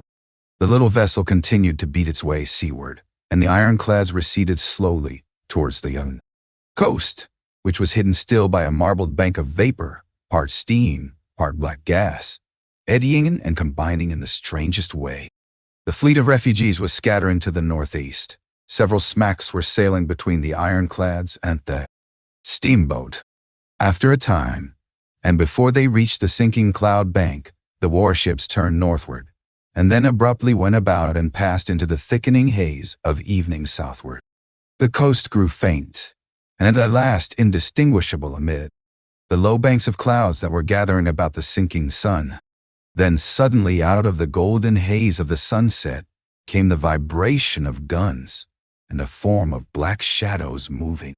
Everyone struggled to the rail of the steamer and peered into the wide, blinding furnace of the west, but nothing was to be distinguished clearly. A mass of smoke rose slanting and barred the face of the sun. The steamboat throbbed on its way through an interminable suspense. The sun sank into gray clouds. The sky flushed and darkened. The evening star trembled into sight. It was deep twilight when the captain cried out and pointed. My brother strained his eyes. Something rushed up into the sky, out of the grayness, rushed slantingly upward and very swiftly into the luminous clearness above the clouds in the western sky. Something flat and broad and very large that swept round in a vast curve, grew smaller, sank slowly, vanished again into the gray mystery of the night, and as it flew, it rained down darkness upon the land. Book 2. The Earth Under the Martians. Underfoot. In the first book I have wandered so much from my own adventures to tell of the experiences of my brother that all through the last 2 chapters, I and the curate have been lurking in the empty house at Halliford, whither we fled to escape the black smoke. There I will resume. We stopped there all Sunday night, and all the next day. The day of the panic, in a little island of daylight, cut off by the black smoke from the rest of the world. We could do nothing but wait in aching inactivity during those 2 weary days. My mind was occupied by anxiety for my wife. I figured her at Leatherhead, terrified, in danger, mourning me already as a dead man. I paced the rooms and cried aloud when I thought of how I was cut off from her, of all that might happen to her in my absence. My cousin I knew was brave enough for any emergency, but he was not the sort of man to realize danger quickly, to rise promptly. What was needed now was not bravery, but circumspection. My only consolation was to believe that the Martians were moving Londonward and away from her. Such vague anxieties keep the mind sensitive and painful. I grew very weary and irritable with the curate's perpetual ejaculations. I tired of the sight of his selfish despair. After some ineffectual remonstrance, I kept away from him, staying in a room, evidently a children's school room containing globes, forms, and copybooks. When he followed me thither, I went to a box room at the top of the house, and in order to be alone with my aching miseries, locked myself in.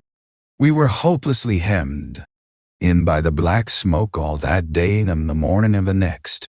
There were signs of people in the next house on Sunday evening, a face at a window and moving lights, and later the slamming of a door. But I do not know who these people were, nor what became of them. We saw nothing of them next day. The black smoke drifted slowly riverward all through Monday morning, creeping nearer and nearer to us, driving at last along the roadway outside the house that hid us. A Martian came across the fields about midday, laying the stuff with a jet of superheated steam that hissed against the walls, smashed all the windows it touched, and scalded the curate's hand as he fled out of the front room. When at last we crept across the sodden rooms and looked out again, the country northward was as though a black snowstorm had passed over it.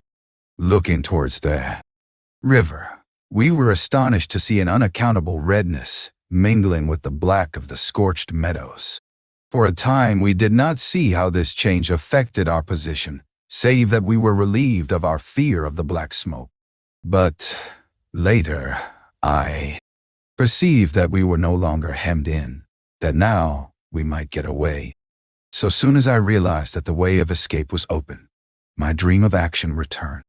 But the curate was lethargic, unreasonable. "We are safe here," he repeated. "Safe here." I resolved to leave him. Would that I had. Wiser now for the artilleryman's teaching, I sought out food and drink. I had found oil and rags for my burns, and I also took a hat and a flannel shirt that I found in one of the bedrooms. When it was clear to him that I meant to go alone, had reconciled myself to going alone, he suddenly roused himself to come, and all being quiet throughout the afternoon, we started about 5 o'clock, as I should judge, along the blackened road to Sunbury. In Sunbury, and at intervals along the road, were dead bodies lying in contorted attitudes, horses as well as men, overturned carts and luggage, all covered thickly with black dust. That pall of cindery powder made me think of what I had read of the destruction of Pompeii. We got to Hampton Court without misadventure, our minds full of strange and unfamiliar appearances, and at Hampton Court our eyes were relieved to find a patch of green that had escaped the suffocating drift. We went through Bushy Park, with its deer going to and fro under the chestnuts, and some men and women hurrying in the distance towards Hampton, and so we came to Twickenham. These were the first people we saw. Away across the road, the woods beyond Ham and Petersham were still afire. Twickenham was uninjured by either heat ray or black smoke, and there were more people about here, though none could give us news. For the most part, they were like ourselves, taking advantage of a lull to shift their role. Quarters. I have an impression that many of the houses here were still occupied by scared inhabitants, too frightened even for flight. Here too the evidence of a hasty rout was abundant along the road. I remember most vividly 3 smashed bicycles, in a heap, pounded into the road by the wheels of subsequent carts. We crossed Richmond Bridge about 8:30. We hurried across the exposed bridge, of course, but I noticed floating down the stream a number of red masses, some many feet across. I did not know what these were. There was no time for scrutiny, and I put a more horrible interpretation on them than they deserved. Here again on the Surrey side were black dust that had once been smoke, and dead bodies, a heap near the Trotter Hole. Approach to the station, but we had no glimpse of the Martians until we were some way towards Barnes. We saw in the blackened distance a group of 3 people running down a side street towards the river, but otherwise it seemed deserted. Up the hill Richmond town was burning briskly. Outside the town of Richmond there was no trace of the black smoke. Then suddenly, as we approached Kew, came a number of people running, and the upperworks of a Martian fighting machine loomed in sight over the housetops, not 100 yards away from us. We stood aghast at our danger, and had the Martian looked down, we must immediately have perished. We were so terrified that we dared not go on, but turned aside and hid in a shed in a garden. There the curate crouched, weeping silently, and refusing to stir again. But my fixed idea of reaching Leatherhead would not let me rest, and in the twilight I ventured out again. I went through a shrubbery, and along a passage beside a big house standing in its own grounds, and so emerged upon the road towards Kew. The curate I left in the shed, but he came hurrying after me. That second start was the most foolhardy thing I ever did, for it was manifest the Martians were about us. No sooner had the curate overtaken me than we saw either the fighting machine we had seen before or another, far away across the meadows in the direction of Kew Lodge. 4 or 5 little black figures hurried before it across the green-gray of the field, and in a moment it was evident this Martian pursued them. In 3 strides he was among them, and they ran radiating from his feet in all directions. He used no heat ray to destroy them, but picked them up one by one. Apparently, he tossed them into the great metallic carrier which projected behind him, much as a workman's basket. hangs over his shoulder. It was the first time I realized that the Martians might have any other purpose than destruction with defeated humanity. We stood for a moment petrified, then turned and fled through a gate behind us into a walled garden. Fell into rather than found a fortunate ditch and lay there, scarce daring to whisper to each other until the stars were out. I suppose it was nearly 11 o'clock before we gathered courage to start again, no longer venturing into the road, but sneaking along hedgerows and through plantations, and watching keenly through the darkness. He on the right and I on the left, for the Martians, who seemed to be all about us. In one place we blundered upon a scorched and blackened area, now cooling and ashen, and a number of scattered dead bodies of men, burned horribly about the heads and trunks, but with their legs and boots mostly intact, and of dead horses, 50 feet, perhaps, behind a line of 4 ripped guns and smashed gun carriages. Sheen, it seemed, had escaped destruction, but the place was silent and deserted. Here, we happened on no dead, though the night was too dark for us to see into the side roads of the place. In Sheen, my companion suddenly complained of faintness and thirst, and we decided to try one of the houses. The first house we entered, after a little difficulty with the window, was a small semi-detached villa, and I found nothing eatable left in the place but some moldy cheese. There was, however, water to drink, and I took a hatchet, which promised to be useful in our next housebreaking. We then crossed to a place where the road turns towards Mortlake. Here there stood a white house, within a walled garden, and in the pantry of this domicile we found a store of food. 2 loaves of bread in a pan, an uncooked steak, and the half of a ham. I give this catalogue so precisely because, as it happened, we were destined to subsist upon this store for the next fortnight. Bottled beer stood under a shelf, and there were 2 bags of haricot beans and some limp lettuces. This pantry opened into a kind of wash-up kitchen, and in this was firewood.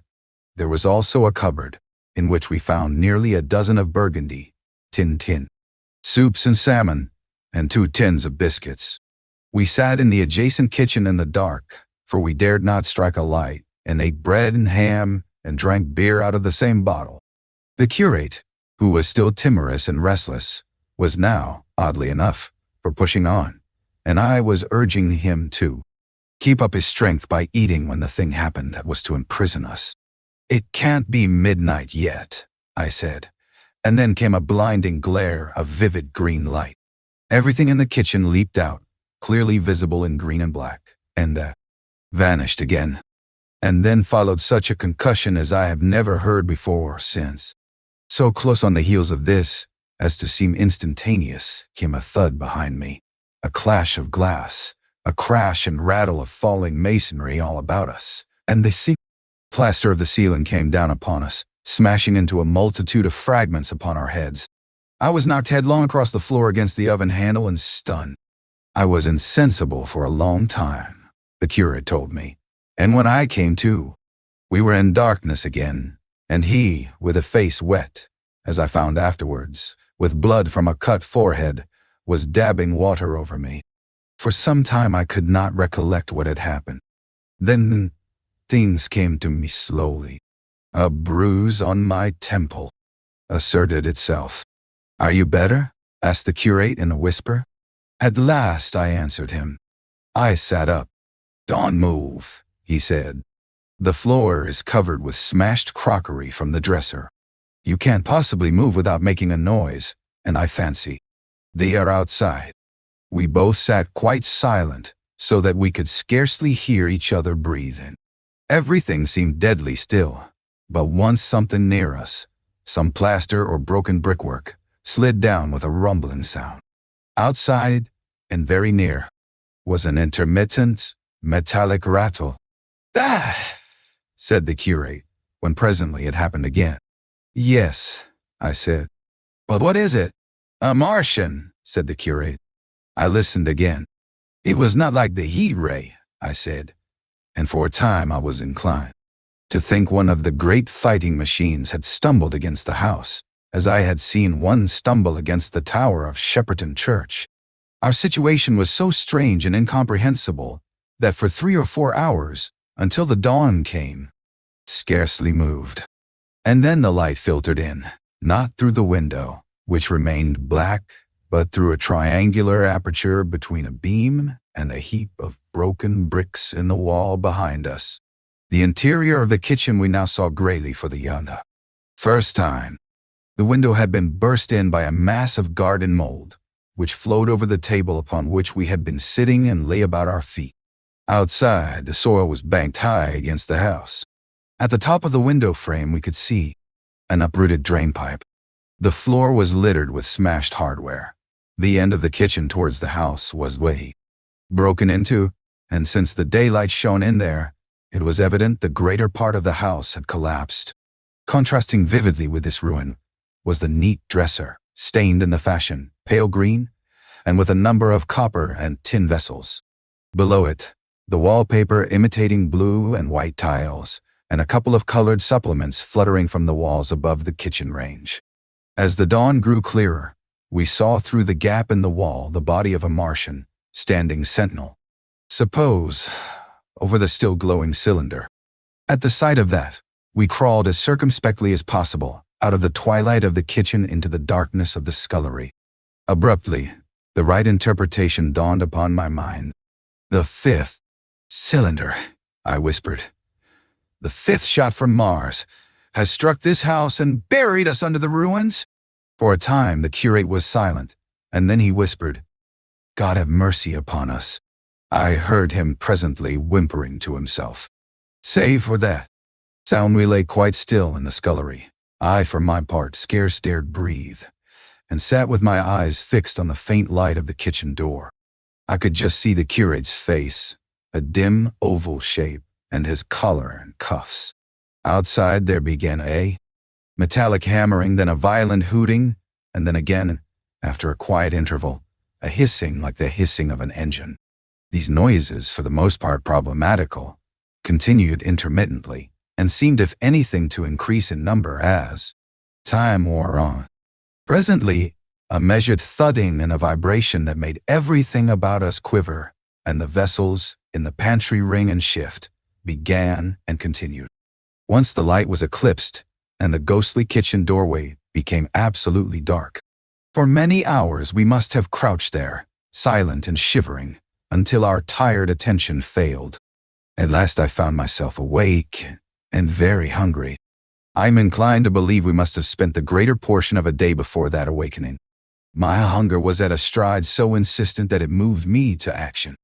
I told the curate I was going to seek food, and felt my way towards the pantry. He made me no answer.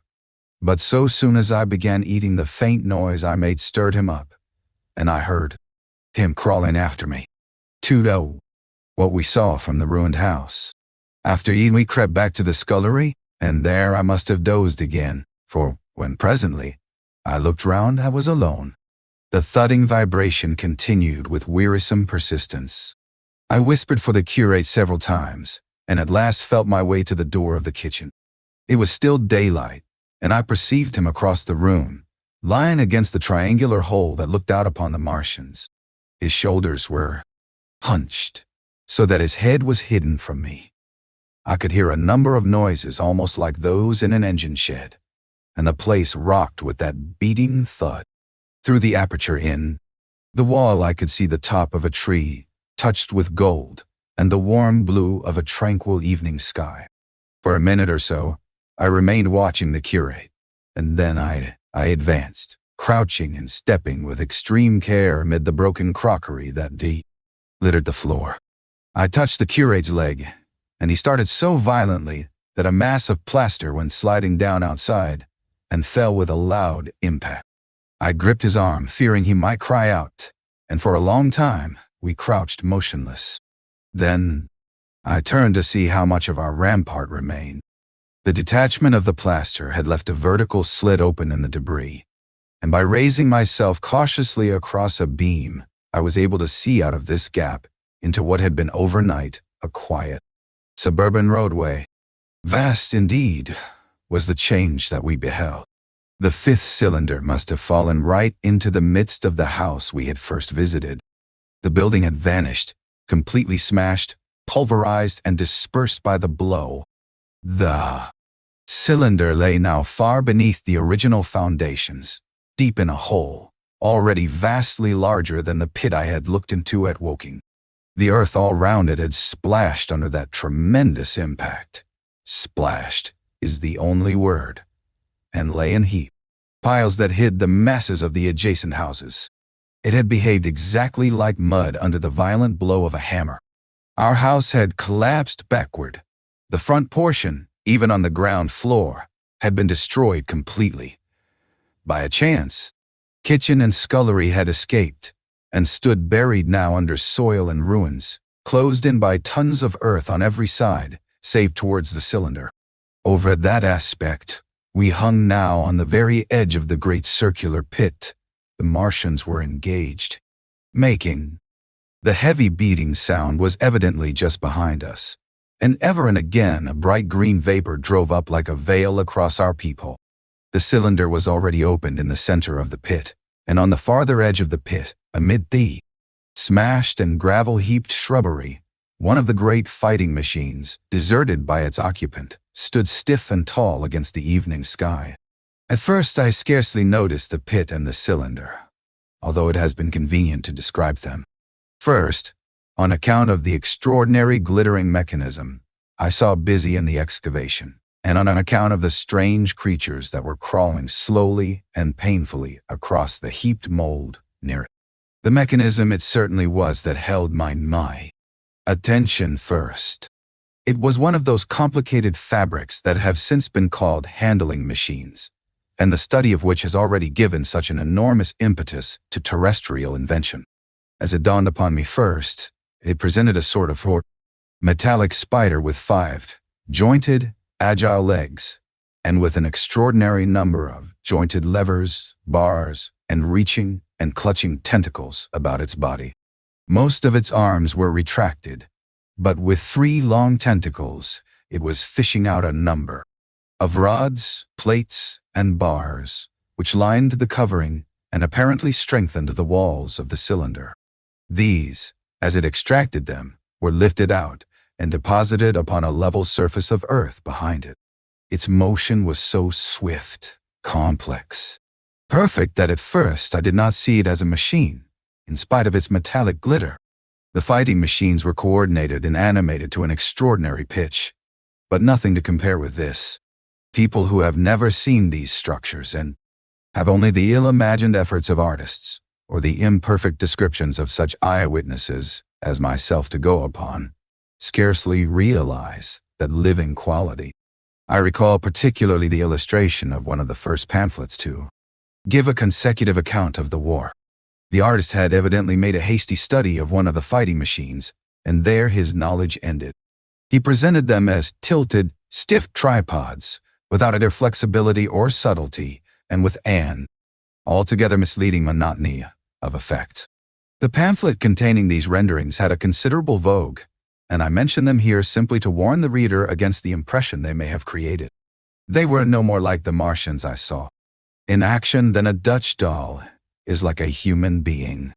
To my mind, a pamphlet would have been much better without them. At first, I say, the handling machine did not impress me as a machine, but as a crab-like creature with a glittering integument. The controlling Martian, whose delicate tentacles actuated its movements, seeming to be simply the equivalent of the crab's cerebral portion. But then I perceived the resemblance of its gray-brown, shiny, leathery integument to that of the other sprawling bodies beyond, and the true nature of this dexterous workman dawned upon me. With that realization, my interest shifted to those other creatures, the real Martians. Already I had had a transient impression of these, and the first nausea no longer obscured my observation. Moreover, I was concealed and motionless, and under no urgency of action. They were, I now saw, the most unearthly creatures it is possible to conceive. They were huge round bodies, or rather heads, about 4 feet in diameter, each body having in front of it a face. This face had no nostrils. Indeed, The Martians do not seem to have had any sense of smell, but it had a pair of very large, dark-colored eyes, and just beneath this, a kind of fleshy beak. In the full back of this head or body, I scarcely know how to speak of it, was the single tight tympanic surface, since known to be anatomically an ear, though it must have been almost useless in our dense air. In a group round the mouth were 16 slender, almost whip-like tentacles, arranged in 2 bunches of 8 each. These bunches have since been named rather aptly by that distinguished anatomist, Professor Howes, the Haas Dives. Even as I saw these Martians for the first time, they seemed to be endeavoring to raise themselves on these hands, but of course, with the increased weight of terrestrial conditions, this was impossible. There is reason to suppose that on Mars they may have progressed upon them with some facility. The internal anatomy, I may remark here, as dissection has since shown, was almost equally simple. The greater part of the structure was the brain, sending enormous nerves to the eyes, ear, and tactile tentacles. Besides this were the bulky lungs, into which the mouth opened, and the heart and its vessels. The pulmonary distress caused by the denser atmosphere and greater gravitational attraction was only too evident in the convulsive movements of the outer skin. And this was the sum of the Martian organs. Strange as it may seem to a human being, all the complex apparatus of digestion, which makes up the bulk of our bodies, did not exist in the Martians. They were heads, merely heads. Entrails they had none. They did not eat, much less digest. Instead, they took the fresh, living blood of other creatures, injected it into their own veins. I have myself seen this being done, as I shall mention in its place. But, squeamish as I may seem, I cannot bring myself to describe what I could not endure even to continue watching. Let it suffice to say, blood obtained from a still living animal, in most cases from a human being, was run directly by means of a little pipette into the recipient canal. The bare idea of this is no doubt horribly repulsive to us, but at the same time I think that we should remember how repulsive our carnivorous habits would seem to an intelligent rabbit. The physiological advantages of the practice of injection are undeniable if one thinks of the tremendous waste of human time and energy occasioned by eating and the digestive process. Our bodies are half made up of glands and tubes and organs occupied in turning heterogeneous food into blood. The digestive processes and their reaction upon the nervous system sap our strength and color our minds. Men go happy or miserable as they have healthy or unhealthy livers or sound gastric glands. But the Martians were lifted above all these organic fluctuations of mood and emotion. Their undeniable preference for men, as their source of nourishment, is partly explained by the nature of the remains of the victims they had brought with them as provisions from Mars. These creatures, to judge from the shriveled remains that have fallen into human hands, were bipeds, with flimsy, siliceous skeletons, almost like those of the siliceous sponges, and feeble musculature, standing about 6 feet high, and having round, erect heads and large eyes in flinty sockets. 2 or 3 of these seem to have been brought in each cylinder, and all were killed before Earth was reached. It was just as well for them, for the mere attempt to stand upright upon our planet would have broken every bone in their bodies. And while I am engaged in this description, I may add in this place certain further details which, although they were not all evident to us at the time, will enable the reader who is unacquainted with them to form a clearer picture of these offensive creatures. In 3 other points, their physiology differed strangely from ours. Their organisms did not sleep, any more than the heart of man sleeps. Since they had no extensive muscular mechanism to recuperate, that periodical extinction was unknown to them. They had little or no sense of fatigue, it would seem. On Earth, they could never have moved without effort, yet even to the last they kept in action. In 24 hours they did 24 hours of work, as even on Earth is perhaps the case with the ants. In the next place, Wonderful as it seems in a sexual world, the Martians were absolutely without sex, and therefore without any of the tumultuous emotions that arise from that difference among men. A young Martian, there can now be no dispute, was really born upon Earth during the war, and it was found attached to its parent, partially budded off, just as young lily bulbs bud off, or like the young animals in the freshwater polyp. In man, in all of the higher terrestrial animals, such a method of increase has disappeared. But even on this earth, it was certainly the primitive method. Among the lower animals, up even to those first cousins of the vertebrated animals, the tunicates, the two processes occur side by side, but finally the sexual method superseded its competitor altogether. On Mars, however, just the reverse has apparently been the case. It is worthy of remark that a certain speculative writer of quasi-scientific repute, writing long before the Martian invasion, did forecast for man a final structure not unlike the actual Martian condition.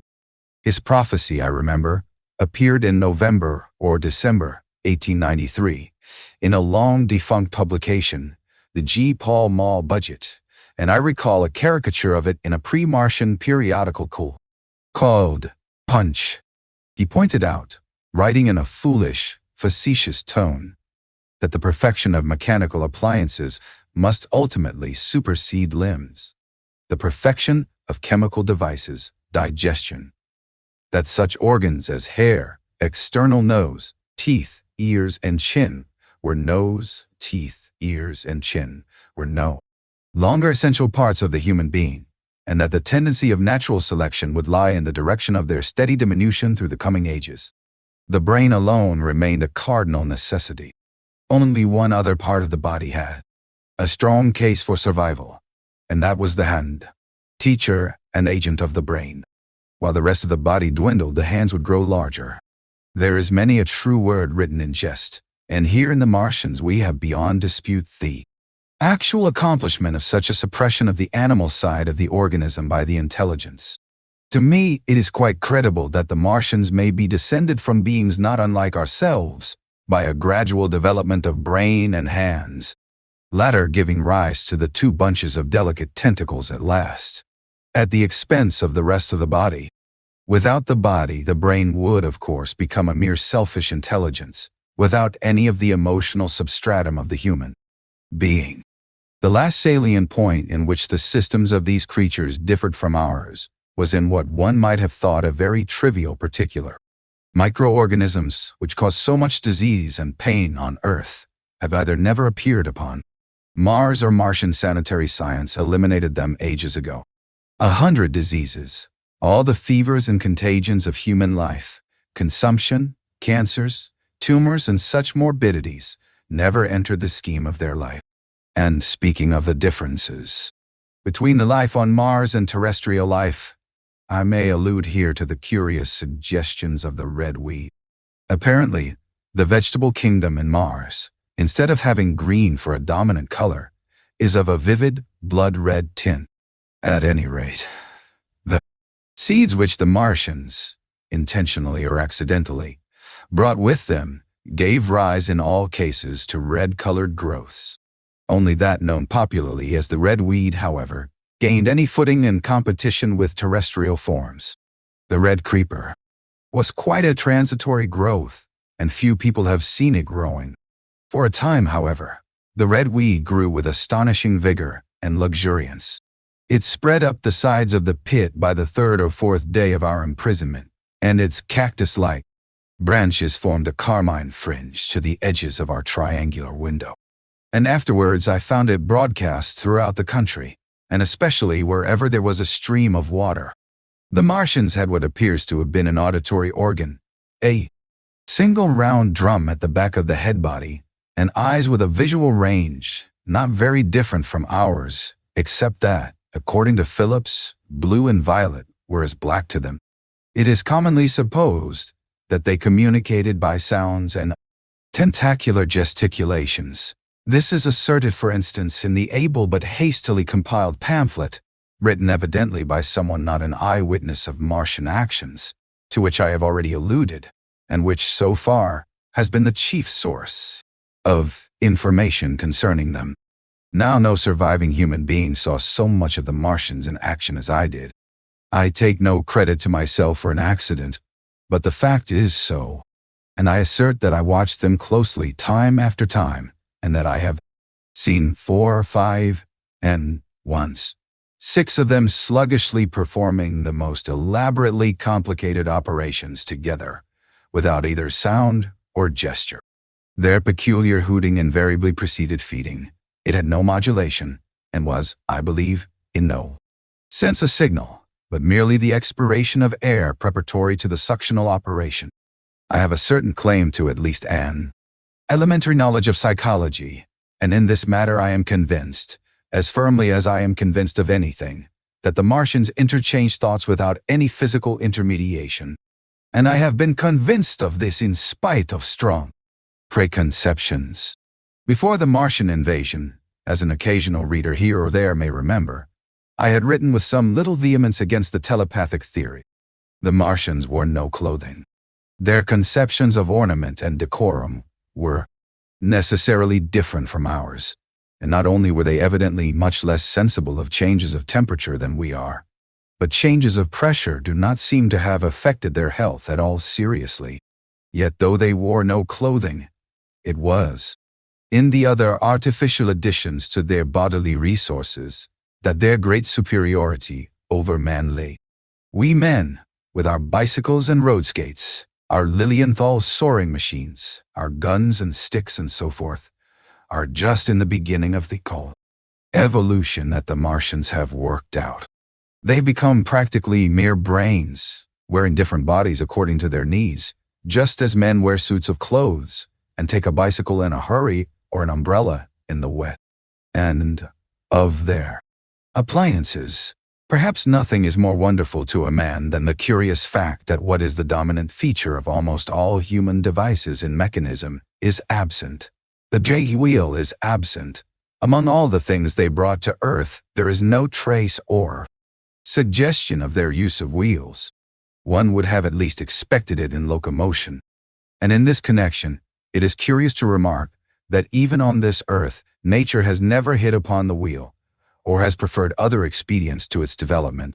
And not only did the Martians either not know of, which is incredible, or abstain from, the wheel, but in their apparatus singularly little use is made of the fixed pivot, or relatively fixed pivot, with circular motions thereabout confined to one notions thereabout confined. Plain, to almost all the joints of the machinery present a complicated system of sliding parts moving over small but beautifully curved friction bearings. And while upon this matter of detail, it is remarkable that the long leverages of their machines are in most cases actuated by a sort of sham musculature of the discs in an elastic sheath. These discs become polarized and drawn closely and powerfully together when traversed by a current of electricity. In this way, the curious parallelism to animal motions, which was so striking and disturbing to the human beholder, was attained. Such quasi-muscles abounded in the crab-like handling machine which, on my first peeping out of the slit, I watched unpacking the cylinder. It seemed infinitely more alive than the actual Martians lying beyond it, in the sunset light, panting, stirring ineffectual tentacles, and moving feebly after their vast journey across space. While I was still watching their sluggish motions in the sunlight, and noting each strange detail of their form, the curate reminded me of his presence by pulling violently at my arm. I turned to a scowling face and silent, eloquent lips. He wanted the slit, which permitted only one of us to peep through.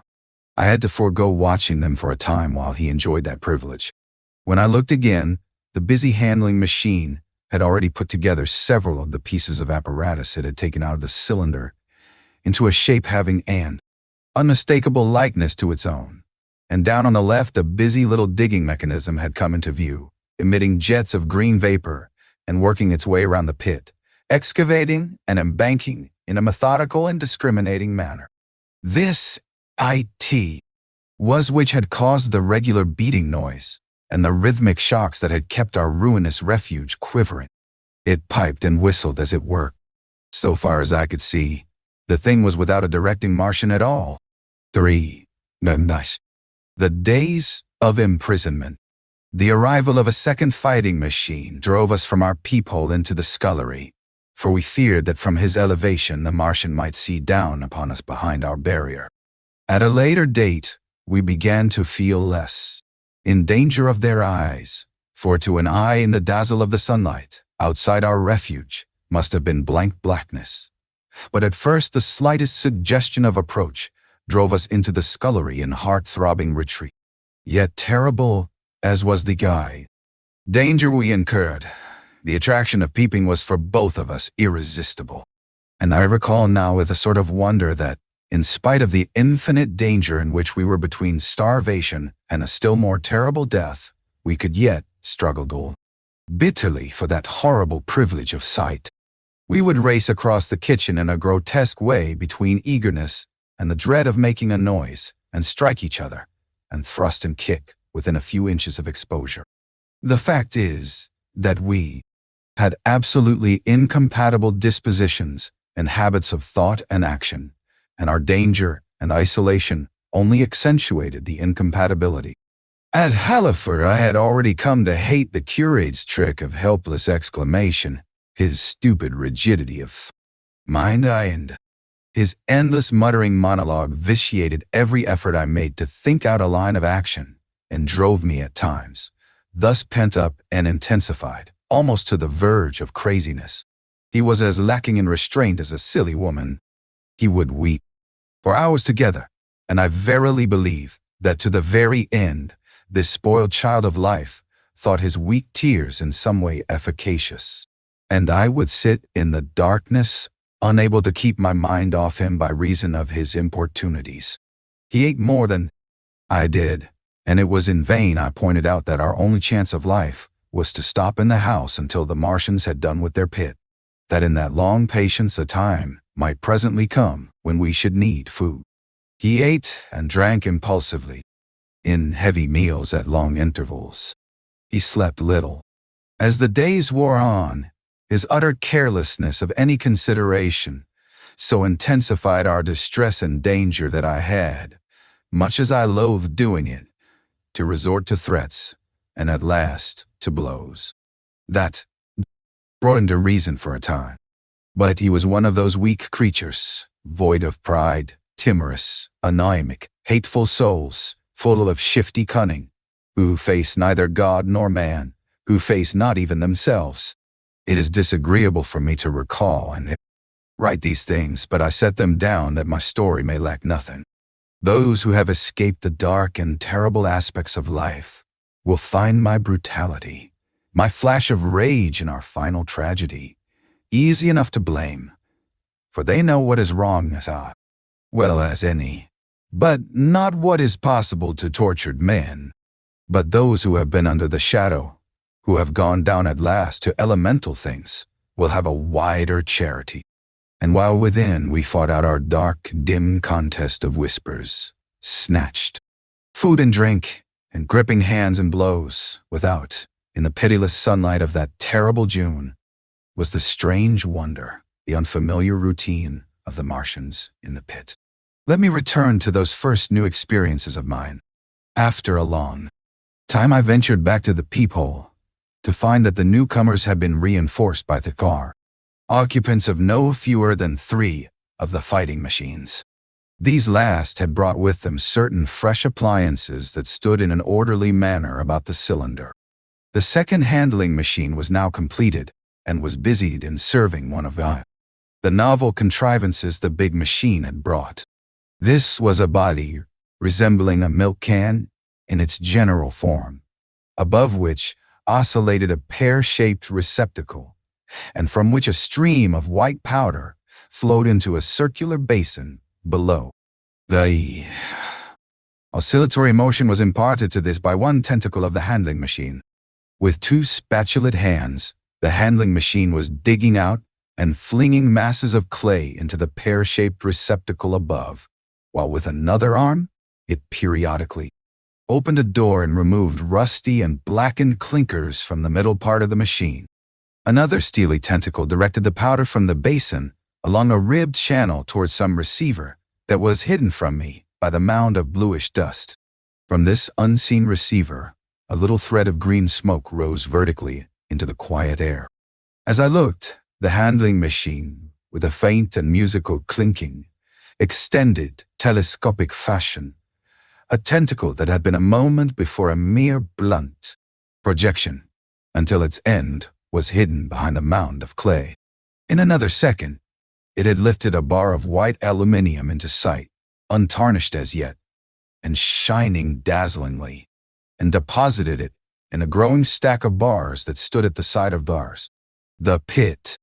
Between sunset and starlight, this dexterous machine must have made more than 100 such bars out of the crude clay, and the mound of bluish dust rose steadily until it topped the side of the pit. The contrast between the swift and the complex movements of these contrivances and the inert, panting clumsiness of their masters was acute, and for days I had to tell myself repeatedly that these latter were indeed the living of the two things. The curate had possession of the slit when the first men were brought to the pit. I was sitting below, huddled up, listening with all my ears. He made a sudden movement backward, and I, fearful that we were observed, crouched in a spasm of terror. He came sliding down the rubbish and crap beside me in the darkness, inarticulate, gesticulating, and for a moment I shared his panic. His gesture suggested a resignation of the slit, and after a little while my curiosity gave me courage, and I rose up, stepped across him, and clambered up all to it. At first I could see no reason for his frantic behavior. The twilight had now come, the stars were little and faint, but the pit was illuminated by the flickering green fire that came from the aluminium making. The whole picture was a flickering scheme of green gleams and shifting rusty black shadows, strangely trying to the eyes. Over and through it all went the bats, heeding it not at all. The sprawling Martians were no longer to be seen. The mound of blue-green powder had risen to cover them from sight, and a fighting machine, with its legs contracted, crumpled, and abbreviated, stood across the corner of the pit.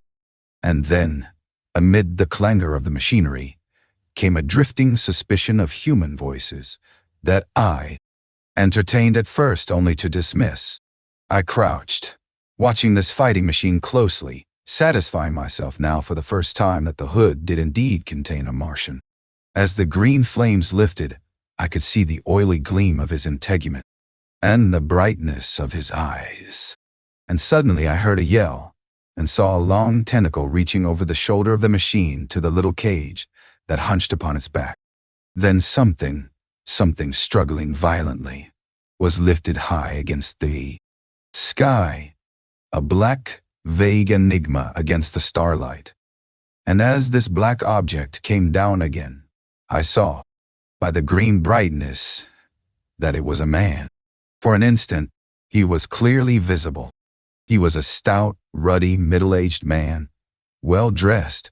3 days before, he must have been walking the world, a man of considerable consequence. I could see his staring eyes and gleams of light on his studs and watch chain. He vanished behind the mound, and for a moment there was silence. And then began a shrieking and a sustained and cheerful hooting from the Martians. I slid down the rubbish, struggled to my feet, clapped my hands over my ears, and bolted into the scullery. The curate, who had been crouching silently with his arms over his head, looked up as I passed, cried out quite loudly at my desertion of him, and came running after me. At night, as we lurked in the scullery, balanced between our horror and the terrible fascination this peeping had. Although I felt an urgent need of action, I tried in vain to conceive some plan of escape. But afterwards, during the second day, I was able to consider our position with great clearness. The curate, I found, was quite incapable of discussion. This new and culminating atrocity had robbed him of all vestiges of reason or forethought. Practically, he had already sunk to the level of an animal. But as the saying goes, I gripped myself with both hands. It grew upon my mind, once I could face the facts, that terrible as our position was, there was as yet no justification for absolute despair. Our chief chance lay in the possibility of the Martians making the pit nothing more than a temporary encampment. Or even if they kept it permanently, they might not consider it necessary to guard it, and a chance of escape might be afforded us. I also weighed very carefully the possibility of our digging a way out in a direction away from the pit, but the chances of our emerging within sight of some sentinel fighting machine seemed at first too great, and I should have had to do all digging myself. The curate would certainly have failed me. It was on the third day, if my memory serves me right, that I saw the lad killed. It was the only occasion on which I actually saw the Martians feed.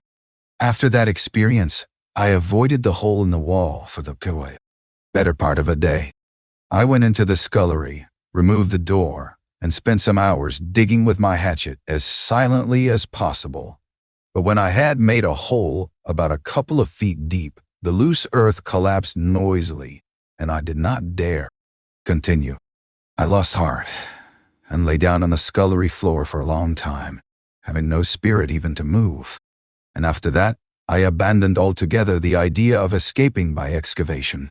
It says much for the impression the Martians had made upon me that, at first, I entertained little or no hope of our escape being brought about by their overthrow through any human effort. But on the fourth or fifth night, I heard a sound like heavy guns. It was very late in the night, and the moon was shining brightly. The Martians had taken away the excavating machine, and save for a fighting machine that stood in the remoter bank of the pit and a handling machine that was buried out of my sight in a corner of the pit immediately beneath my peephole, the place was deserted by them. Except for the pale glow from the handling machine and the bars and patches of white moonlight, the pit was in darkness, and, except for the clinking of the handling machine, quite still. That night was a beautiful serenity. Save for one planet, the moon seemed to have the sky to herself. I heard a dog howling, and that familiar sound it was that made me listen. Then I heard quite distinctly a booming, exactly like the sound of great guns. 6 distinct reports. I counted, and after a long interval, 6 again. And that was all. By 4. The death of the curate. It was on the 6th day of our imprisonment that I peeped for the last time, and presently found myself alone. Instead of keeping close to me and trying to oust me from the slit, the curate had gone back into the scullery. I was struck by a sudden thought. I went back quickly and quietly into the scullery. In the darkness, I heard the curate drinking. I snatched in the darkness and my fingers caught a bottle. Burgundy. For a few minutes, there was a tussle. The bottle struck the floor and broke, and I desisted and rose. We stood panting and threatening each other. In the end, I planted myself between him and the food, and told him of my determination to begin a discipline. I divided the food in the pantry into rations to last us 10 days. I would not let him eat any more that day. In the afternoon, he made a feeble effort to get at the food. I had been dozing, but in an instant, I was awake. All day and all night, we sat face to face. I weary but resolute, and he weeping and complaining of his immediate hunger. It was, I know, a night and a day, but to me, it seems now, an interminable length of time. And so, our widened incompatibility ended at last in open conflict. For 2 vast days, we struggled in undertones and wrestling contests. There were times when I beat and kicked him madly, times when I cajoled and persuaded him, and once I tried to bribe him with the last bottle of Burgundy, for there was a rainwater pump from which I could get water. But neither force nor kindness availed. He was indeed beyond reason. He would neither desist from his attacks on the food nor from his noisy babbling to himself. The rudimentary precautions to keep our imprisonment endurable, he would not observe. Slowly, I began to realize the complete overthrow of his intelligence, to perceive that my sole companion in this close and sickly darkness was a man insane. From certain vague memories, I am inclined to think my own mind wandered at times. I had strange and hideous dreams whenever I slept. It sounds paradoxical, but I am inclined to think that the weakness and insanity of the curate warned me, braced me, and kept me a sane man. On the 8th day he began to talk aloud instead of whispering, and nothing I could do would moderate his speech. "It is just, oh God," he would say, over and over again. "It is just. On me and mine be the punishment laid. We have sinned, we have fallen short. There was poverty, sorrow. The poor were trodden in the dust, and I held my peace. I preached acceptable folly. My God, what folly! When I should have stood up, though I died for it, and called upon them to repent, repent, oppressors of the poor and needy, the winepress of God." Then he would suddenly revert to the matter of the food I withheld from him, praying, begging, weeping, at last threatening. He began to raise his voice. I prayed him not to. He perceived a hold on me. He threatened he would shout and bring the Martians upon us. For a time that scared me, but any concession would have shortened our chance of escape beyond estimating. I defied him, although I felt no assurance that he might not do this thing. But that day, at any rate, he did not. He talked with his voice rising slowly. Through the greater part of the 8th and 9th days, threats, entreaties, mingled with a torrent of half-sane and always frothy repentance for his vacant sham of God's service, such as made me pity him. Then he slept a while, and began again with renewed strength, so loudly that I must needs make him desist. "Be still," I implored. He rose to his knees, for he had been sitting in the darkness, near the copper. "I have been still too long," he said, in a tone that must have reached the pit, "and now I must bear my witness. Woe unto this unfaithful city! Woe! Woe! Woe! Woe! Woe! To the inhabitants of the earth by reason of the other voices of the trumpet! Shut up!" I said, rising to my feet, and in a terror lest the Martians should hear us. "For God's sake, nay!" shouted the curate, at the top of his voice, standing likewise and extending his arms. "Speak! The word of the Lord is upon me." In 3 strides he was at the door leading into the kitchen. "I must bear my witness. I go.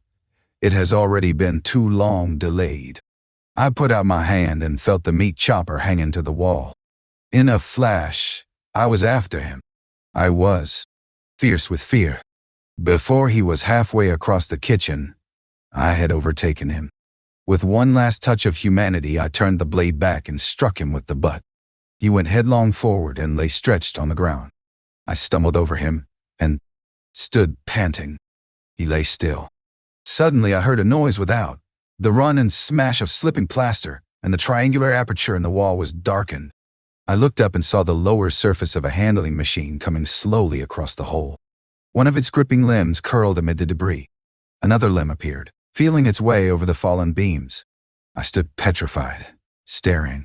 Then I saw through a sort of glass plate near the edge of the body the face, as we may call it, and the face. Large dark eyes of a Martian, peering, and then a long metallic snake of tentacle came feeling slowly through the hole. I turned by an effort, stumbled over the curate, and stopped at the scullery door.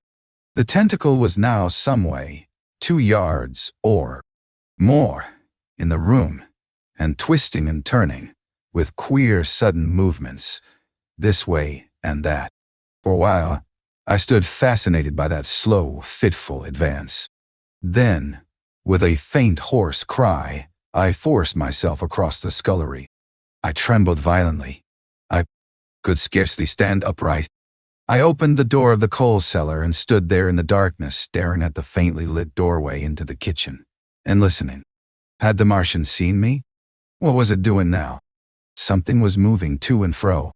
There, very quietly.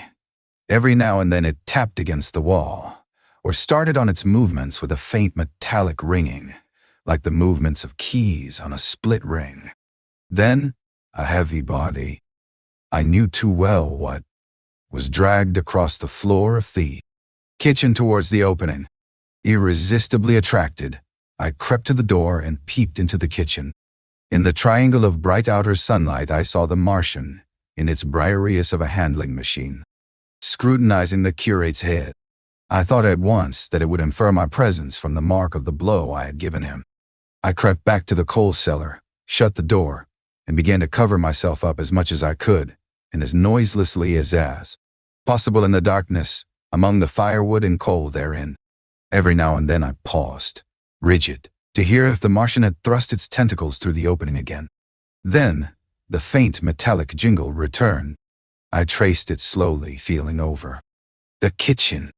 Presently, I heard it nearer, in the scullery, as I judged. I thought that its length might be insufficient to reach me. I prayed copiously. It passed, scraping faintly across the cellar door. An age of almost intolerable suspense intervened. Then I heard it fumbling at the latch. It had found the door. The Martians understood doors. It worried it at the catch for a minute perhaps, and then the door opened. In the darkness, I could just see the thing, like an elephant's trunk. More than anything else, waving towards me and touching and examining the wall, coals, wood, and ceiling. It was like a black worm swaying its blind head to and fro. Once, even, it touched the heel of my boot. I was on the verge of screaming. I bit my hand. For a time, the tentacle was silent. I could have fancied it had been withdrawn. Presently, with an abrupt click, it gripped something. I thought it had me, and seemed to go out of the cellar again. For a minute, I was not sure. Apparently, it had taken a lump of coal to examine. I seized the opportunity of slightly shifting my position, which had become cramped, and then listened. I whispered passionate prayers for safety. Then I heard the slow, deliberate sound creeping towards me. Again. Slowly, slowly, it drew near, scratching against the walls and tapping the furniture. While I was still doubtful, it rapped smartly against the cellar door and closed it. I heard it go into the pantry, and the biscuit tins rattled and a bottle smashed, and then came a heavy bump against the cellar door. Then silence that passed into an infinity of suspense. Had it gone? At last I decided that it had. It came into the scullery no more, but I lay all the 10th day in the close darkness, buried among coals and firewood, not daring even to crawl out for the drink for which I craved. It was the 11th day before I ventured so far from my security. The stillness. My first act before I went into the pantry was to fasten the door between the kitchen and the scullery. But the pantry was empty. Every scrap of food had gone. Apparently, the Martian had taken it all on the previous day. At that discovery, I despaired for the first time. I took no food, or no drink either, on the 11th or the 12th day. At first my mouth and throat were parched, and my strength ebbed sensibly. I sat about in the darkness of the scullery, in a state of despondent wretchedness. My mind ran on eating. I thought I had become deaf, for the noises of movement I had been accustomed to hear from the pit had ceased absolutely. I did not feel strong enough to crawl noiselessly to the peephole, or I would have gone. There. On the 12th day my throat was so painful that, taking the chance of alarming the Martians, I attacked the creaking rainwater pump that stood by the sink, and got a couple of glassfuls of blackened and tainted rainwater. I was greatly refreshed by this, and emboldened by the fact that no inquiring tentacle followed the noise of my pumping. During these days, in a rambling, inconclusive way, I thought much of the curate and of the manner of his death. On the 13th day, I drank some more water, and dozed and thought disjointedly of eating and of vague, impossible plans of escape. Whenever I dozed, I dreamt of horrible phantasms, of the death of the curate, or of sumptuous dinners, but asleep or awake, I felt a keen pain that urged me to drink again and again. The light that came into the scullery was no longer gray, but red. To my disordered imagination, it seemed the color of blood. On the 14th day, I went into the kitchen, and I was surprised to find that the fronds of the red weed had grown right across the hole in the wall, turning the half-light of the place into a crimson-colored obscurity. It was early on the 15th day that I heard a curious, familiar sequence of sounds in the kitchen, and listening, identified it as the snuffing and scratching of a dog. Going into the kitchen, I saw a dog's nose peering in through a break among the ruddy fronds. This greatly surprised me. At the scent of me, he barked shortly. I thought, if I could induce him to come into the place quietly, I should be able, perhaps, to kill and eat him. And in any case, it would be advisable to kill him, lest his actions attracted the attention of the Martians. I crept forward, saying, "Good dog," very softly, but he suddenly withdrew his head and disappeared. I listened. I was not deaf, but certainly the pit was still. I heard a sound like the flutter of a bird's wings and a horse croaking, but that was all. For a long while, I lay close to the peephole, but not daring to move aside the red plants that obscured it. Once or twice I heard a faint pitter-patter like the feet of the dog going hither and thither on the sand far below me, and there were more bird-like sounds, but that was all. At length, encouraged by the silence, I looked out. Except in the corner, where a multitude of crows hopped and fought over the skeletons of the dead the Martians had consumed, there was not a living thing in the pit. I stared about me, scarcely believing my eyes. All the machinery had gone. Save for the big mound of grayish-blue powder in one corner, certain bars of aluminum in another, the blackbirds, and the skeletons of the killed, the place was merely an empty circular pit in the sand. Slowly I thrust myself out through the red weed and stood upon the mound of rubble. I could see in any direction save behind me, to the north, and neither Martians nor sign of Martians were to be seen. The pit dropped sheerly from my feet, but a little way along the rubbish afforded a practicable slope to the summit of the ruins. My chance of escape had come. I began to tremble.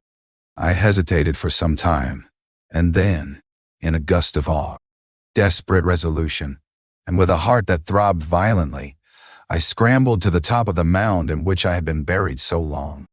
I looked about again. To the northward, too, no Martian was visible. When I had last seen this part of Sheen, in the daylight, it had been a straggling street of comfortable white and red houses, interspersed with abundant shady trees. Now I stood on a mound of smashed brickwork, clay and gravel, over which spread a multitude of red cactus-shaped plants, knee-high, without a solitary terrestrial growth to dispute their footing. The trees near me were dead and brown, but further a network of red threads scaled the still living stems. The neighboring houses had all been wrecked, but none had been burned. Their walls stood, sometimes to the second story, with smashed windows and shattered doors. The red weed grew tumultuously in their roofless rooms. Below me was the great pit, with the crows struggling for its refuse. A number of other birds hopped about among the ruins. Far away I saw a gaunt cat slink crouchingly along a wall, but traces of men there were none. The day seemed, by contrast with my recent confinement, dazzlingly bright. The sky, a glowing blue. A gentle breeze kept the red weed that covered every scrap of unoccupied ground gently swaying. And oh, the sweetness of the air! The work of 15 days. For some time, I stood tottering on the mound regardless of my safety. Within that noisome den from which I had emerged, I had thought with a narrow intensity only of our immediate security. I had not realized what had been happening to the world, had not anticipated the startling vision of unfamiliar things. I had expected to see Sheen in ruins. I found about me the landscape, weird and lurid, of another planet. For that moment, I touched an emotion beyond the common range of men, yet one that the poor brutes we dominate know only too well. I felt as a rabbit might feel returning to his burrow and suddenly confronted by the work of a dozen busy navvies digging the foundations of a house. I felt the first inkling of a thing that presently grew quite clear in my mind, that oppressed me for many days. A sense of dethronement, a persuasion that I was no longer a master, but an animal among the animals, under the Martian heel. With us, it would be as with them, to lurk and watch, to run and hide. The fear and empire of man had passed away. But so soon as this strangeness had been realized, it passed, and my dominant motive became the hunger of my long and dismal fast. In the direction away from the pit, I saw, beyond a red-covered wall, a patch of garden ground unburied. This gave me a hint, and I went knee-deep, and sometimes neck-deep, in the red weed. The density of the weed gave me a reassuring sense of hiding. The wall was some 6 feet high, and when I attempted to clamber it, I found I could not lift my feet to the crest. So I went along by the side of it and came to a corner in a rockwork that enabled me to get to the top and tumble into the garden I coveted. Here I found some young onions, a couple of gladiolus bulbs, and a quantity of immature carrots, all of which I secured, and scrambling over a ruined wall, went on my way through scarlet and crimson trees towards Q. It was like walking through an avenue of gigantic blood drops, possessed with two ideas: to get more food and to limp, as soon as far as my strength permitted, out of this accursed unearthly region of the pit. Some way farther, in a grassy place, was a group of mushrooms which also I devoured, and then I came upon a brown sheet of flowing shallow water where meadows used to be. These fragments of nourishment served only to whet my hunger. At first I was surprised at this flood in a hot, dry summer, but afterwards I discovered that it was caused by the tropical exuberance of the red weed. Directly this extraordinary growth encountered water, it straightway became gigantic and of unparalleled fecundity. Its seeds were simply poured down into the water of the Way in Thames, and its swiftly growing and titanic waterfront speedily choked both those rivers. At Putney, as I afterwards saw, the bridge was almost lost in a tangle of this weed, and at Richmond, too, the Thames water poured in a broad and shallow stream across the meadows of Hampton and Twickenham. As the water spread, the weed followed them, until the ruined villas of the Thames Valley were for a time lost in this red swamp, whose margin I explored, and much of the fire, desolation the Martians had caused was concealed. In the end, the red weed succumbed almost as quickly as it had spread, a cankering disease, due, it is believed, to the action of certain bacteria presently seized upon it. Now, by the action of natural selection, all terrestrial plants have acquired a resisting power against bacterial diseases. They never succumb without a severe struggle, but the red weed rotted like a thing already dead. The fronds became bleached and then shriveled and brittle. They broke off at the least touch, and the waters that had stimulated their early growth carried their last vestiges out to sea. My first act on coming to this water was, of course, to slake my thirst. I drank a great deal of it, and, moved by an impulse, gnawed some fronds of red weed, but they were watery and had a sickly, metallic taste. I found the water was sufficiently shallow for me to wade securely, although the red weed impeded my feet a little, but the flood evidently got deeper toward the river, and I turned back to Mortlake. I managed to make out the road by means of occasional ruins of its villas and fences and lamps, and so presently I got out of this spate and made my way to the hill going up towards Roehampton, and came out on Putney Common. Here the scenery changed from the strange and unfamiliar to the wreckage of the familiar. Patches of ground exhibited the devastation of a cyclone, and in a few score yards I would come upon perfectly undisturbed spaces, houses with their blinds trimly drawn and doors closed, as if they had been left for a day by the owners, or as if their inhabitants slept within. The red weed was less abundant. The tall trees along the lane were free from the red creeper. I hunted for food among the trees, finding nothing, and I also raided a couple of silent houses, but they had already been broken into and ransacked. I rested for the remainder of this daylight in a shrubbery, being, in my enfeebled condition, too fatigued to push on. All this time I saw no human beings and no signs of the Martians. I encountered a couple of hungry-looking dogs, but both hurried circuitously away from the advances I made them. Near Roehampton, I had seen 2 human skeletons, not bodies, but skeletons, picked clean, and in the wood by me, I found the crushed and scattered bones of several cats and rabbits and the skull of a sheep. But though I gnawed parts of these in my mouth, there was nothing to be got from them.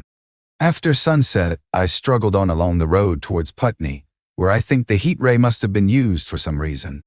And in the garden beyond Roehampton, I got a quantity of immature potatoes, sufficient to stay my hunger. From this garden, one looked down upon Putney and the river. The aspect of the place in the dusk was singularly desolate.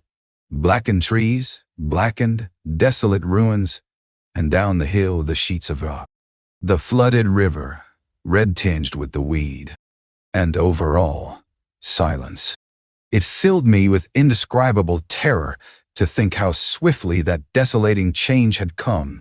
For a time I believed that mankind had been swept out of existence, and that I stood there alone, the last man left alive. Hard by the top of Putney Hill, I came upon another skeleton, with the arms dislocated and removed several yards from the rest of the body. As I proceeded, I became more and more convinced that the extermination of mankind was, save for such stragglers as myself, already accomplished in this part of the world. The Martians, I thought, had gone on and left the country desolated, seeking food elsewhere. Perhaps even now they were destroying Berlin or Paris, or it might be they had gone northward. Zebin taught. Then on Putney Hill. I spent that night in the inn that stands at the top of Putney Hill, sleeping in a made bed for the first time since my flight to Leatherhead. I will not tell the needless trouble I had breaking into that house. Afterwards I found the front door was on the latch, nor how I ransacked every room for food, until just on the verge of despair, in what seemed to me to be a servant's bedroom, I found a rat-gnawed crust and 2 tins of pineapple. The place had been already searched and emptied. In the bar, I afterwards found some biscuits and sandwiches that had been overlooked. The latter I could not eat, they were too rotten, but the former not only stayed my hunger, but filled my pockets. I lit no lamps, fearing some Martian might come beating that part of London for food in the night. Before I went to bed, I had an interval of restlessness, and prowled from window to window, peering out for some sign of these monsters. I slept little. As I lay in bed, I found myself thinking consecutively, thing I do not remember to have done since my last argument with the curate. During all the intervening time, my mental condition had been a hurrying succession of vague emotional states, or a sort of stupid receptivity. But in the night, my brain, reinforced, I suppose, by the food I had eaten, grew clear again, and I thought. 3 things struggled for possession of my mind: the killing of the curate, the whereabouts of the Martians, and the possible fate of my wife. The former gave me no sensation of horror or remorse to recall. I saw it simply as a thing done, a memory infinitely disagreeable but quite without the quality of remorse. I saw myself then, as I see myself now, driven step by step towards that hasty blow, of a sequence of accidents leading inevitably to that. I felt no condemnation, yet the memory, static, unprogressive, haunted me. In the silence of the night, with that sense of the nearness of God that sometimes comes into the stillness and the same darkness, I stood my trial, my only trial. For at that moment of wrath and fear, I retraced every step of our conversation from the moment when I had found him crouching beside me, heedless of my thirst, and pointing to the fire and smoke that streamed up from the ruins of Weybridge. We had been incapable of cooperation. Grim chance had taken no heed of that. Had I foreseen, I should have left him at Halliford.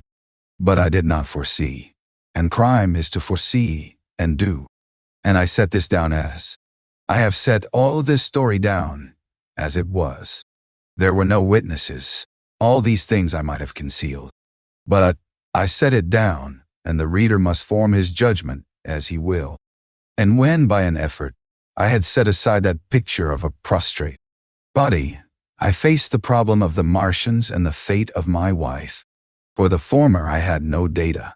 I could imagine 100 things, and so, unhappily, I could for the latter. And suddenly that night became terrible. I found myself sitting up in bed, staring at the dark. I found myself praying that the heat ray might have suddenly and painlessly struck her out of being. Since the night of my return from Leatherhead, I had not prayed. I had uttered prayers, fetish prayers, had prayed as heathens, muttered charms when I was in extremity. But now I prayed indeed, pleading steadfastly and sanely, face to face with the darkness of God. Strange night, strangest in this, that so soon as dawn had come, I, who had talked with God, crept out of the house like a rat, leaving its hiding place, a creature scarcely larger, an inferior animal, a thing that for any passing whim of our masters might be hunted and killed. Perhaps they also prayed confidently to God. Surely, if we have learned nothing else, this war has taught us pity. Pity for those witless souls that suffer our dominion. The morning was bright and fine, and the eastern sky glowed pink and was fretted with little golden clouds. In the road that runs from the top of Putney Hill to Wimbledon was a number of poor vestiges of the panic torrent that must have poured Londonward on the Sunday night after the fighting began. There was a little two-wheeled cart inscribed with the name of Thomas Lobb, greengrocer, New Malden, with a smashed wheel and an abandoned tin trunk. There was a straw hat trampled into the now hardened mud, and at the top of West Hill, a lot of blood-stained glass about the overturned water trough. My movements were languid, my plans of the vaguest. I had an idea of going to Leatherhead, though I knew that there I had the poorest chance of finding my wife. Certainly, unless death had overtaken them suddenly, my cousins and she would have fled thence, but it seemed to me I might find or learn there whither the Surrey people had fled. I knew I wanted to find my wife, that my heart ached for her in the world of men, but I had no clear idea how the finding might be done. I was also sharply aware now of my intense loneliness. From the corner I went, under cover of a thicket of trees and bushes, to the edge of Wimbledon Common, stretching wide and far. That dark expanse was lit in patches by yellow gorse and broom. There was no red weed to be seen, and as I prowled, hesitating, on the verge of the open, the sun rose, flooding it all with light and vitality. I came upon a busy swarm of little frogs in a swampy place among the trees. He became hard to me. Stopped to look at them, drawing a lesson from their stout resolve to live. And presently, turning suddenly, with an odd feeling of being watched, I beheld something crouching amid a clump of bushes. I stood regarding this. I made a step toward it, and it rose up and became a man armed with a cutlass. I approached him slowly. He stood silent and motionless, regarding me. As I drew nearer, I perceived he was dressed in clothes as dusty and filthy as my own. He looked indeed as though he'd had been dragged through a culvert. Nearer, I distinguished the green slime of ditches, mixing with the pale drab of dried clay and shiny, coaly patches. His black hair fell over his eyes, and his face was dark and dirty and sunken, so that at first I did not recognize him. There was a reddited cut across the lower part of his face. "Stop!" he cried, when I was within 10 yards of him, and I stopped. His voice was hoarse. "Where do you come from?" he said. I thought, surveying him. "I come from Mortlake," I said. "I was buried near the pit the Martians made about their cylinder. I have worked my way out and escaped. There is no food about here," he said. "This is my country. All this hill down to the river, and back to Clapham, and up to the edge of the common. There is only food for one."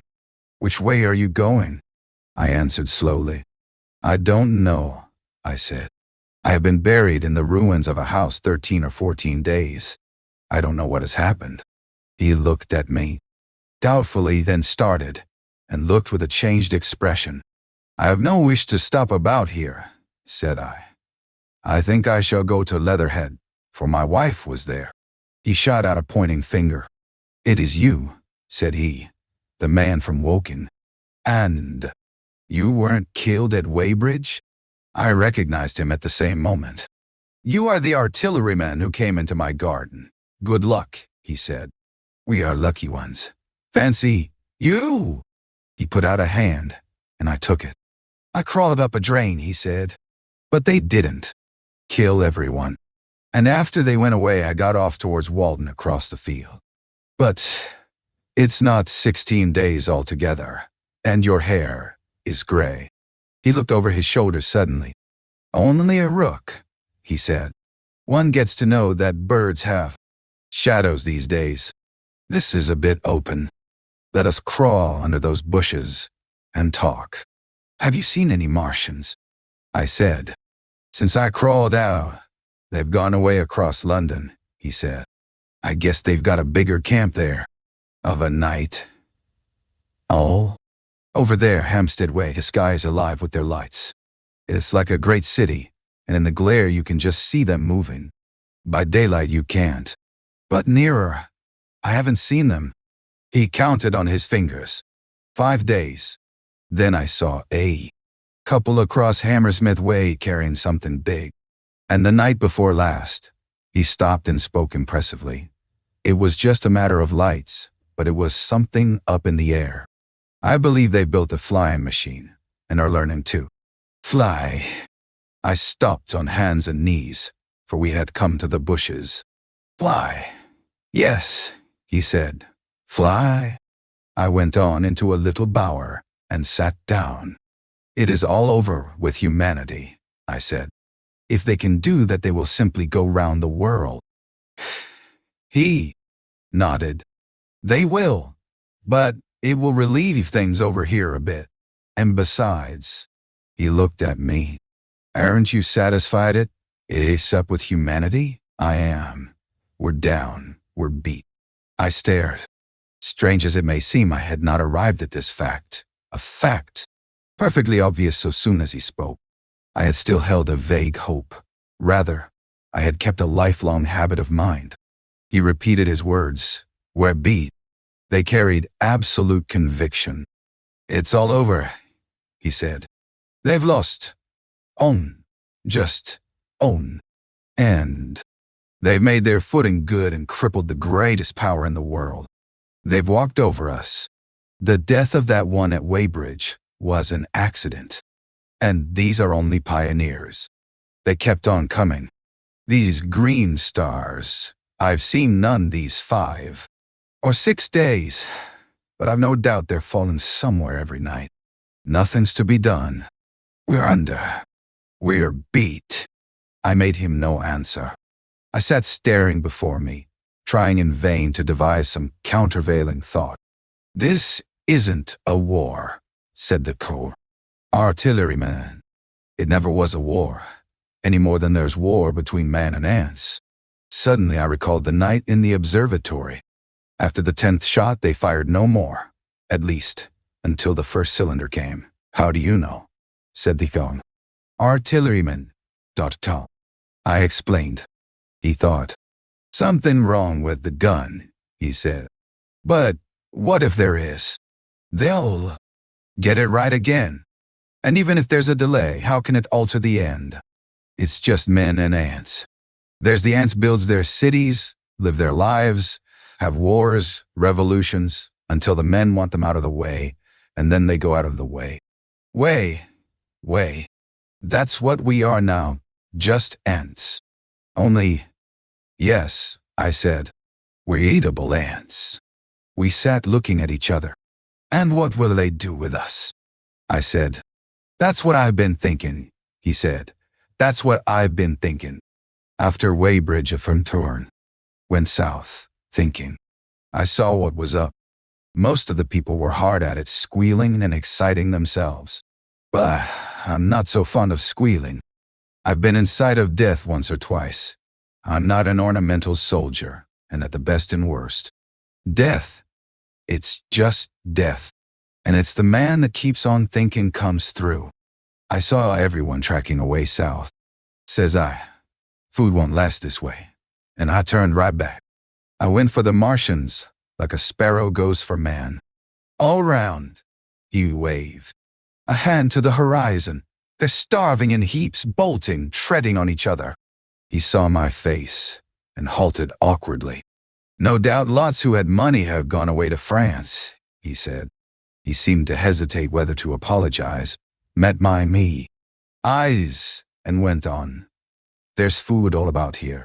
Canned things in shops, wines, spirits, mineral waters, and the water mains and drains are empty.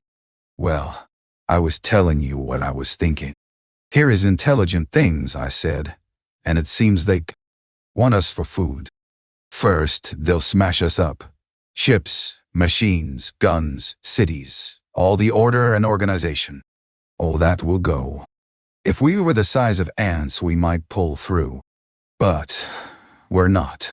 It's all too bulky to stop. That's the first certainty. It's eh? I assented. It is. I've thought it out. Very well then. Next. At present, we're caught as we're wanted. A Martian has only to go a few miles to get a crowd on the run. And I saw one day, out by Wandsworth, picking houses to pieces and routing among the wreckage. But they won't keep on doing that. So soon as they've settled all our guns and ships, and smashed our railways, and done all the things they are doing over there, they will begin catching us systematic, picking the best, and storing us in cages and things. That's what they will start doing in a bit. Lord, they haven't begun on us yet. Don't you see that? Not begun, I exclaimed. Not begun. All that's happened so far is through our not having the sense to keep quiet, worrying them with guns and such foolery, and losing our heads and rushing off in crowds to where there wasn't any more safety than where we were. They don't want to bother us yet. They're making their things, making all the things they want. Couldn't bring with them, getting things ready for the rest of their people. Very likely that's why the cylinders have stopped for a bit, for fear of hitting those who are here. And instead of our rushing about blind on the howl or getting the dynamite on the chance of busting them up, we've got to fix ourselves up according to the new state of affairs. That's how I figure it out. It isn't quite according to what a man wants for his species, but it's about what the facts point to. And that's the principle I acted upon. Cities, nations, civilization, progress, it's all over. That game's up. We're beat. But if that is so, what is there to live for? The artilleryman looked at me for a moment. There won't be any more blessed concerts for 1,000,000 years or so. There won't be any Royal Academy of Arts, and no nice little feeds at restaurants. If it's amusement you're after, I reckon the game is up.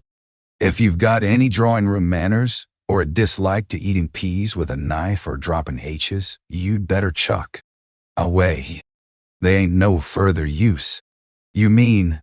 I mean that men like me are going on living, for the sake of the breed. I tell you, I'm grim set on living. And if I'm not mistaken, you'll show what insides you've got to before long. We aren't going to be exterminated.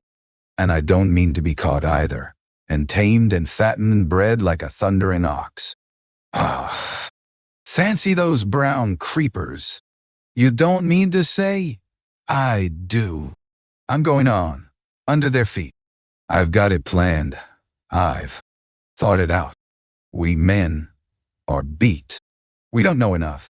We've got to learn before we've got a chance. And we've got to live and keep independent while we learn. See? That's what has to be done. I stared, astonished, and stirred profoundly by the man's resolution. Great God, cried I, but you are a man indeed. And suddenly, I gripped his hand. Eh, he said with his eyes shining. I've thought it out, eh? Go on, I said.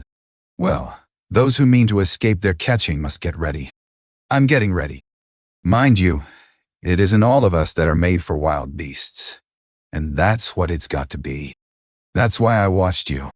I had my doubts. You're slender. I didn't know that it was you, you see, or just how you've been buried.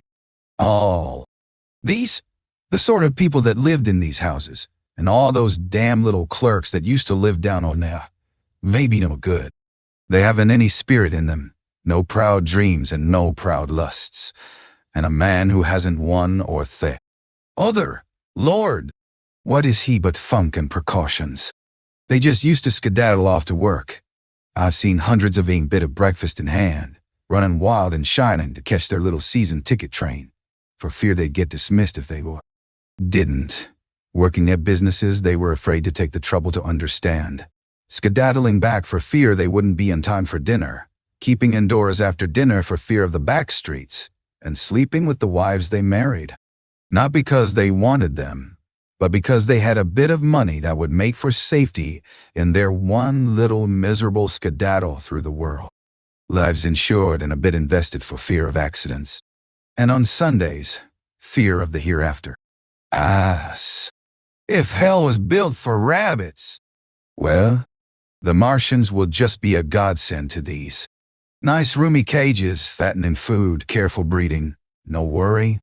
After a week or so chasing about the fields and lands on empty stomachs, they'll come and be caught cheerful. They'll be quite glad after a bit. They'll wonder what people did before there were Martians to take care of them. And the bar loafers, and mashers, and singers, I can imagine them. I can imagine them, he said, with a sort of somber gratification. There'll be any amount of sentiment and religion loose among them. There's hundreds of things I saw with my eyes that I've only begun to see clearly these last few days. There's lots will take things as they are, fat and stupid, and lots will be worried by a sort of feeling that it's all wrong and that they ought to be doing something. Now, whenever things are so that a lot of people feel they ought to be doing something, the weak, and those who go weak with a lot of complicated thinking, always make for a sort of do-nothing religion, very pious and superior, and submit to persecution and the will of the Lord. Very likely you've seen the same thing. It's energy in a gale of funk and turned clean inside out. These cages will be full of psalms and hymns and piety, and those of a less simple sort will work in a bit of, what is it? Eroticism. He paused.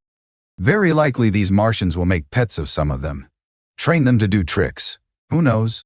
Get sentimental over the pet boy who grew up and had to be killed. And some, maybe, they will train to hunt us. No, I cried. That's impossible. No human being. What's the good of going on with such lies? Said the artilleryman. There's men who do it cheerful. What nonsense to pretend there isn't. And I succumbed to his conviction. If they come after me, he said, Lord, if they come after me, and subsided into a grim meditation. I sat contemplating these things. I could find nothing to bring against this man's reasoning. In the days before the invasion, no one would have questioned my intellectual superiority to his. I, a professed and recognized writer on philosophical themes, and he, a common soldier. And yet he had already formulated a situation that I had scarcely realized. What are you doing? I said presently. What plans have you made? He hesitated. Well, it's like this, he said. What have we to do? We have to invent a sort of life where men can live and breed, and be sufficiently secure to bring the children up. Yes, wait a bit, and I'll make it clear what I think ought to be done. The tame ones will go like all tame beasts. In a few generations they'll be big, beautiful, rich-blooded, stupid, rubbish. The risk is that we who keep wild will go savage, degenerate into a sort of big, savage rat. You see, how I mean to live is underground. I've been thinking about the drains. Of course, those who don't know drains think horrible things. But under this London are miles and miles, hundreds of miles. And a few days' rain and London empty will leave them sweet and clean. The main drains are big enough and airy enough for anyone. Then there's cellars, vaults, stores, from which bolting passages may be made to the drains. And the railway tunnels and subways. You begin to see. And we form a band, able-bodied, clean-minded men. We're not going to pick up any rubbish that drifts in. Weaklings go out again. As you meant me to go, well, I parleyed, didn't I? We won't quarrel about that. Go on. Those who stop obey orders. Able-bodied, clean-minded women we want also. Mothers and teachers. No lackadaisical ladies. No blasted rolling eyes. We can't have any weak or silly. Life is real again, and the useless and all dismaying, cumbersome and mischievous have to die. They ought to die. They ought to be willing to die. It's a sort of disloyalty, after all, to live and taint the race. And they can't be happy. Moreover, dying's none so dreadful. It's the funking makes it bad. And in all those places, we shall gather. Our district will be London. And we may even be able to keep a watch and run about in the open when the Martians keep away. Play cricket, perhaps. That's how we shall save the race. It's a possible thing, but saving the race is nothing in itself. As I say, that's only being rats. It's saving our knowledge and adding to it is the thing. There are men like you come in. There's books, there's models. We must make great safe places down deep and get all of the books we can. Not novels and poetry swipes, but ideas, science books. That's where men like you come in. We must go to the British Museum and pick all those books through. Especially, we must keep up our science, learn more. We must watch. These Martians, some of us, must go as spies. When it's all working, perhaps I will. Get caught, I mean. And the great thing is, we must leave the Martians alone. We mustn't even steal. If we get in their way, we clear out. We must show them we mean no harm. Yes, I know. But they're intelligent things, and they won't hunt us down if they have all they want, and think we're just harmless vermin. The artilleryman paused and laid a brown hand upon my arm. After all, it may not be so much, we may have to learn before. Just imagine this. 4 or 5 of their fighting machines suddenly starting off, heat rays right and left, and not a Martian in them. Not a Martian in them, but men who have learned the way how. It may be in my time. Even those men. Fancy having one of them lovely things, with its heat ray wide and free. Fancy having it in control. What would it matter if you smashed to smithereens at the end of the run, after a bust like that? I reckon the Martians'll open their beautiful eyes. Can't you see them, man? Can't you see them hurrying, puffing and blowing and hooting to their other mechanical affairs? Something out of gear in every case. And swish, bang, rattle, swish, just as they are fumbling. Over it, swish comes the heat ray, and behold, man has come back to his own. For a while, the imaginative daring of the artilleryman and the tone of assurance and courage he assumed completely dominated my mind. I believed unhesitatingly both in his forecast of human destiny and in the practicability of his astonishing scheme. And the reader, who thinks me susceptible and foolish, must contrast his position, reading steadily with all his thoughts about his subject, and mine, crouching, fearfully in the bushes and listening, distracted by apprehension. We talked in this manner through the early morning time, and later crept out of the bushes, and after scanning the sky for Martians, hurried precipitately to the house on Putney Hill, where he had made his lair. It was the coal cellar of the place, and when I saw the work he had spent a week upon, it was a burrow scarcely 10 yards long, which he designed to reach to the main drain on Putney Hill. I had my first inkling of the gulf between his dreams and his powers. Such a hole I could have dug in a day, but I believed in him sufficiently to work with him all that morning until past midday at his digging. We had a garden barrow and shot the earth we removed against the kitchen range. We refreshed ourselves with a tin of mock turtle soup and wine from the neighboring pantry. I found a curious relief from the aching strangeness of the world in this steady labor. As we worked, I turned his project over in my mind, and presently objections and doubts began to arise. But I worked there all the morning, so glad was I to find myself with a purpose again. After working an hour, I began to speculate on the distance one had to go before the cloaca was reached, the chances we had of missing it altogether.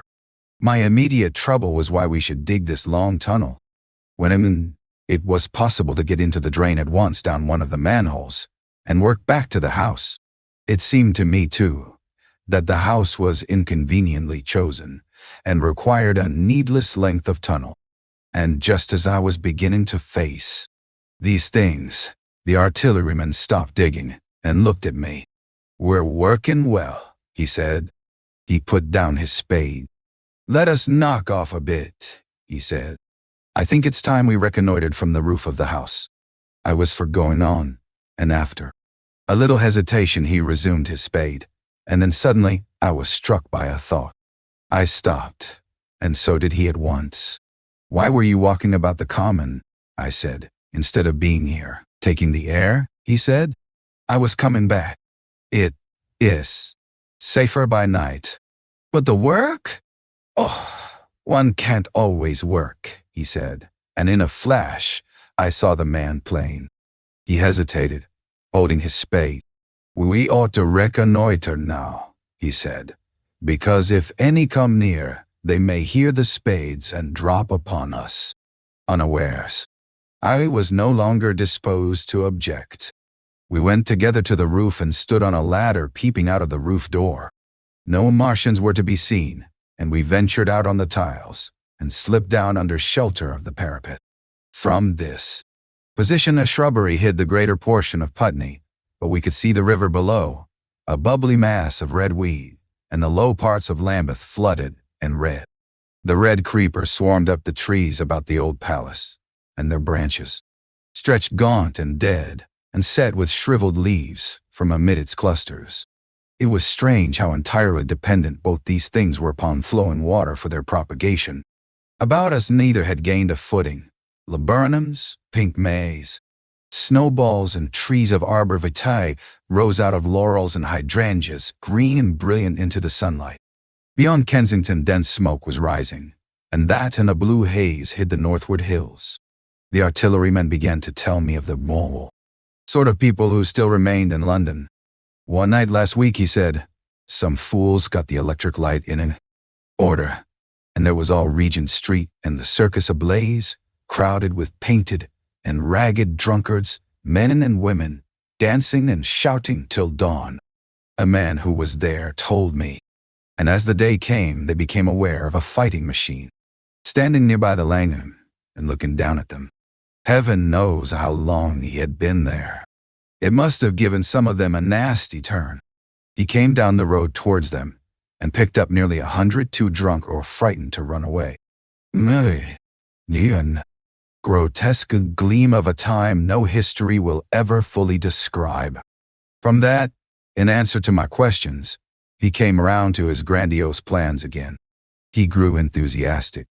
He talked so eloquently of the possibility of capturing a fighting machine that I more than half believed in him again.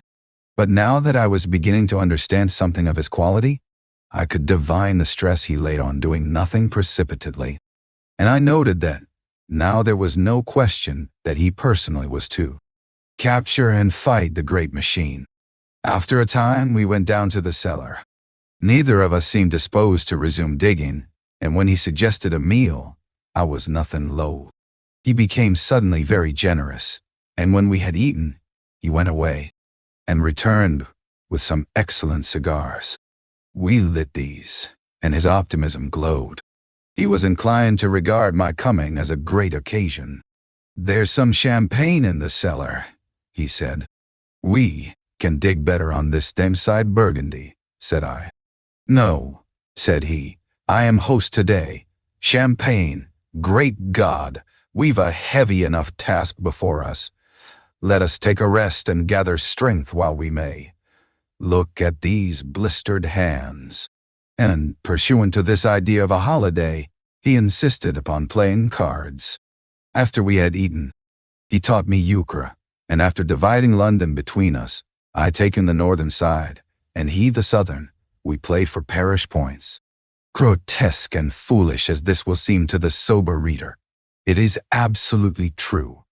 And what is more remarkable, I found the card game and several others we played extremely interesting. Strange mind of man, that with our species upon the edge of extermination or appalling degradation, with no clear prospect before us but the chance of a horrible death, we could sit following the chance of this painted pasteboard and playing the joker with vivid delight. Afterwards he taught me poker, and I beat him at 3 tough chess games. When dark came, we decided to take the risk and lit a lamp. After an interminable string of games, we supped, and the artilleryman finished the champagne. We went on smoking the cigars. He was no longer the energetic regenerator of his species I had encountered in the morning. He was still optimistic, but it was a less kinetic, a more thoughtful optimism. I remember he wound up with my health, proposed in a speech of small variety and considerable intermittence. I took a cigar and went upstairs to look at the lights of which he had spoken that blazed so greenly along the Highgate hills. At first I stared unintelligently across the London Valley. The northern hills were shrouded in darkness. The fires near Kensington glowed redly, and now and then an orange-red tongue of flame flashed up and vanished in the deep blue night. All the rest of London was black.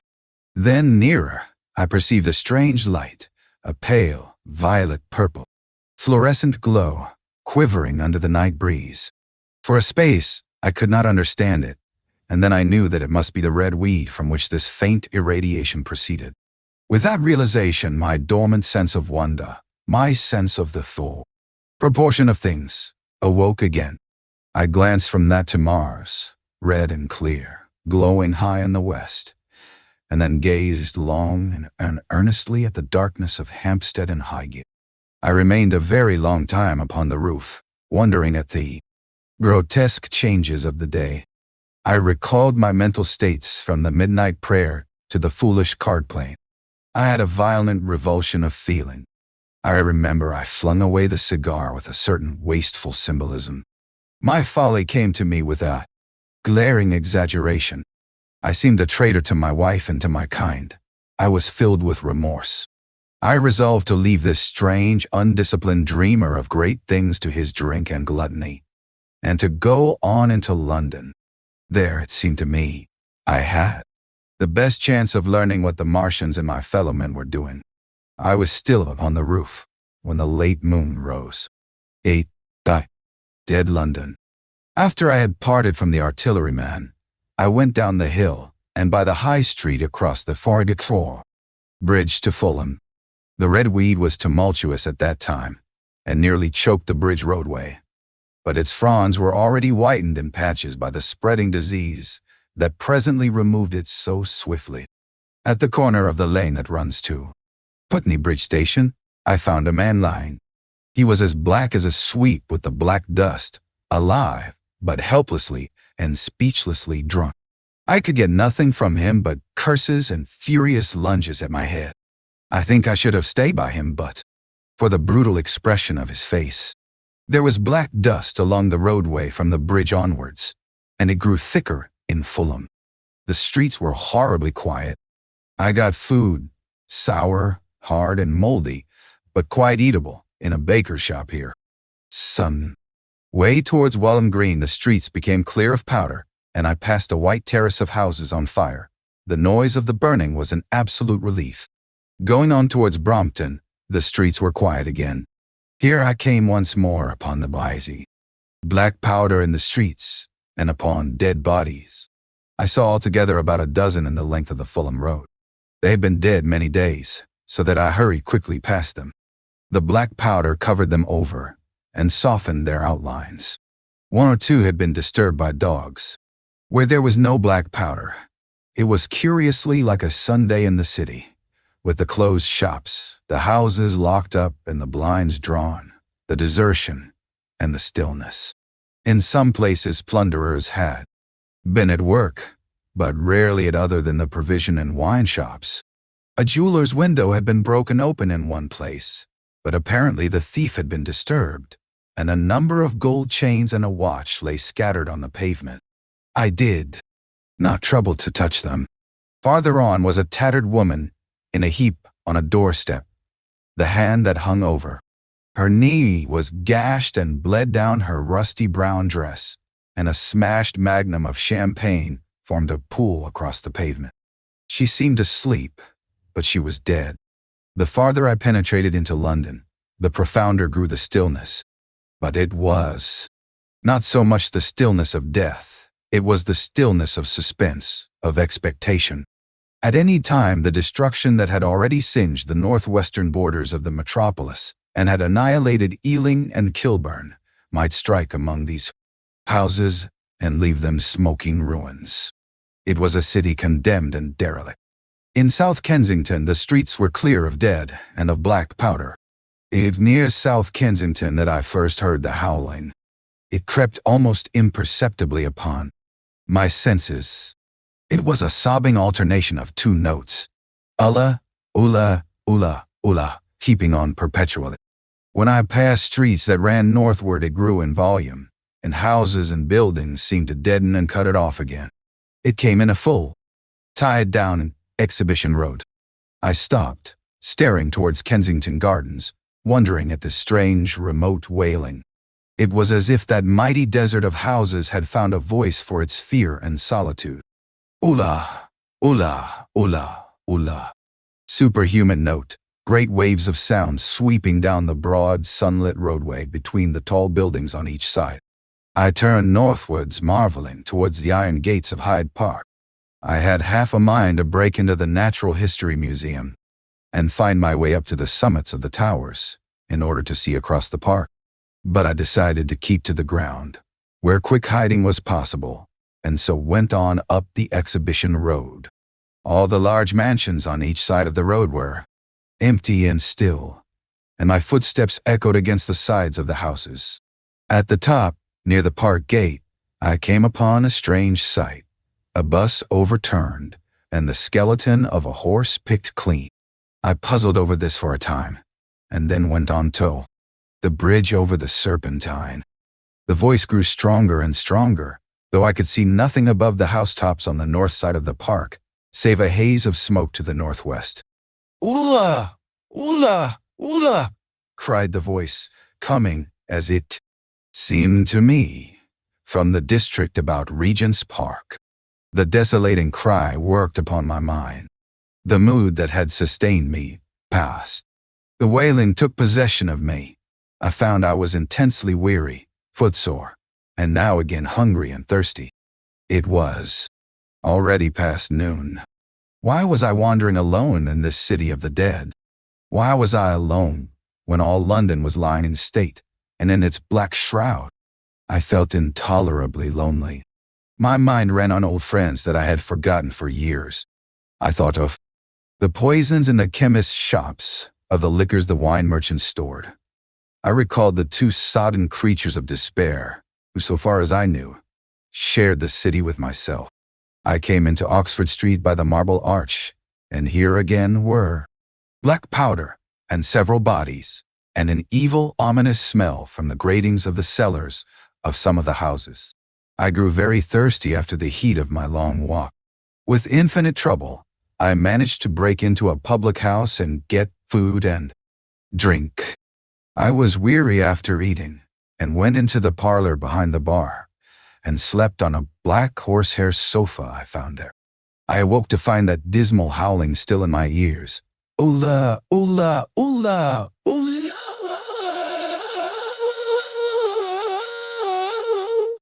It was now dusk, and after I had routed out some biscuits and a cheese in the bar, there was a meat safe, but it contained nothing in but maggots. I wandered on through the silent residential squares to Baker Street. Portman Square is the only one I can name, and so came out at last upon Regent's Park. And as I emerged from the top of Baker Street, I saw far away over the trees in the clearness of the sunset the hood of the Martian giant from which this howling proceeded. I was not terrified. I came upon him as if it were a matter of course. I watched him for some time, but he did not move. He appeared to be standing and yelling for no reason that I could discover. I tried to formulate a plan of action. That perpetual sound of "Ulla, ulla, ulla, ulla" confused my mind. Perhaps I was too tired to be very fearful. Certainly I was more curious to know the reason of this monotonous crying than afraid. I turned back away from the park and struck into Park Road, intending to skirt the park, went along under the shelter of the terraces, and got a view of this stationary, howling Martian from the direction of St. John's Wood. A couple of 100 yards out of Baker Street, I heard a yelping chorus and saw first a dog with a piece of putrescent red meat in his jaws, coming headlong towards me, and then a pack of starving mongrels in pursuit of him. He made a wide curve to avoid me, as though he feared I might prove a fresh competitor. As the yelping died away down the silent road, the wailing sound of "Ulla, ulla, ulla, ulla" reasserted itself. I came upon the wrecked handling machine halfway to St. John's Wood Station. At first I thought a house had fallen across the road. It was only as I clambered among the ruins that I saw, with a start, this mechanical Samson lying, with its tentacles bent and smashed and twisted among the ruins it had made. The forepart was shattered. It seemed as if it had driven blindly straight at the house and had been overwhelmed in its overthrow. It seemed to me then that this might have happened by a handling machine escaping from the guidance of its saw. Martian. I could not clamber among the ruins to see it, and the twilight was now so far advanced that the blood with which its seat was smeared and the gnawed gristle of the Martian that the dogs had left were invisible to me. Wondering still more at all that I had seen, I pushed on towards Primrose Hill. Far away, through a gap in the trees, I saw a second Martian, as motionless as the first, standing in the park towards the zoological gardens, and silent, a little beyond the ruins.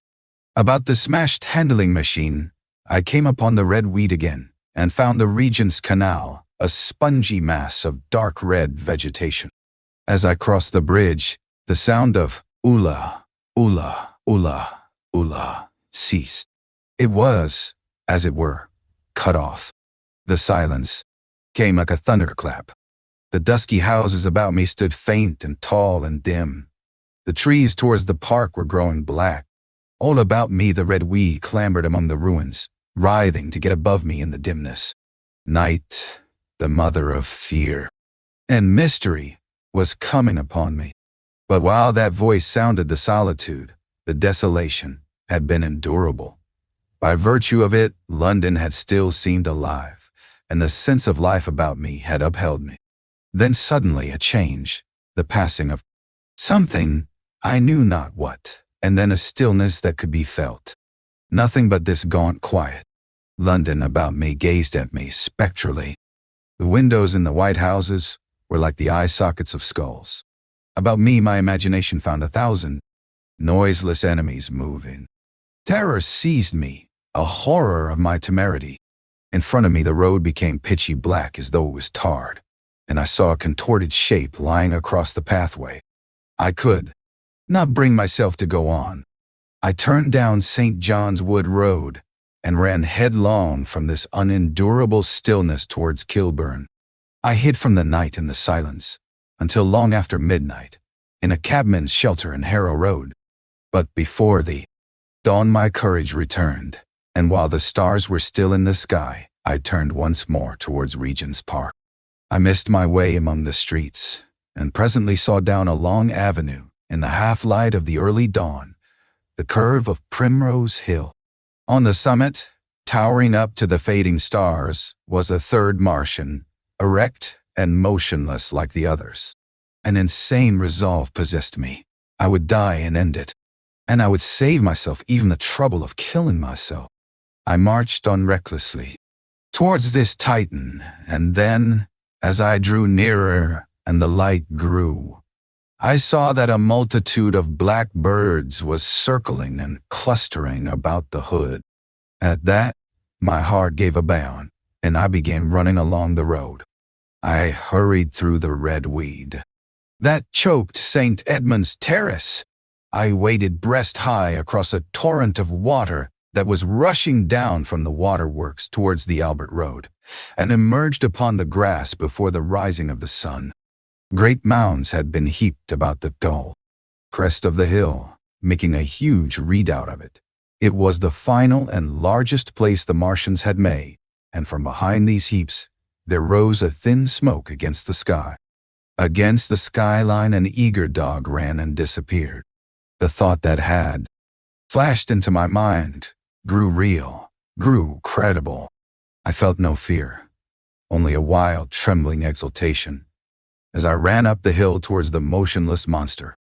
Out of the hood hung lank shreds of brown, at which the hungry birds pecked and tore. In another moment I had scrambled up the earthen rampart and stood upon its crest, and the interior of the redoubt was below me.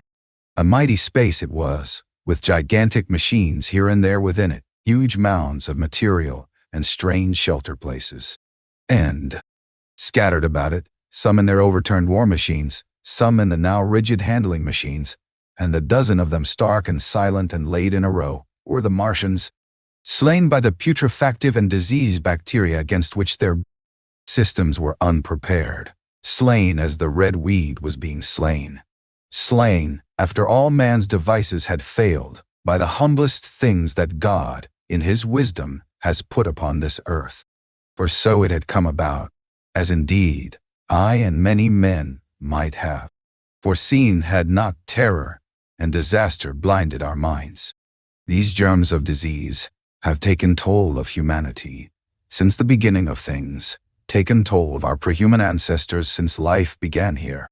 But by virtue of this natural selection of our kind, we have developed resisting power. To no germs do we succumb without a struggle, and to many, those that cause putrefaction in dead matter, for instance, our living frames are altogether immune. But there are no bacteria in Mars, and directly these invaders arrived, directly they drank and fed, our microscopic allies began to work their overthrow. Already when I watched them, they were irrevocably doomed, dying and rotting even as they went to and fro. It was inevitable. By the toll of 1,000,000,000 deaths man has bought his birthright of the earth, and it is his against all comers. It would still be his were the Martians 10 times as mighty as they are. For neither do men live nor die in vain. Here and there they were scattered, nearly 50 altogether, in that great gulf they had made, overtaken by a death that must have seemed to them as incomprehensible as any death could be. To me also at that time, this death was incomprehensible. All I knew was that these things that had been alive and so terrible to men were dead. For a moment I believed that the destruction of Sennacherib had been repeated, that God had repented, that the angel of death had slain them in the night. I stood staring into the pit, and my heart lightened gloriously, even as the rising sun struck the world to fire about me with his rays. The pit was still in darkness. The mighty engines, so great and wonderful in their power and complexity, so unearthly in their tortuous forms, rose weird and vague and strange out of the shadows towards the light. A multitude of dogs, I could hear, fought over the bodies that lay darkly in the depth of the pit, far below me. Across the pit, on its farther lip, flat and vast and strange, lay the great flying machine with which they had been experimenting upon. Our denser atmosphere when decay and death arrested them. Death had come not a day too soon. At the sound of a cawing overhead, I looked up at the huge fighting machine that would fight no more forever, at the tattered red shreds of flesh that dripped down upon the overturned seats on the summit of Primrose Hill. I turned and looked down the slope of the hill to where, enhollowed now in birds, stood those other two Martians that I had seen overnight, just as death had overtaken them. The one had died, even as it had been crying to its companions. Perhaps it was the last to die, and its voice had gone on perpetually until the force of its machinery was exhausted. They glittered now, harmless tripod towers of shining metal in the calm brightness of the rising sun. All about the pit, and saved as by a miracle from everlasting destruction, stretched the great mother of cities. Those who have only seen London veiled in her somber robes of smoke can scarcely imagine the naked clearness and beauty of the silent wilderness of houses. Eastward, over the blackened ruins of the Albert Terrace and the splintered spire of the church, the sun blazed, dazzling in a clear sky, and here and there some facet in the great wilderness of roofs caught the light and glared with a white intensity. Northward were Kilburn and Hampstead, blue and crowded with houses. Westward the great city was dimmed, and southward, beyond the Martians, the green waves of Regent's Park, the Langham Hotel, the dome of the Albert Hall, the Imperial Institute, and the giant mansions of the Brompton Road came out clear and little in the sunrise, the jagged ruins of Westminster rising hazily beyond. Far away and blue were the Surrey Hills, and the towers of the Crystal Palace glittered like two silver rods. The dome of St. Paul's was dark against the sunrise, and injured, I saw for the first time, by a huge gaping cavity on its western side. And as I looked at this wide expanse of houses and factories and churches, silent and abandoned, as I thought of the multitudinous hopes and efforts, the innumerable hosts of lives that had gone to build this human reef, and of the swift and ruthless destruction that had hung over it all, when I realized that the shadow had been rolled back, and that men might still live in the streets, and this dear, vast, dead city of mine be once more alive and powerful, I felt a wave of emotion that was near akin to tears. The torment was over. Even that day the healing would begin. The survivors of the people scattered over the country, leaderless, lawless, foodless, like sheep without a shepherd. The thousands who had fled by sea would begin to return. The pulse of life, growing stronger and stronger, would beat again in the empty streets and pour across the yet vacant squares. Whatever destruction was done, the hand of the destroyer was stayed. All the gaunt wrecks, the blackened skeletons of houses that stared so dismally at the sunlit grass of the hill, would presently be echoing with the hammers of the restorers and ringing with the tapping of their trowels. At the thought, I extended my hands towards the sky and began thanking God. In a year, thought I, in a year, with overwhelming force, came the thought of myself, of my wife, and the old life of hope and tender helpfulness that had ceased forever. Anantilia. Wreckage. And now comes the strangest thing in my story.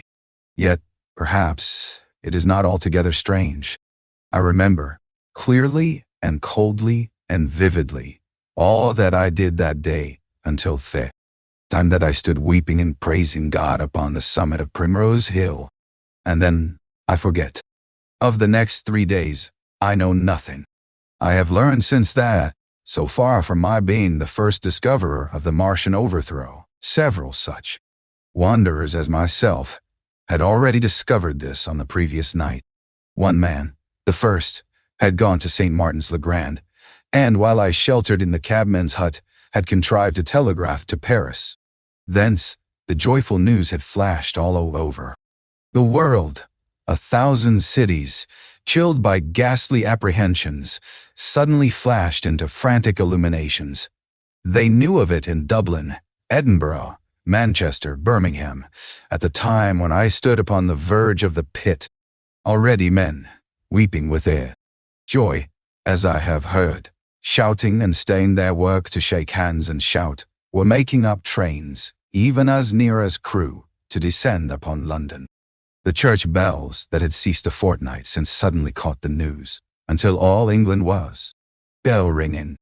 Men on cycles, lean-faced, unkempt, scorched along every country lane shouting of unhoped deliverance, shouting to gaunt, staring figures of despair. And for the food, across the Channel, across the Irish Sea, across the Atlantic, corn, bread, and meat were tearing to our relief. All the shipping in the world seemed going Londonward in those days. But of all this I have no memory. I drifted, a demented man. I found myself in a house of kindly people who had found me on the third day wandering, weeping, and raving through the streets of St. John's Wood. They have told me since that I was singing some insane doggerel about the last man left alive. Hurrah! The last man left alive. Troubled as they were with their own affairs, these people, whose name, much as I would like to express my gratitude to them, I may not even give here, nevertheless cumbered themselves with me, sheltered me, and protected me from myself. Apparently they had learned something of my story from me during the days of my lapse. Very gently, when my mind was assured again, did they break to me what they had learned of the fate of Leatherhead. 2 days after I was imprisoned, it had been destroyed, with every soul in it, by a Martian. He had swept it out of existence, as it seemed, without any provocation, as a boy might crush an anthill, in the mere wantonness of power. I was a lonely man, and they were very kind to me. I was a lonely man and a sad one, and they bore with me. I remained with them 4 days after my recovery.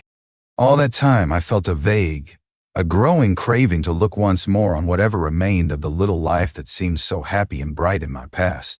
It was a mere hopeless desire to feast upon my misery. They dissuaded me. They did all they could to divert me from this morbidity.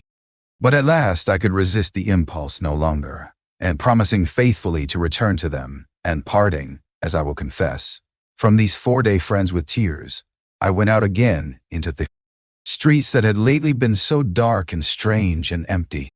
Already they were busy with returning people. In places even there were shops open, and I saw a drinking fountain running water. I remember how mockingly bright the day seemed as I went back on my melancholy pilgrimage to the little house at Woking, how busy the streets and vivid the moving life about me. So many people were abroad everywhere, busied in 1,000 activities, that it seemed incredible that any great proportion of the population could have been slain. But then I noticed how yellow were the skins of the people I met, how shaggy the hair of the men, how large and bright their eyes, and that every other man still wore his dirty rags. Their faces seemed all with one of two expressions, a leaping exultation and energy, or grim resolution. Save for the expression of the faces, London seemed a city of tramps. The vestries were indiscriminately distributing bread, sent us by the French government. The ribs of meat. The few horses showed dismally. Haggard special constables with white badges stood at the corners of every street. I saw little of the mischief wrought by the Martians until I reached Wellington Street, and there I saw the red weed clambering over the buttresses of Waterloo Bridge. At the corner of the bridge, too, I saw one of the common contrasts of that grotesque time, a sheet of paper flaunting against a thicket of the red weed, transfixed by a stick that kept it in place. It was the Dunkinot Placard of the first newspaper to resume publication. The Daily Mail. I bought a copy for a blackened shilling I found in my pocket. Most of it was in blank, but the solitary compositor who did the thing had amused himself by making a grotesque scheme of advertisement stereo on the back page. The matter he printed was emotional. The news organization had not as yet found its way back. I learned nothing fresh, except that already in 1 week, the examination of the Martian mechanisms had yielded astonishing results.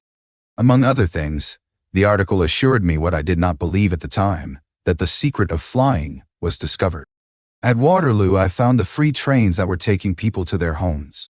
The first rush was already over. There were few people in the train, and I was in no mood for casual conversation. I got a compartment to myself and sat with folded arms, looking grayly at the sunlit devastation that flowed past the windows. And just outside the V8 terminus, the train jolted over temporary rails, and on either side of the railway the houses were blackened ruins. To Clapham Junction, the face of London was grimy with powder of the black smoke, in spite of 2 days of thunderstorms and rain. At Clapham Junction, the line had been wrecked again. There were hundreds of out-of-work clerks and shopmen working side by side with the customary navvies, and we were jolted over a hasty relay. All down the line from there, the aspect of the hospitable country was gaunt and unfamiliar. Wimbledon particularly had suffered. Walton, by virtue of its unburned pine woods, seemed the least hurt of any place along the line. The Wandle, the Mole, every little stream, was a heaped mass of red weed, appearance between butcher's meat and pickled cabbage. The Surrey pine woods were too dry, however, for the festoons of the red climber. Beyond Wimbledon, within sight of the line, in certain nursery grounds, were the heaped masses of earth about the 6th cylinder. A number of people were standing about it, and some sappers were busy in the midst of it. Over it flaunted a Union Jack, flapping cheerfully in the morning breeze. The nursery grounds were everywhere crimson with the weed, a wide expanse of livid color, cut with purple shadows, and very painful to the eye. One's gaze went with infinite relief from the scorched grays and sullen reds of the foreground to the blue-green softness of the eastward hills. The line on the London side of Woking Station was still undergoing repair, so I descended at Byfleet Station and took the road to Maybury, past the place where I and the artilleryman had talked to the hussars, and on by the spot where the Martian had appeared to me in the thunderstorm.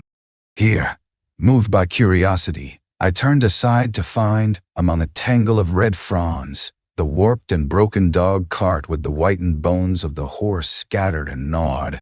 For a time I stood regarding these vestiges. Then I returned through the pine wood, neck-high with red weed here and there, to find the landlord of the spotted dog had already found burial, and so came home past the College Arms. A man standing at an open cottage door greeted me by name as I passed.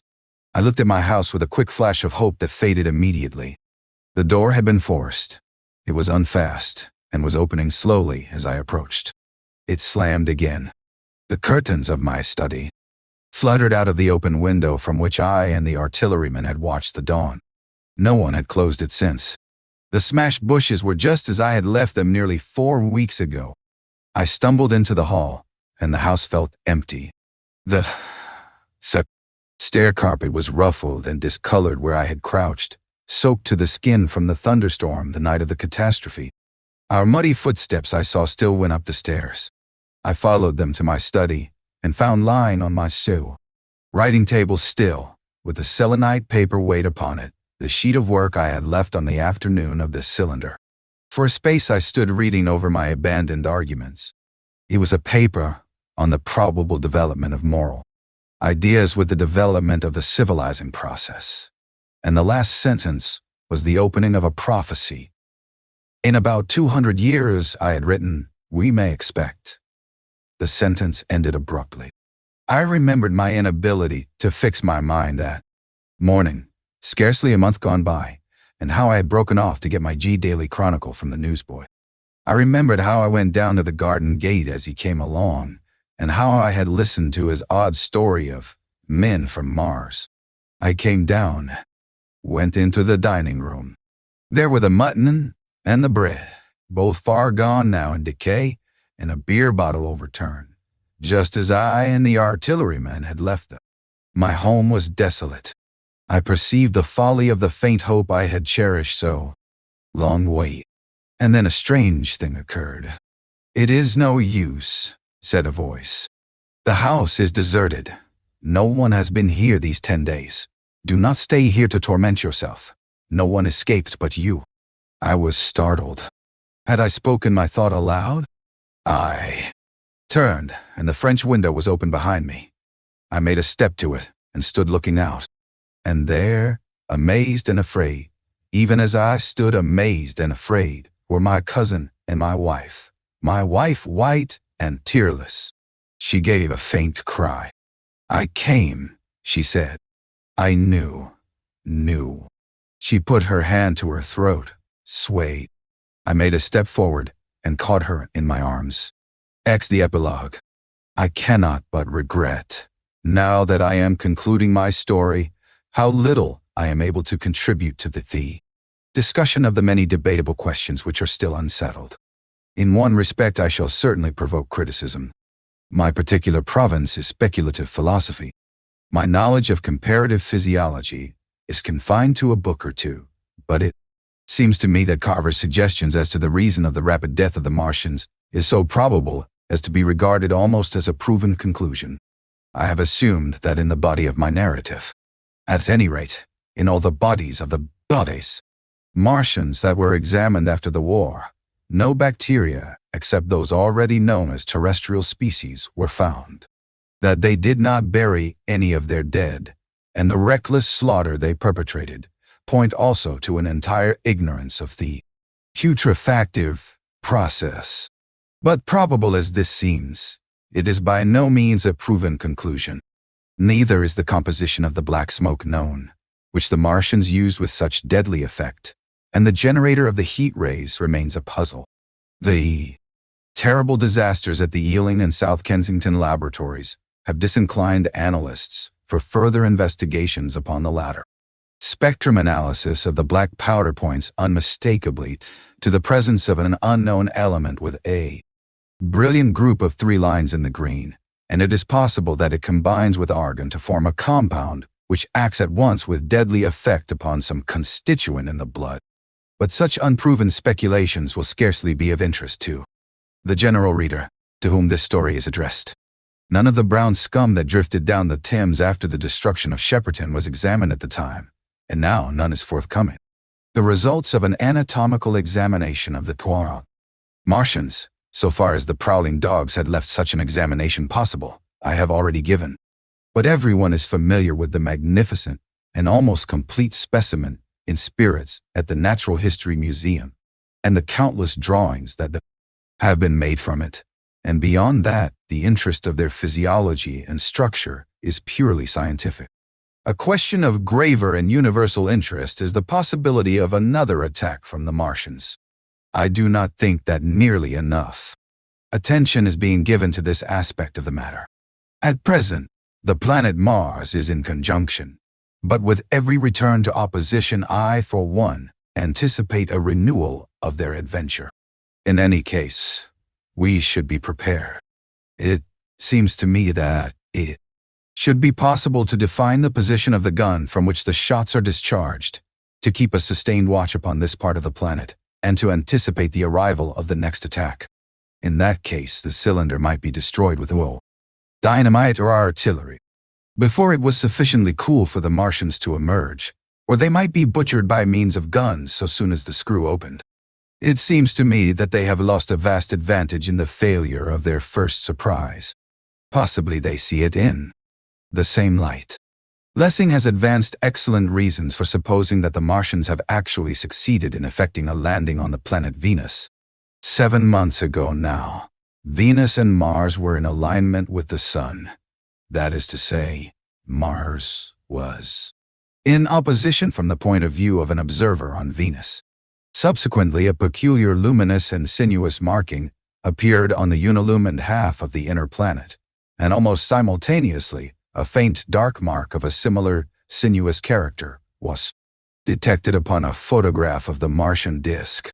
One needs to see the drawings of these appearances in order to appreciate fully their remarkable resemblance in character. At any rate, whether we expect another invasion or not, our views of the human future must be greatly modified by these events. We have learned now that we cannot regard this planet as being fenced in and a secure abiding place for man. We can never anticipate the unseen good or evil that may come upon us suddenly out of space. It may be that in the larger design of the universe, this invasion from Mars is not without its ultimate benefit for men. It has robbed us of that serene confidence in the future, which is the most fruitful source of decadence. The gifts to human science it has brought are enormous, and it has done much to promote the conception of the commonweal of mankind.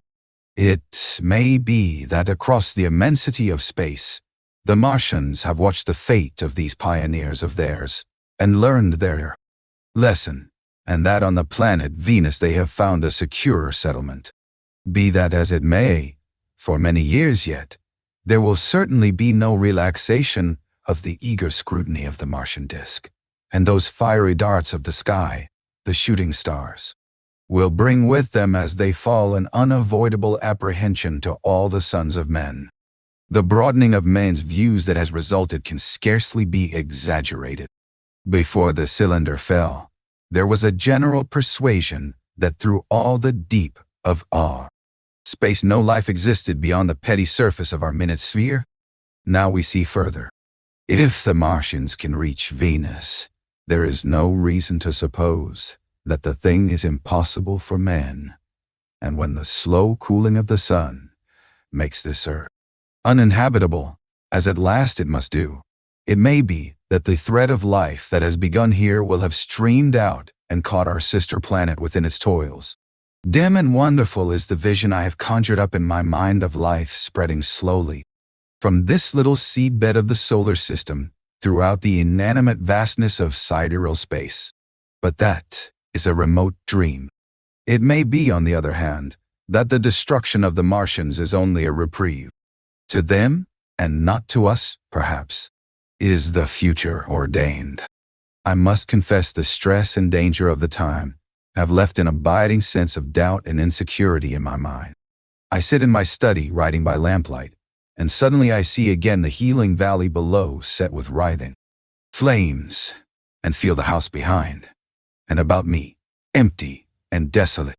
I go out into the Byfleet Road, and vehicles pass me, a butcher boy in a cart, a cab full of visitors, a workman on a bicycle, children going to school, and suddenly they become vague and unreal, and I hurry again with the artillerymen through the hot, brooding silence. Of a night I see the black powder darkening the silent streets, and the contorted bodies shrouded in that layer. They rise upon me, tattered and dog-bitten. They gibber and grow fiercer, paler, uglier, mad distortions of humanity at last, and I wake, cold and wretched, in the darkness of the night. I go to London and see the busy multitudes in Fleet Street and the Strand, and it comes across my mind that they are but the ghosts of the past, haunting the streets that I have seen silent and wretched, going to and fro, phantasms in a dead city, the mockery of life in a galvanized body. And strange, too, it is to stand on Primrose Hill, as I did but a day before writing this last chapter, to see the great province of houses, dim and blue through the haze of the smoke and mist, vanishing at last into the vague lower sky, to see the people walking to and fro among the flower beds on the hill, to see the sightseers about the Martian machine that stands there still, to hear the tumult of playing children, and to recall the time when I saw it all bright and clear-cut, hard and silent, under the dawn of that last great day. And strangest of all is it to hold my wife's hand again, and to think that I have counted her, and that she has counted me, among the dead.